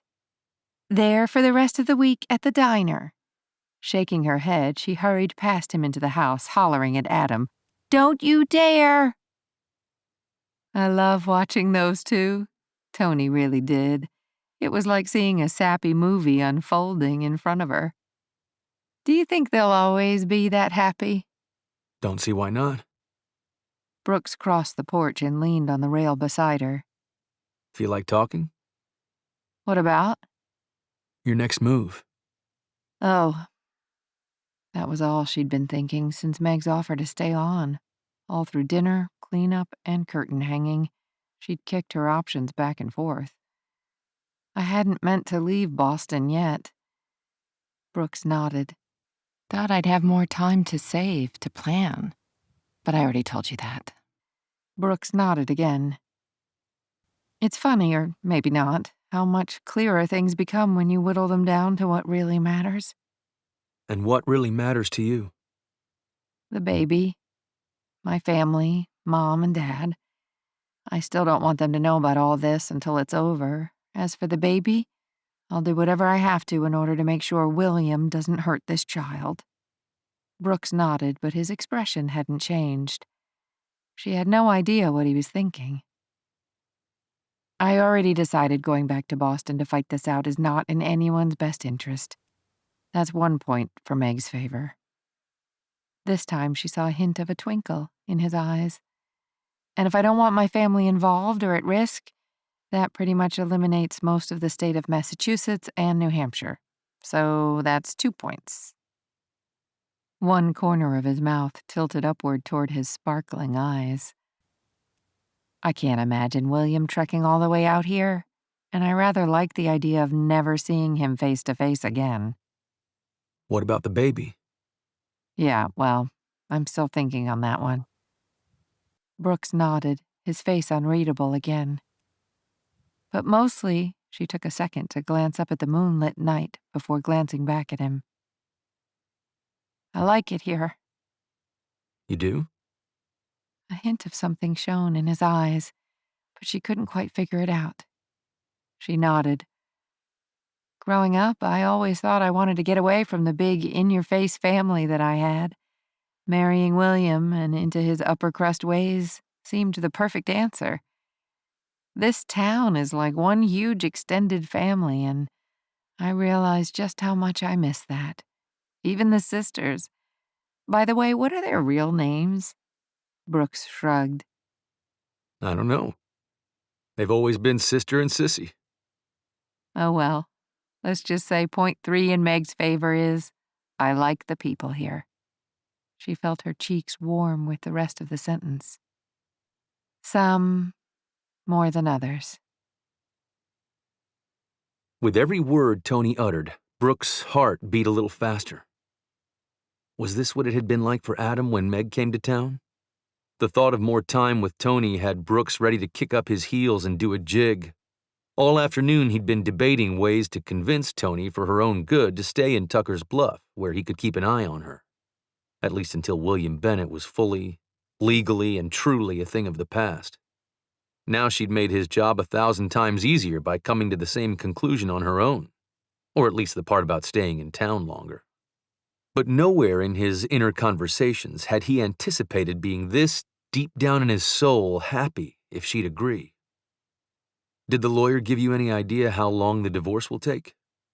Toni blew out a jagged sigh. Sort of, but not really. If William doesn't protest, it could be over in a few months. Do you... Holding up her hand, she shook her head. But from today's phone call, we both know that's not going to happen. If by some miracle he doesn't respond at all within the allotted days, the divorce can still go through quickly after that. Now there was a possibility. He is overseas, maybe he won't respond. Any chance today's call was all bluster? There wasn't a moment's hesitation to shake her head back and forth repeatedly. Not a snowflake's chance in Hades. William doesn't believe in empty threats. That's what he was afraid she was going to say. And if he does fight you on this? Worst case scenario? He nodded. Years. Not what he wanted to hear. Maybe following up on Brooklyn's lawyer recommendations might not be a bad idea. Though a really good one was going to cost her a fortune, he was pretty sure she didn't have. His mind ran through some fast calculations. He wasn't rich by any means, but money could be had. When will you know more? My lawyer said now that William has been served, how fast we hear from his lawyer will give us an idea of what kind of a fight I'm in for. Are you up to it? Toni blinked. For a second, he wasn't sure she heard him. Her mouth opened, then quickly closed. Then he thought she was going to nod, but instead, her shoulder lifted as though about to shrug. Finally, she closed her eyes, blew out a sigh, and tightened her lips. In half a heartbeat, he'd sidled up beside her, resisting the urge to pull her into his arms. He instead tucked a loose, curly lock behind her ear. Hey, I'm sorry. She shook her head. It shouldn't be that hard a question. I'd like to think so. Most of the time, I'm sure I can. If not for me, for the baby. But? But he's won for so long. Curling her fingers into fists at her sides, Toni lifted her face to meet his eyes. I don't ever want to be a frog in hot water again. Don't sell yourself short. You're tougher than you think. He wished now he had his sister's gift with words. What he said next was too important to mess up. If he pushed too fast, he could scare her off, but if he didn't speak up, she could change her mind and leave town, and he wouldn't get another chance. Hard or easy? Whatever William dishes out, you have to know you can count on all the Faradays to stand with you. Her gaze didn't falter. She didn't even blink. And I'll be at your side to back you up or prop you up or just cheer you on. Whatever you need from me. So if I need someone to hold my hand? I'm your man. His heart hammering against his chest, he reached out and folded her fisted hand in his. Or a hug? Tugging at her hand, he curled her into his arms.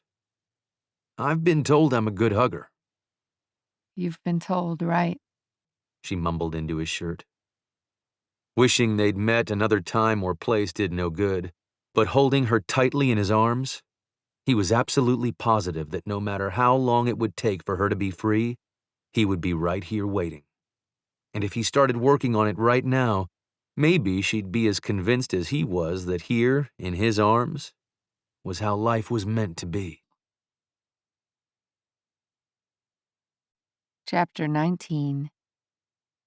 Doesn't the Ladies' Afternoon Social Club usually play cards at the cafe on Saturdays? Arms laden with trays of cake balls, Toni kicked the car door shut with her foot. Usually, Meg nudged her door shut with her hip, but it would have been too much of a challenge to do the cake tasting at the Silver Spur. That was true. The kitchen at the cafe was Frank Carter's territory. The guy was gruff and surly as a junkyard dog and would not appreciate her taking up even an inch of space, never mind shuffling in and out with all the samples. Meg stepped onto the front porch. I appreciate you coming all the way out here with us. Seeing as how you and I are the only two people who actually live in town at the moment, it only made sense for us to come this way instead of the other way around. Like everyone else in cattle country, Toni kicked the dirt off her new boots before stepping into the house. Ever since she'd agreed to stay in Tucker's Bluff for the short term, Meg and her new friends had begun transitioning her from city girl to modified country girl. The first transformation had been 2 pairs of blue jeans from sisters. Becky and Meg had practically dragged her there Wednesday after work, and the sisters fluttered around laughing and fussing, pulling out pair after pair of denim jeans. Not the ludicrously expensive fashion statement she'd have found at a Boston department store, but the working kind a ranch hand would wear. The last couple of days, she'd almost felt like she actually belonged in the Texas landscape. DJ came down the main stairs just as the 2 women passed by. In a smooth move, he curled his big hands on either side of the tray and slid them out of her grasp, without slowing down or missing a step. You shouldn't be carrying heavy trays. They're not heavy. She was all set to take them back when he winked, and walking ahead, she realized he was being stubbornly protective because of the pregnancy. It shouldn't have surprised her. So far, all the Farraday men she'd met seemed to be overloaded with chivalry, manners, and old-fashioned cowboy courtesies. Only Adam, Meg, DJ, and of course Brooks knew of her pregnancy. The rest of town, including Mr. Farraday and Aunt Eileen, thought she was staying on until her husband's time overseas was over, and to keep busy helping Meg set up for business after the honeymoon. How are the boots feeling? Brooks stood toe-to-toe in front of her. You were right, these are really a great fit. She still couldn't believe that these pointy-toed boots were more comfortable than her favorite walking shoes. By yesterday, Nora felt well enough to go to work. Using one of those scooter things to rest her knee on, she got around as if she were walking on 2 good feet. So Toni stayed home baking samples for today's cake tasting. Brooks leaned in slightly, and for a second, she held her breath, thinking he might kiss her. How are you feeling? Fine. Standing this close, she couldn't seem to string 2 coherent words together. He lowered his voice. You look like you belong. Thank you. She wasn't quite sure, but the way he smiled at her belonging seemed to be a good thing. Hey, DJ called from across the kitchen. lunch break is over. Brooks lingered a moment, and even as he backed away, his eyes remained fixed on hers, until he turned and, placing his hat on his head, followed his dad and two brothers out the door. "Where are they going?" Toni asked as casually as she could, considering how flustered a mere gaze had left her.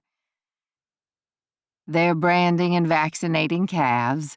This morning they separated them from their mamas, stopped in for lunch, and now they're heading back to the pens." Aunt Eileen was already separating the cake balls onto small plates. "How many flavors do we get to pick?" "I think 4 would be good." Meg tipped her head sideways. "Don't you think?" Aunt Eileen grinned at Toni. "I think it's brilliant to serve cake balls instead of cake." "Well," Toni joined the ladies at the counter covered in desserts, "I'm still going to bake a cutting cake." "Cutting cake?" Ruth Ann repeated. "Something with a topper for the bride and groom to cut and feed each other. It's a tradition most people look forward to."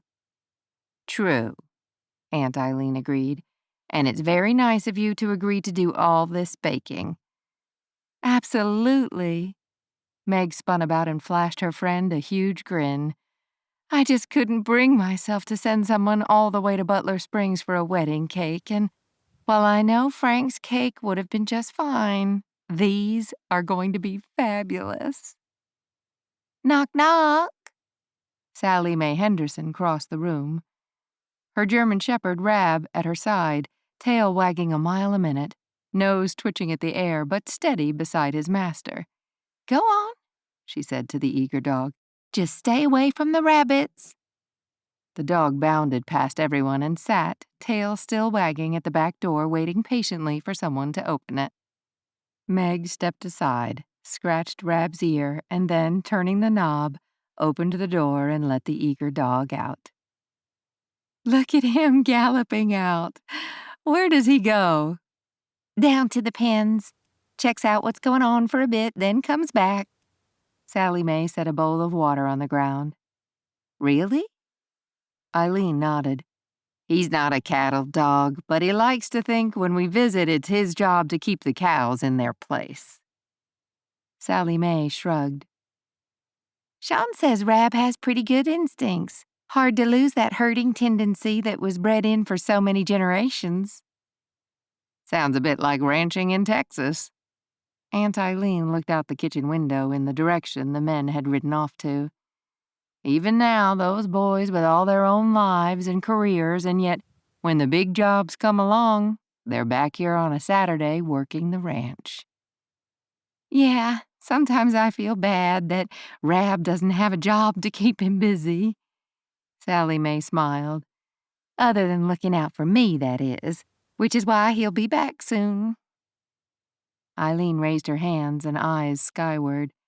"And Lord knows keeping you out of trouble is a full-time job for anyone."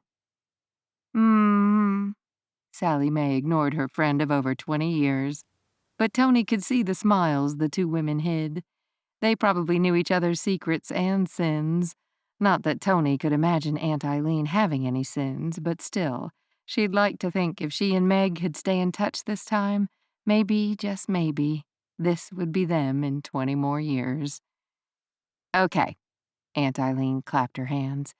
"I've got the game set up in the big room. We can use the old buffet for all the samples so we don't have to be running back and forth." All heads in the room nodded. "As soon as Dorothy gets here, we'll be ready to start. I've got some real strawberry lemonade on the buffet, too." "Works for me." Meg picked up 2 of the plates. "Which flavors are these?" "That would be the banana with butterscotch icing and chocolate with mint icing." Toni grabbed another plate. "This one is one of my favorites, almond with white chocolate icing." The front door swung open and Dorothy rapped on the hardwood surface. "Sorry, we're late." "No worries." Aunt Eileen grabbed a stack of paper plates and napkins. We're just moving all the samples to the buffet." Dorothy hung her jacket on the coat tree. "What's the plan?" "Where's Becky?" Eileen paused, looking at the door. "She wanted to say hi to Trigger. Then she's got plans with Kelly and will be back for me later." "Trigger?" Toni repeated. "That's Ethan's horse," Aunt Eileen answered with a sigh. Toni looked from Aunt Eileen to Meg, but Dorothy was the one to answer. "My Becky has been starry-eyed over Ethan since grade school." Eileen nodded. "She's one of Grace's best friends, so she spent many a weekend here growing up, but I'm afraid Ethan sees her as just another sister." "I'd hoped," Dorothy started, "that when he signed up with the Marines, she'd forget about him and move on." "She says that was nothing more than a schoolgirl crush." Eileen shook her head. "But she still lights up when anyone mentions his name. I've not seen her date anyone more than a few times, and if I could smack some sense into that boy of mine, I would, because they don't come much better than Becky." "Amen," Sally Mae agreed, sneaking one of the orange-covered delights. This cake is so moist. Vanilla with a hint of... Can't put my finger on it, and the orange icing is so rich, and what's in this?" "Oh," Toni smiled. "Each one has a different..." "Secret ingredient?" Meg cut her off. "And we'll tell you what they are after you've picked the ones you like best." Sally Mae shrugged and popped the rest of the round cake into her mouth. "Sure am glad you're sticking around a bit." "Oh my gosh!" Dorothy held out the half-eaten chocolate-covered morsel. "What is this?" "Blackberry," Toni smiled. Meg had talked her into stretching her wings and experimenting with new combinations. Hesitant at first that no one would like any of them, now Toni felt really happy. With all that had gone wrong in her life in recent years, even more seemed suddenly to be going right. She glanced down at her boots and could feel her cheeks pulling wider. "What are the chances we can get that husband of yours to relocate to West Texas?" Ruth Ann reached for another sample, and Toni felt her breath catch. Once again she looked down at yesterday's new purchase, a gift from Brooks. Turning her gaze out the window and taking in the Farraday land, she shook her head. Over her cold, dead body. Brooks was simply not on his game. Not in all his years working the ranch had he been kicked by struggling calves as much as he had today. "You're losing your touch, big brother." TJ slapped him on the back. "There's only a couple more to go. Why don't you help Dad load the horses in the trailer? Finn and I will finish up here." "Not a bad idea." He pulled his gloves off and shoved them in a back pocket. "And don't piss off one of the mares and get stepped on or something." "Hardy har." Brooks couldn't say much more. DJ was probably right. His head had been replaying yesterday's shopping trip with Toni. Not a good idea when dealing with a few hundred calves weighing in at over 200 pounds each. But the look on her face when they'd walked into the Western supply store had stuck with him. Never had he seen eyes so bright and round in surprise. Though it made perfect sense. How many city girls get to shop someplace that keeps over 50 saddles in stock and on display, along with enough Western gear to outfit every cowboy in the state? On Thursday over lunch in his office, she'd explained that sisters didn't have much in the way of proper cowboy boots in her small size. Before he'd given it any thought, he heard himself volunteering to take her shopping at Murphy's Saddle Shop and Western Store just outside of Butler Springs. With Nora back in for a half day on Friday, and his schedule already lighter than usual, there didn't seem to be a better time to go. "All loaded up." Sean Farraday latched the trailer shut. "No thanks to you. Where's your head at today?" Butler Springs with Toni was not the sort of answer his father would have appreciated. "There's lots going on. Sorry." Though taking his future sister-in-law's friend shopping for new boots wasn't anything Sean Farraday would take his son to task on, letting his mind wander often to how well her ass looked in those form-fitting jeans most definitely was. and he had tried not to notice. A few times she'd been so adorable he'd actually forgotten she also looked sexy as hell. And considering she was buttoned up to her neck and covered to her toes, that hadn't made any damn sense either. What do you think? She'd asked, looking down at a pair of sharply pointed boots that bore more resemblance to something that belonged to Santa's elf than a rancher. If your goal is to blend in, that may not be your best choice. Sucking on her lower lip, she looked down again, and Brooks had to shove his hands into his pockets and take a step back to avoid pulling her into his arms and nibbling that lower lip for her. Let's try these. She'd taken one look at the price point and shook her head. Humor me. Not a good idea. Please? Her entire face softened, and showing only a hint of a smile that lit her baby blues, she huffed out a breath, sat down on the bench, and exchanged the showy Wicked Witch of the West boots for the butter leather high-end brand with a modified pointed toe pair he picked out. Oh, wow. She pushed to her feet, rocked forward and back, then taking a few steps forward and back, looked up at him with a full-blown smile. These feel really good. Arms crossed and leaning against the display case lined with every brand and design of boot imaginable, in just about every color under the sun, Brooks waited another beat for her to prance up and down the aisle and convince herself they were perfect before he said anything. When she'd come to a halt in front of him, the smile had vanished. These cost 3 times what some of these other boots cost. She shook her head.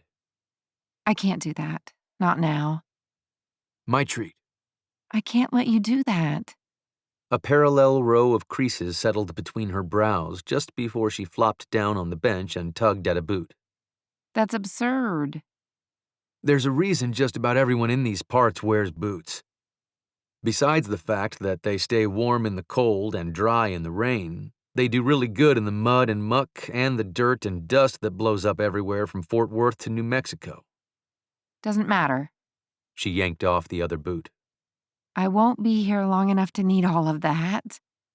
Even as she put them back on the shelf, her fingers lingered a fraction longer than necessary on the etching at the base of the medium tan, low-heeled boots. They were perfect for her. A little artwork to reflect the northern Italian beauty, a neutral color to match her modest side, quality craftsmanship for the care she deserved, and practical for the real West Texas world. Brooks knew he had to think fast, very fast. Right now, all he knew was he very much wanted to be the one to help put that smile back on her face. I owe you for 4 days' work. Oh, She seemed surprised. I was just helping. Yes, and I appreciate it very much. Nora appreciates that she didn't have to worry about me and my patients, and she's practically singing the Hallelujah chorus that, for the first time in ages, all the spreadsheets are balanced. He paused a second for that to sink in. Maybe. Her gaze flittered over to the boots and back. Taking a chance, he stepped into her personal space. If you're allowed to help, why aren't I allowed to say thank you? Again, her gaze shifted to the boots and down to the price tag. That has to be more than a week's salary. Brooks shrugged. Good help doesn't come cheap, and cheap work. Isn't good. She smiled up at him. My father always says that. Then we agree? I get to buy them for you? He could sense she was teetering, but not off the fence yet. An early birthday present? She chuckled, still looking at the boots. Christmas too? He'd added playfully, then catching her chin with the crook of his finger, turned her to face him. I'd very much like you to have them to remember me by. Her eyes locked with his. So much tenderness, so much warmth. He wanted her more than he'd wanted anyone or anything in his life. Her chin dipped, despite his finger still in place, and not giving a rat's ass who was in the shop, who was watching, or what anyone might think or say, he lowered his head and relished in the feel of her soft, pliant lips against his. What are you growing, Roots? Finn had come up behind him and slapped him on the shoulder. Whatever it is, shake it off, man. Shake it off. Yeah, he mumbled. No matter what went down over the next few months, there was one thing he was dead sure of. There would be no shaking off Toni. Ever. Chapter 20. What the? Sean Farraday stopped dead in his tracks, and his 4 sons stuttered to a halt behind him. What's wrong? Adam asked, his expression mirroring the concern etched on each brother's faces. If not for the high-decibel laughter filtering through to the kitchen, Brooks would have thought his father caught sight of a dead body. Or 2. Maneuvering his way around, Brooks managed to squeeze into the room to get a glimpse of what his father was reacting to. The kitchen looked as though it had been in a kindergarten bake-off. Trays, mixing bowls, and a scattering of food supplies covered most of the counter and table. But the thing that had his father and brothers bug-eyed were the bottles lined up by the sink. Bourbon, whiskey, brandy. Holy... Eileen? Sean called, stepping over a puddle on the floor. In here, dear. Dear?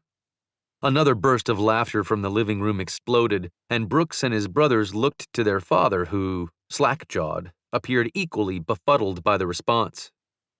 Did you hear the one about the baker, the banker, and the bedmaker? Dorothy slapped a card on the table. I'll take one. Depends on what he's making in bed. Eileen dealt the one card and smiled up at her brother-in-law. Do you know what the secret ingredients are in She squeaked a hiccup. Toni's recipe? Sean looked back over his shoulder at the bottles lined up by the sink. I have an idea. From the hallway bathroom, Toni came scurrying into the room. I'm really sorry about all this. I tried to explain that they shouldn't eat quite so many of the samples. Have you been eating the... Brooks looked at the scattered plates with only a handful of cake balls remaining. Samples? Of course not. Toni rolled her eyes at him. Full house, I win. Sally Mae laid all her cards face up on the table. Oh, for Lord's sake, not yet, Sally Mae. Meg still gets a Eileen hiccuped again. card. Nibbling on her lower lip to hide a smile, Meg set her cards face down. That's all right. I'm out. I'm thinking this is taking happy hour a bit far, Finn mumbled to no one in particular. Sean spun on his heel. I'll put on a pot of coffee. No need. Toni turned to the men. I've already done that. It should be ready any minute. I tried to clean up the kitchen, but they're rather insistent I stay and play. My deal.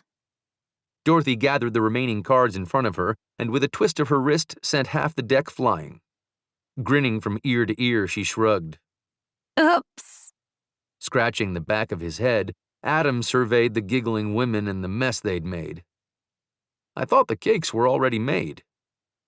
Dorothy flung cards at the women around the table. They were, but I wanted Toni to show me how they're done. After the first batch were all gone. Toni explained, sorting her own cards. We really do need to get some of the lovely flavors she uses. Eileen gathered one card at a time steadily in her hand. Only the periodic hiccups gave away her inebriated state. I really like the mimosa balls. Mimosa balls? Sean repeated. That would be white Chardonnay cake topped with Grand Marnier icing. Toni smiled sweetly and shrugged apologetically. Usually the alcohol bakes out of the batter, but this time I experimented with a little extra soak after baking. I think that might be a bit much. You think? One of the brothers mumbled from behind. Sally Mae's dog lay with paws forward, ears on point, growling at the front door. What's up with him? Adam inched forward carefully. Oh, ignore him. Sally Mae waved a card at Adam. He's been doing that for a couple of hours off and on since he came back from the pens. Probably a snake in the garden or a fox in the henhouse. I keep telling you. Eileen tossed 2 chips into the kitty. We don't have a henhouse. Whatever. Sally Mae waved the card again and teetered dangerously on the edge of her seat. I'd better get that coffee poured. Sean marched into the kitchen. I'd say you better get a shower. Eileen tossed 2 more chips into the pot. I think you already anteed up. Toni said softly. That's all right, sweetie. Eileen grinned. It's only play money, and y'all back there stink like a cow pen. Either clean up or go home and smell up your own houses. That reminds me. Dorothy pitched her chips center table and began singing. There was a man named Fred who always stayed in bed, and by they wondered why they found out he was dead. Oh, that's a good one. Sally Mae had tears coming down her cheeks from laughing. DJ leaned into his brother. What's that got to do with us smelling like cattle? Beats me, Finn shrugged, but I have a feeling this long day is about to get longer. I'll hit the showers and then take over coffee duty when I get back. I was going to head home and shower, but I'll wash up here in case y'all need me, DJ added. What? Finn studied him. You don't think 4 grown men are enough to handle a few tipsy women? DJ looked from one brother to the other, over to the women still cackling and squealing at the table, and back to the baby of the family. No. Dust and dirt and miles of nothing. Why would anyone in their right mind want to spend a single day here, never mind live in West Texas? Binoculars trained on the large ranch house windows, William followed his wife's every move. It had taken 2 days of travel to return to Boston from the other godforsaken armpit of the world. Antoinette had actually thought he was still there when he'd called her. In their apartment, divorce papers in hand, it hadn't taken long to trace her location. His people were very good at finding whatever or whoever he needed or wanted. Sleep had been irrelevant. He'd arrived in Dallas, and rather than endure another flight, even a short one, he'd driven to this cartoon town in the middle of nowhere and found his wife. Working. In a doctor's office. And from what he could see, playing doctor, too. Who did she think she was fooling? Shopping for boots and hats and playing footsies with the country doctor? Betraying her husband in front of God and customers and him? It was time to put an end to this. Antoinette belonged to him and no one else. It had taken years to mold her into the wife he needed. She was his, and he was damn well going to take her home. And just like Nancy, he'd teach his wife a lesson she'd never forget. Never again would another woman betray him. Moving closer to the house, he'd kept an eye on her and the crazy women she was with. Enough was enough. He wanted to go home and sleep in his own bed. He'd learned more than enough. Almost to the front porch, he'd heard the male voices and retreated behind a tree. He wasn't worried about facing down a room full of women, but he wasn't in the mood to go toe-to-toe with her new boy toy. Damn it, he was ready to go home. If he was going to have to wait this out longer, he would do it from the comfort of his rental car. Doubling around, he heard the low rumble seconds before he spotted the furry gray animal crouching in the distance, snarling. Halfway between him and his car, the animal crept closer. Too far to see if it was a dog or a wolf, but close enough to know the teeth were sharp. William's choices were limited. Climb the tree, which even as a child he'd never found terribly appealing. Make a dash for the car and risk being ripped to shreds. Hightail it the rest of the way to the house. And not surprisingly, facing down 4 grown cowboys didn't seem as distasteful as it had a few moments ago. After all, Antoinette was his wife. He had every right to take her home, whether she liked it or not. Rab, what has you all in a tizzy? Sally Mae pushed away from the card table. Staring and growling at the door earlier, now the normally friendly dog was on his feet, snarling and barking and jumping at the doorknob. For land's sake, it's just a little old snake, Sally Mae continued. With a huff, Eileen pushed to her feet. Probably that blasted mountain lion again. Only thing that can get a dog into such a tizzy is a fox or a cat. Mountain lion? Toni and Meg echoed. Toni should have realized if they were going to be out in the middle of God's country, that would include all of God's creatures, too. even the ones with large fangs and nasty eating habits. "I'll take care of it." Eileen turned a key on a large wooden cabinet and retrieved some sort of rifle. Meg and Toni glanced at each other, no doubt thinking the same thing. This is cattle country. Having guns was no big deal. Scaring off big cats was probably no big deal either, but still. "Better let me back you up on this." Sally Mae followed her friend's steps, pulled out another gun, and shifting something that made a clicking sound, grabbed Rab by the collar. "Ruth Ann, you hang on to Rab, please. I don't want him tangling with any big cats." Immediately, Ruth Ann ran and grabbed the dog. "Hurry back," Dorothy called out. "Cards are getting cold." "Shouldn't we get Mr. Farraday? Or maybe just lock the doors?" Toni didn't understand why she was the only one worried about two half-drunk women with loaded guns. "Nah," Dorothy answered. "The boys are getting cleaned up. Besides, Eileen's a better shot than Sean." Dorothy leaned across the table and snatched the last mimosa cake ball from the dish. With the dog securely held back, side by side, Eileen and Sally Mae stormed onto the porch like a couple of gunslingers at the OK Corral, and Toni took off running for the guest room where Brooks had gone to shower. She hadn't realized how loud a rifle shot would be. The first one made her ears ring. The second one, immediately on its heels, had footsteps clamoring on the second floor. Third and fourth shots rang out, and the men thundered down the stairs. Hair dripping wet and wrapped in a towel, Brooks came running up the hall. Dorothy set down her cards, and fingers between her lips, let a loud wolf whistle rip. Brooks came to a screeching stop, and Toni nearly swallowed her tongue. Good Lord, did that man know how to wear a towel. "Take that, you trespassing critter!"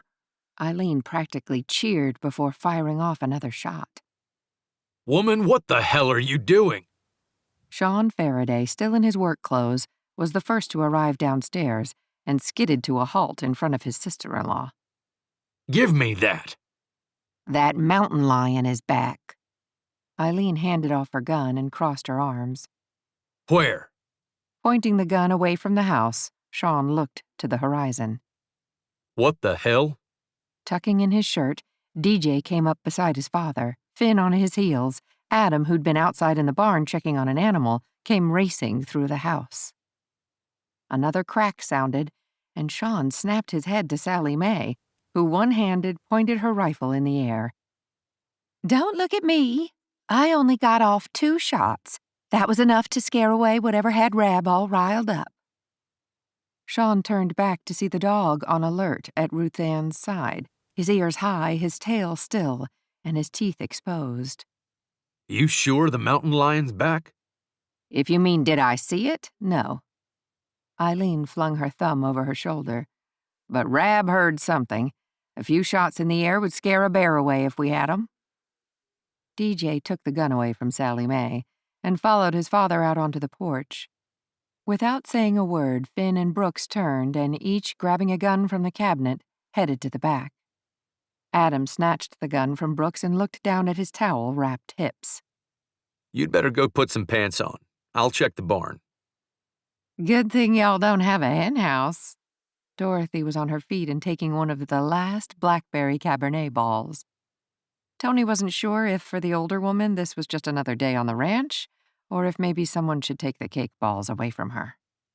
Ah, geez, Eileen. Sean lowered the gun, his eyes staring to his left. Damn good thing you were shooting in the air. And you know what goes up comes down. Lucky it's not raining bullets on us. He pointed at a big tree not far from the house. It's just a dog. A dog? Finn muttered. All heads turned to see Rab, still secure at Ruth Ann's side. Adam worked his way back into the house and returned his weapon safely in the cabinet.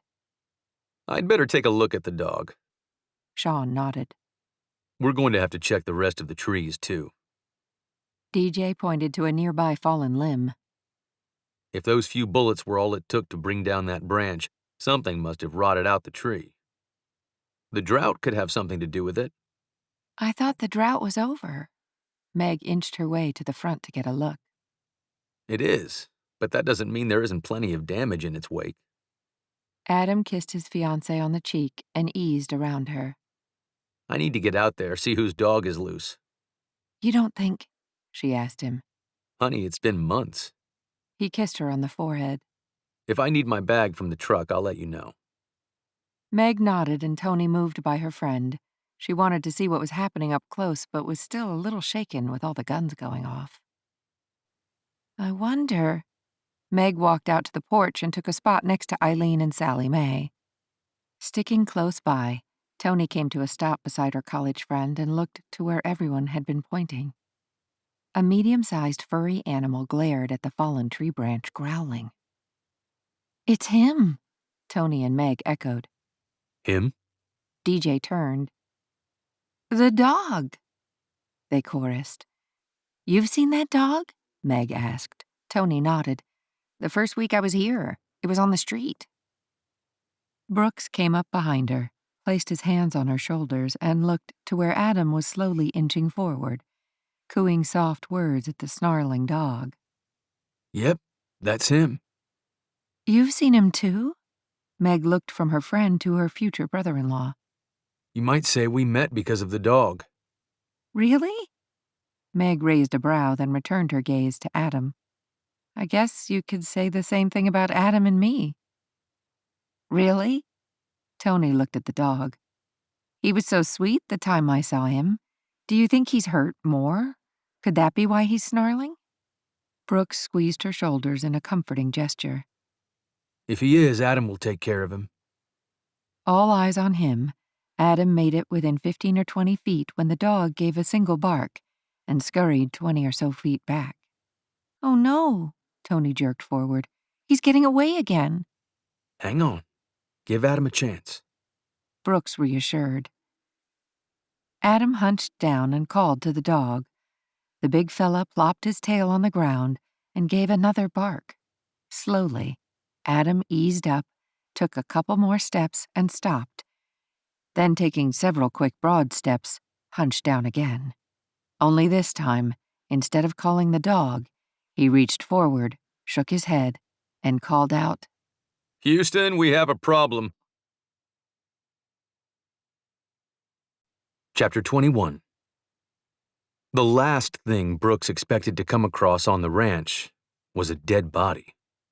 Brushing his hands, he pushed to his feet. Broken neck. Nothing anyone could do. Who the hell is he? Still on his haunches, Adam looked to his brother. And what the hell was he doing hiding behind this tree? With Brooks out of the way, DJ finally got a chance to get a good look at the face. Oh, shit. Oh, shit, what? Adam turned to his brother. Having a dead body in our yard isn't bad enough? This is Toni's husband. What? Brooks took another look at the guy. He's supposed to be in the Middle East. You sure? DJ nodded. Yeah. Brooklyn sent me a report of everything he had on the guy, including an 8x10 photo. It's him. Getting up from the ground, DJ looked up at the overhanging branches. So you're saying death by tree limb. Officially, the cause of death is broken neck. This isn't a typical accident. There might have to be an autopsy to confirm. Wait a minute. Adam stood huddled with his two brothers, looking at the jagged tree limb. Is this going to be a problem for Aunt Eileen? I mean, her gun... DJ shook his head. It's not like she was shooting at him. This is ranch country. We use our guns. Under normal conditions, a few rounds in the air to scare off an animal wouldn't have done this kind of damage. Call it a perfect storm of sorts. Limb condition, a few bullets, and this asshole needed to stand in just the right spot.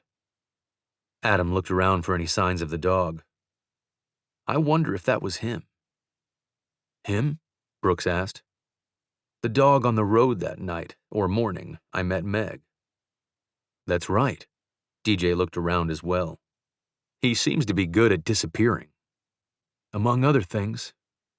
Brooks looked down at the dead guy, and his skin went cold, thinking about the possibilities. Suddenly, Toni's soon-to-be ex-husband seemed even more crazy and dangerous than Brooks had thought. Chasing her down halfway across the country?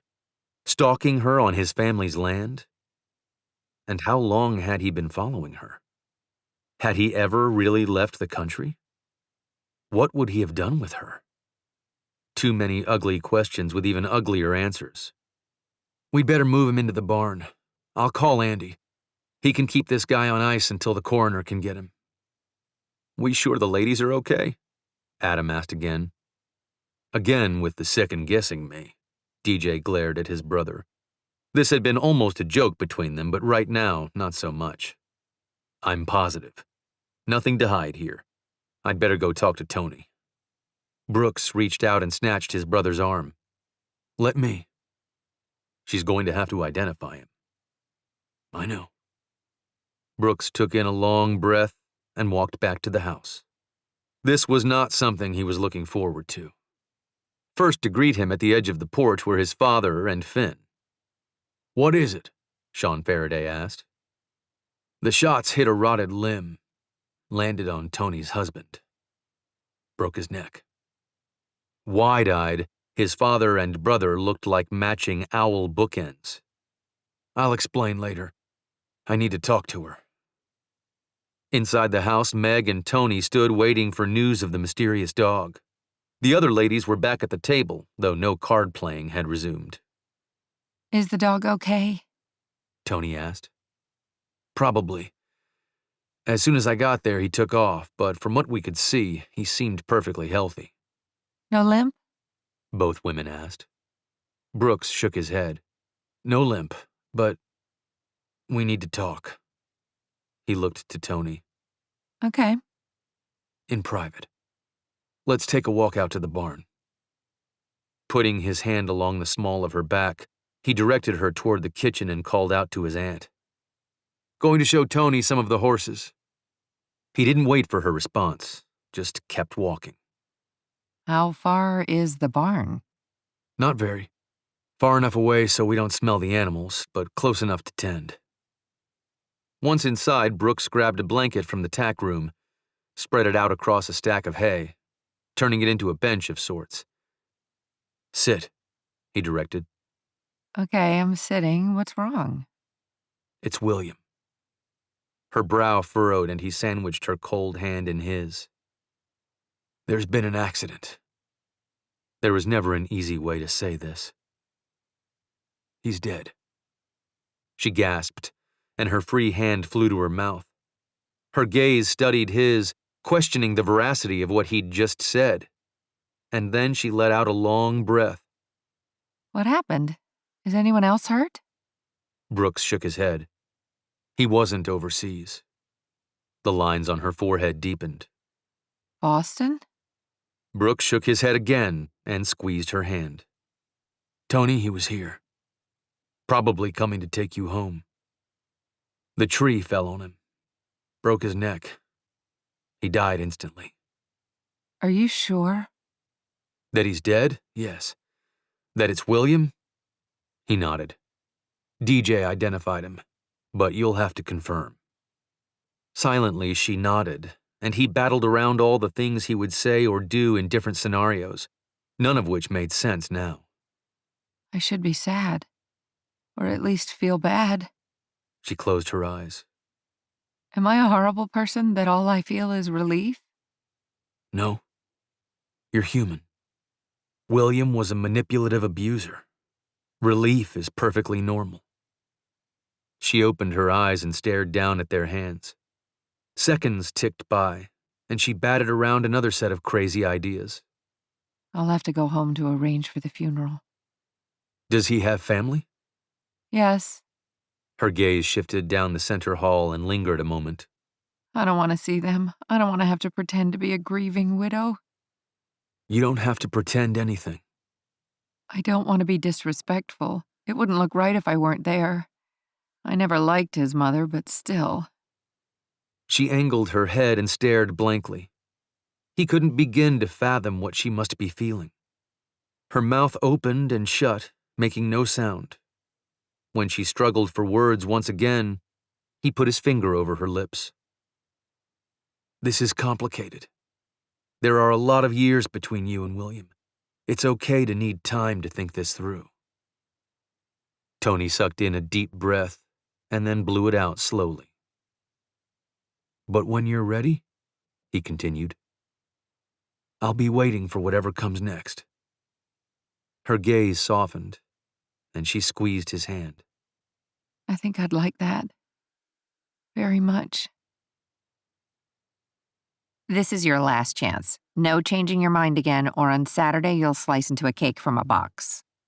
The last few days had been a whirlwind of ups and downs for Toni. Happy and at peace for the first time in years, her stay in Texas had been heaven, except for the problem with Charlotte Thomas, and even that didn't seem so bad knowing DJ had gotten involved and was now watching Jake carefully. And then Saturday came along. No more changes. We're going with the white cake, the chocolate, and the banana. But are you absolutely sure you want to do this, Toni? This is a small town. Moving the date back wouldn't be impossible. Meg stood still, watching her friend closely. Nonsense. She and Meg had been carrying on this conversation for days. Your parents and friends from out of town have made their arrangements. Everyone around here has busted their butts to get this house ready for company. The tent people are scheduled to set up all the venues at the ranch. And I think if you make Eileen wait another week, the woman may die from anticipation. You may have a point about Eileen. Adam says she's been driving all the ranch hands crazy for weeks. You see? Toni blew out a sigh. I'm fine. William's mother and sister didn't question the coroner's conclusion of accidental death. Wrong place, wrong time. It happens. No one mentioned my cake balls or Aunt Eileen's gun. His family insisted on handling the arrangements, and because of the autopsy and transferring the body from out of state, the funeral won't be until next week. So you see, there's nothing for me to do back in Boston, and there's no reason to postpone your wedding ceremony. Toni turned back to her baking. Besides, you didn't even like William. That may be true, but it seems somehow disrespectful to have a big wedding celebration on the heels of Saturday's accident. Looking out the kitchen window, Meg sucked in a deep breath. But what I really care about is you. Putting aside the cake mixture, Toni spun around to face her friend. I'm not going to lie.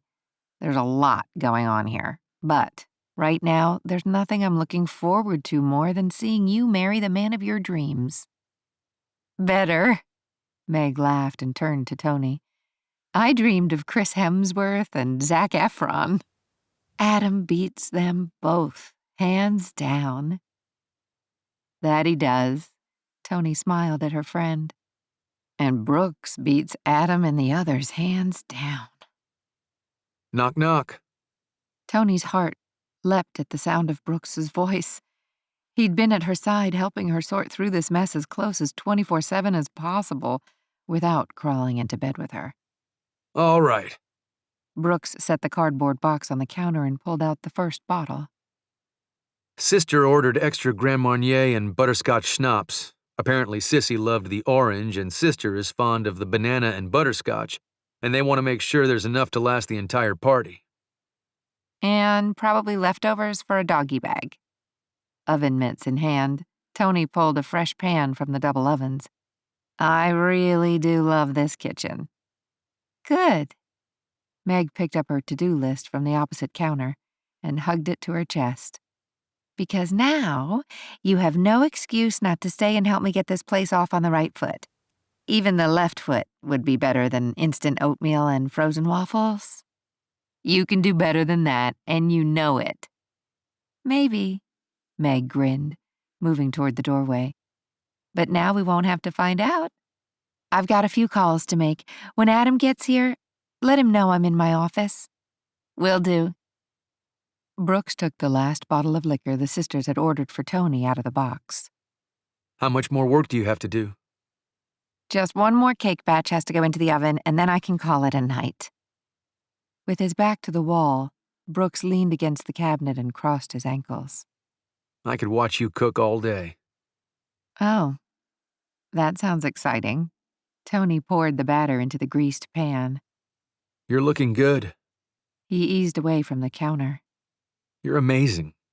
It's just cake balls. That's not what I meant. Crossing the expanse in a few steps, he pulled the oven door open for her. You've been through so much, and yet here you are, chugging along like any other day.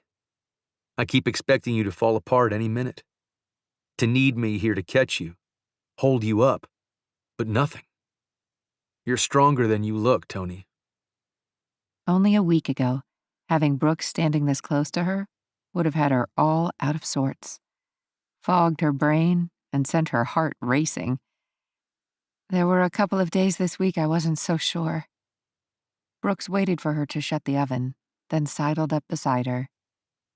You're not still blaming yourself. Her head bobbed, moving from one side to the other, not quite a nod, not quite a shake, not even somewhere in the middle.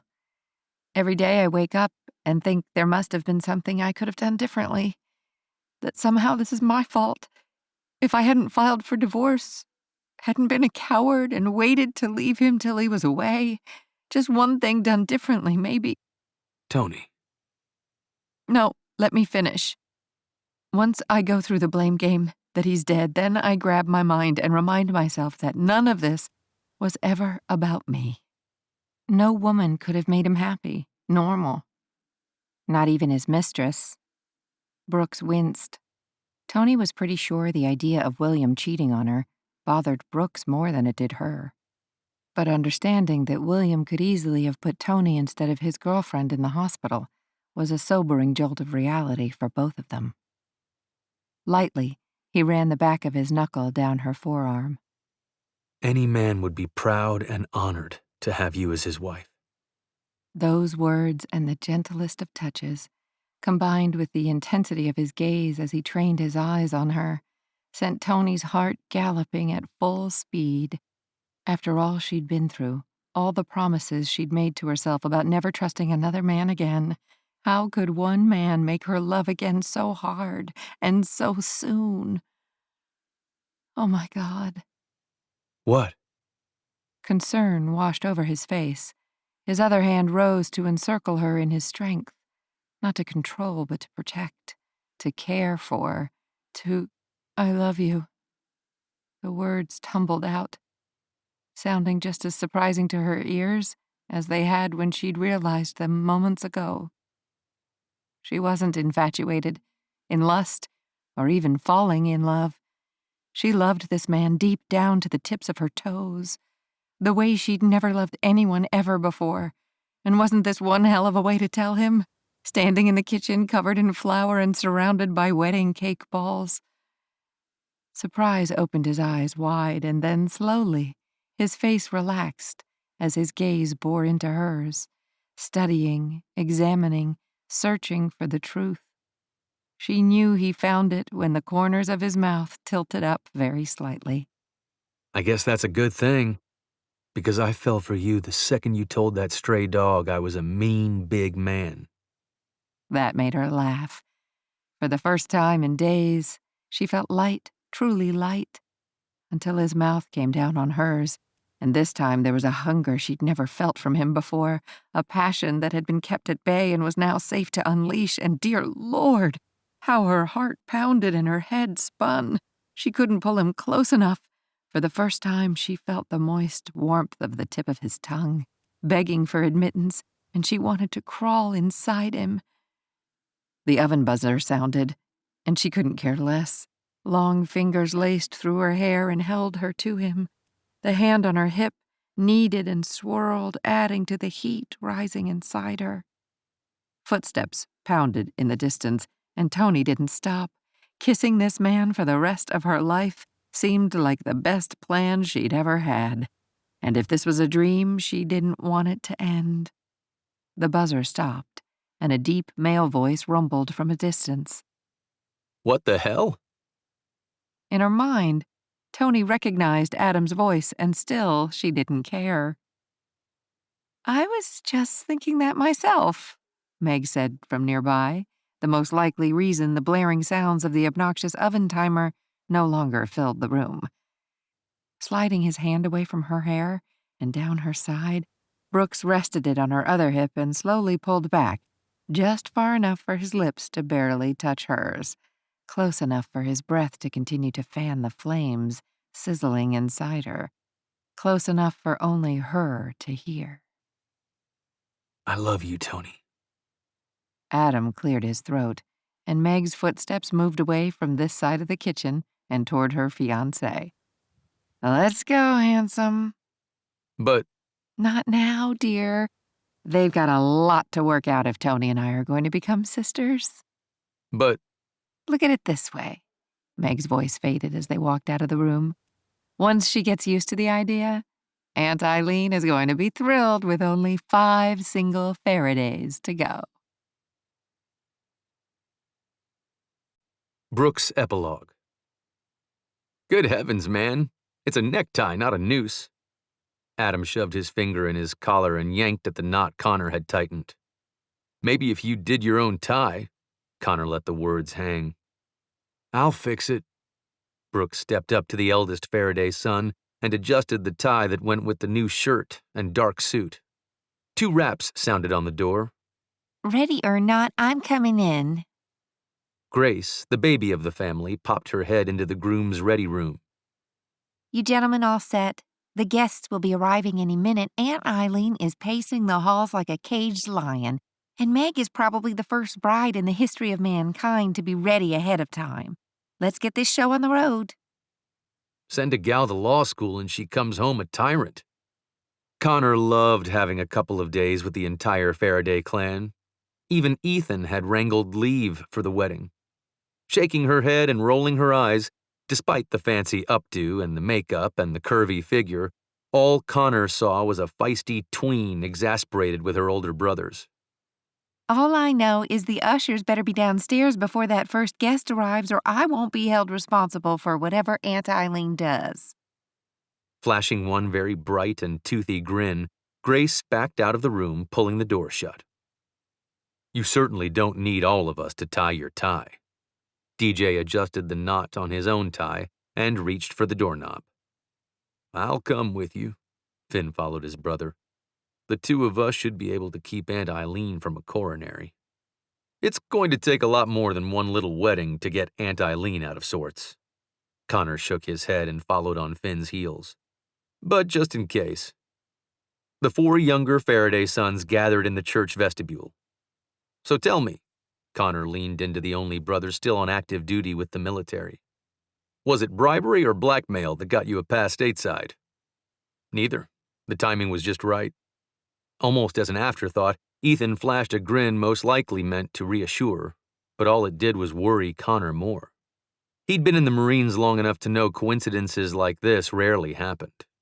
Something was up with Ethan, and the hairs on the back of Connor's neck told him whatever it was, the Faradays might never find out.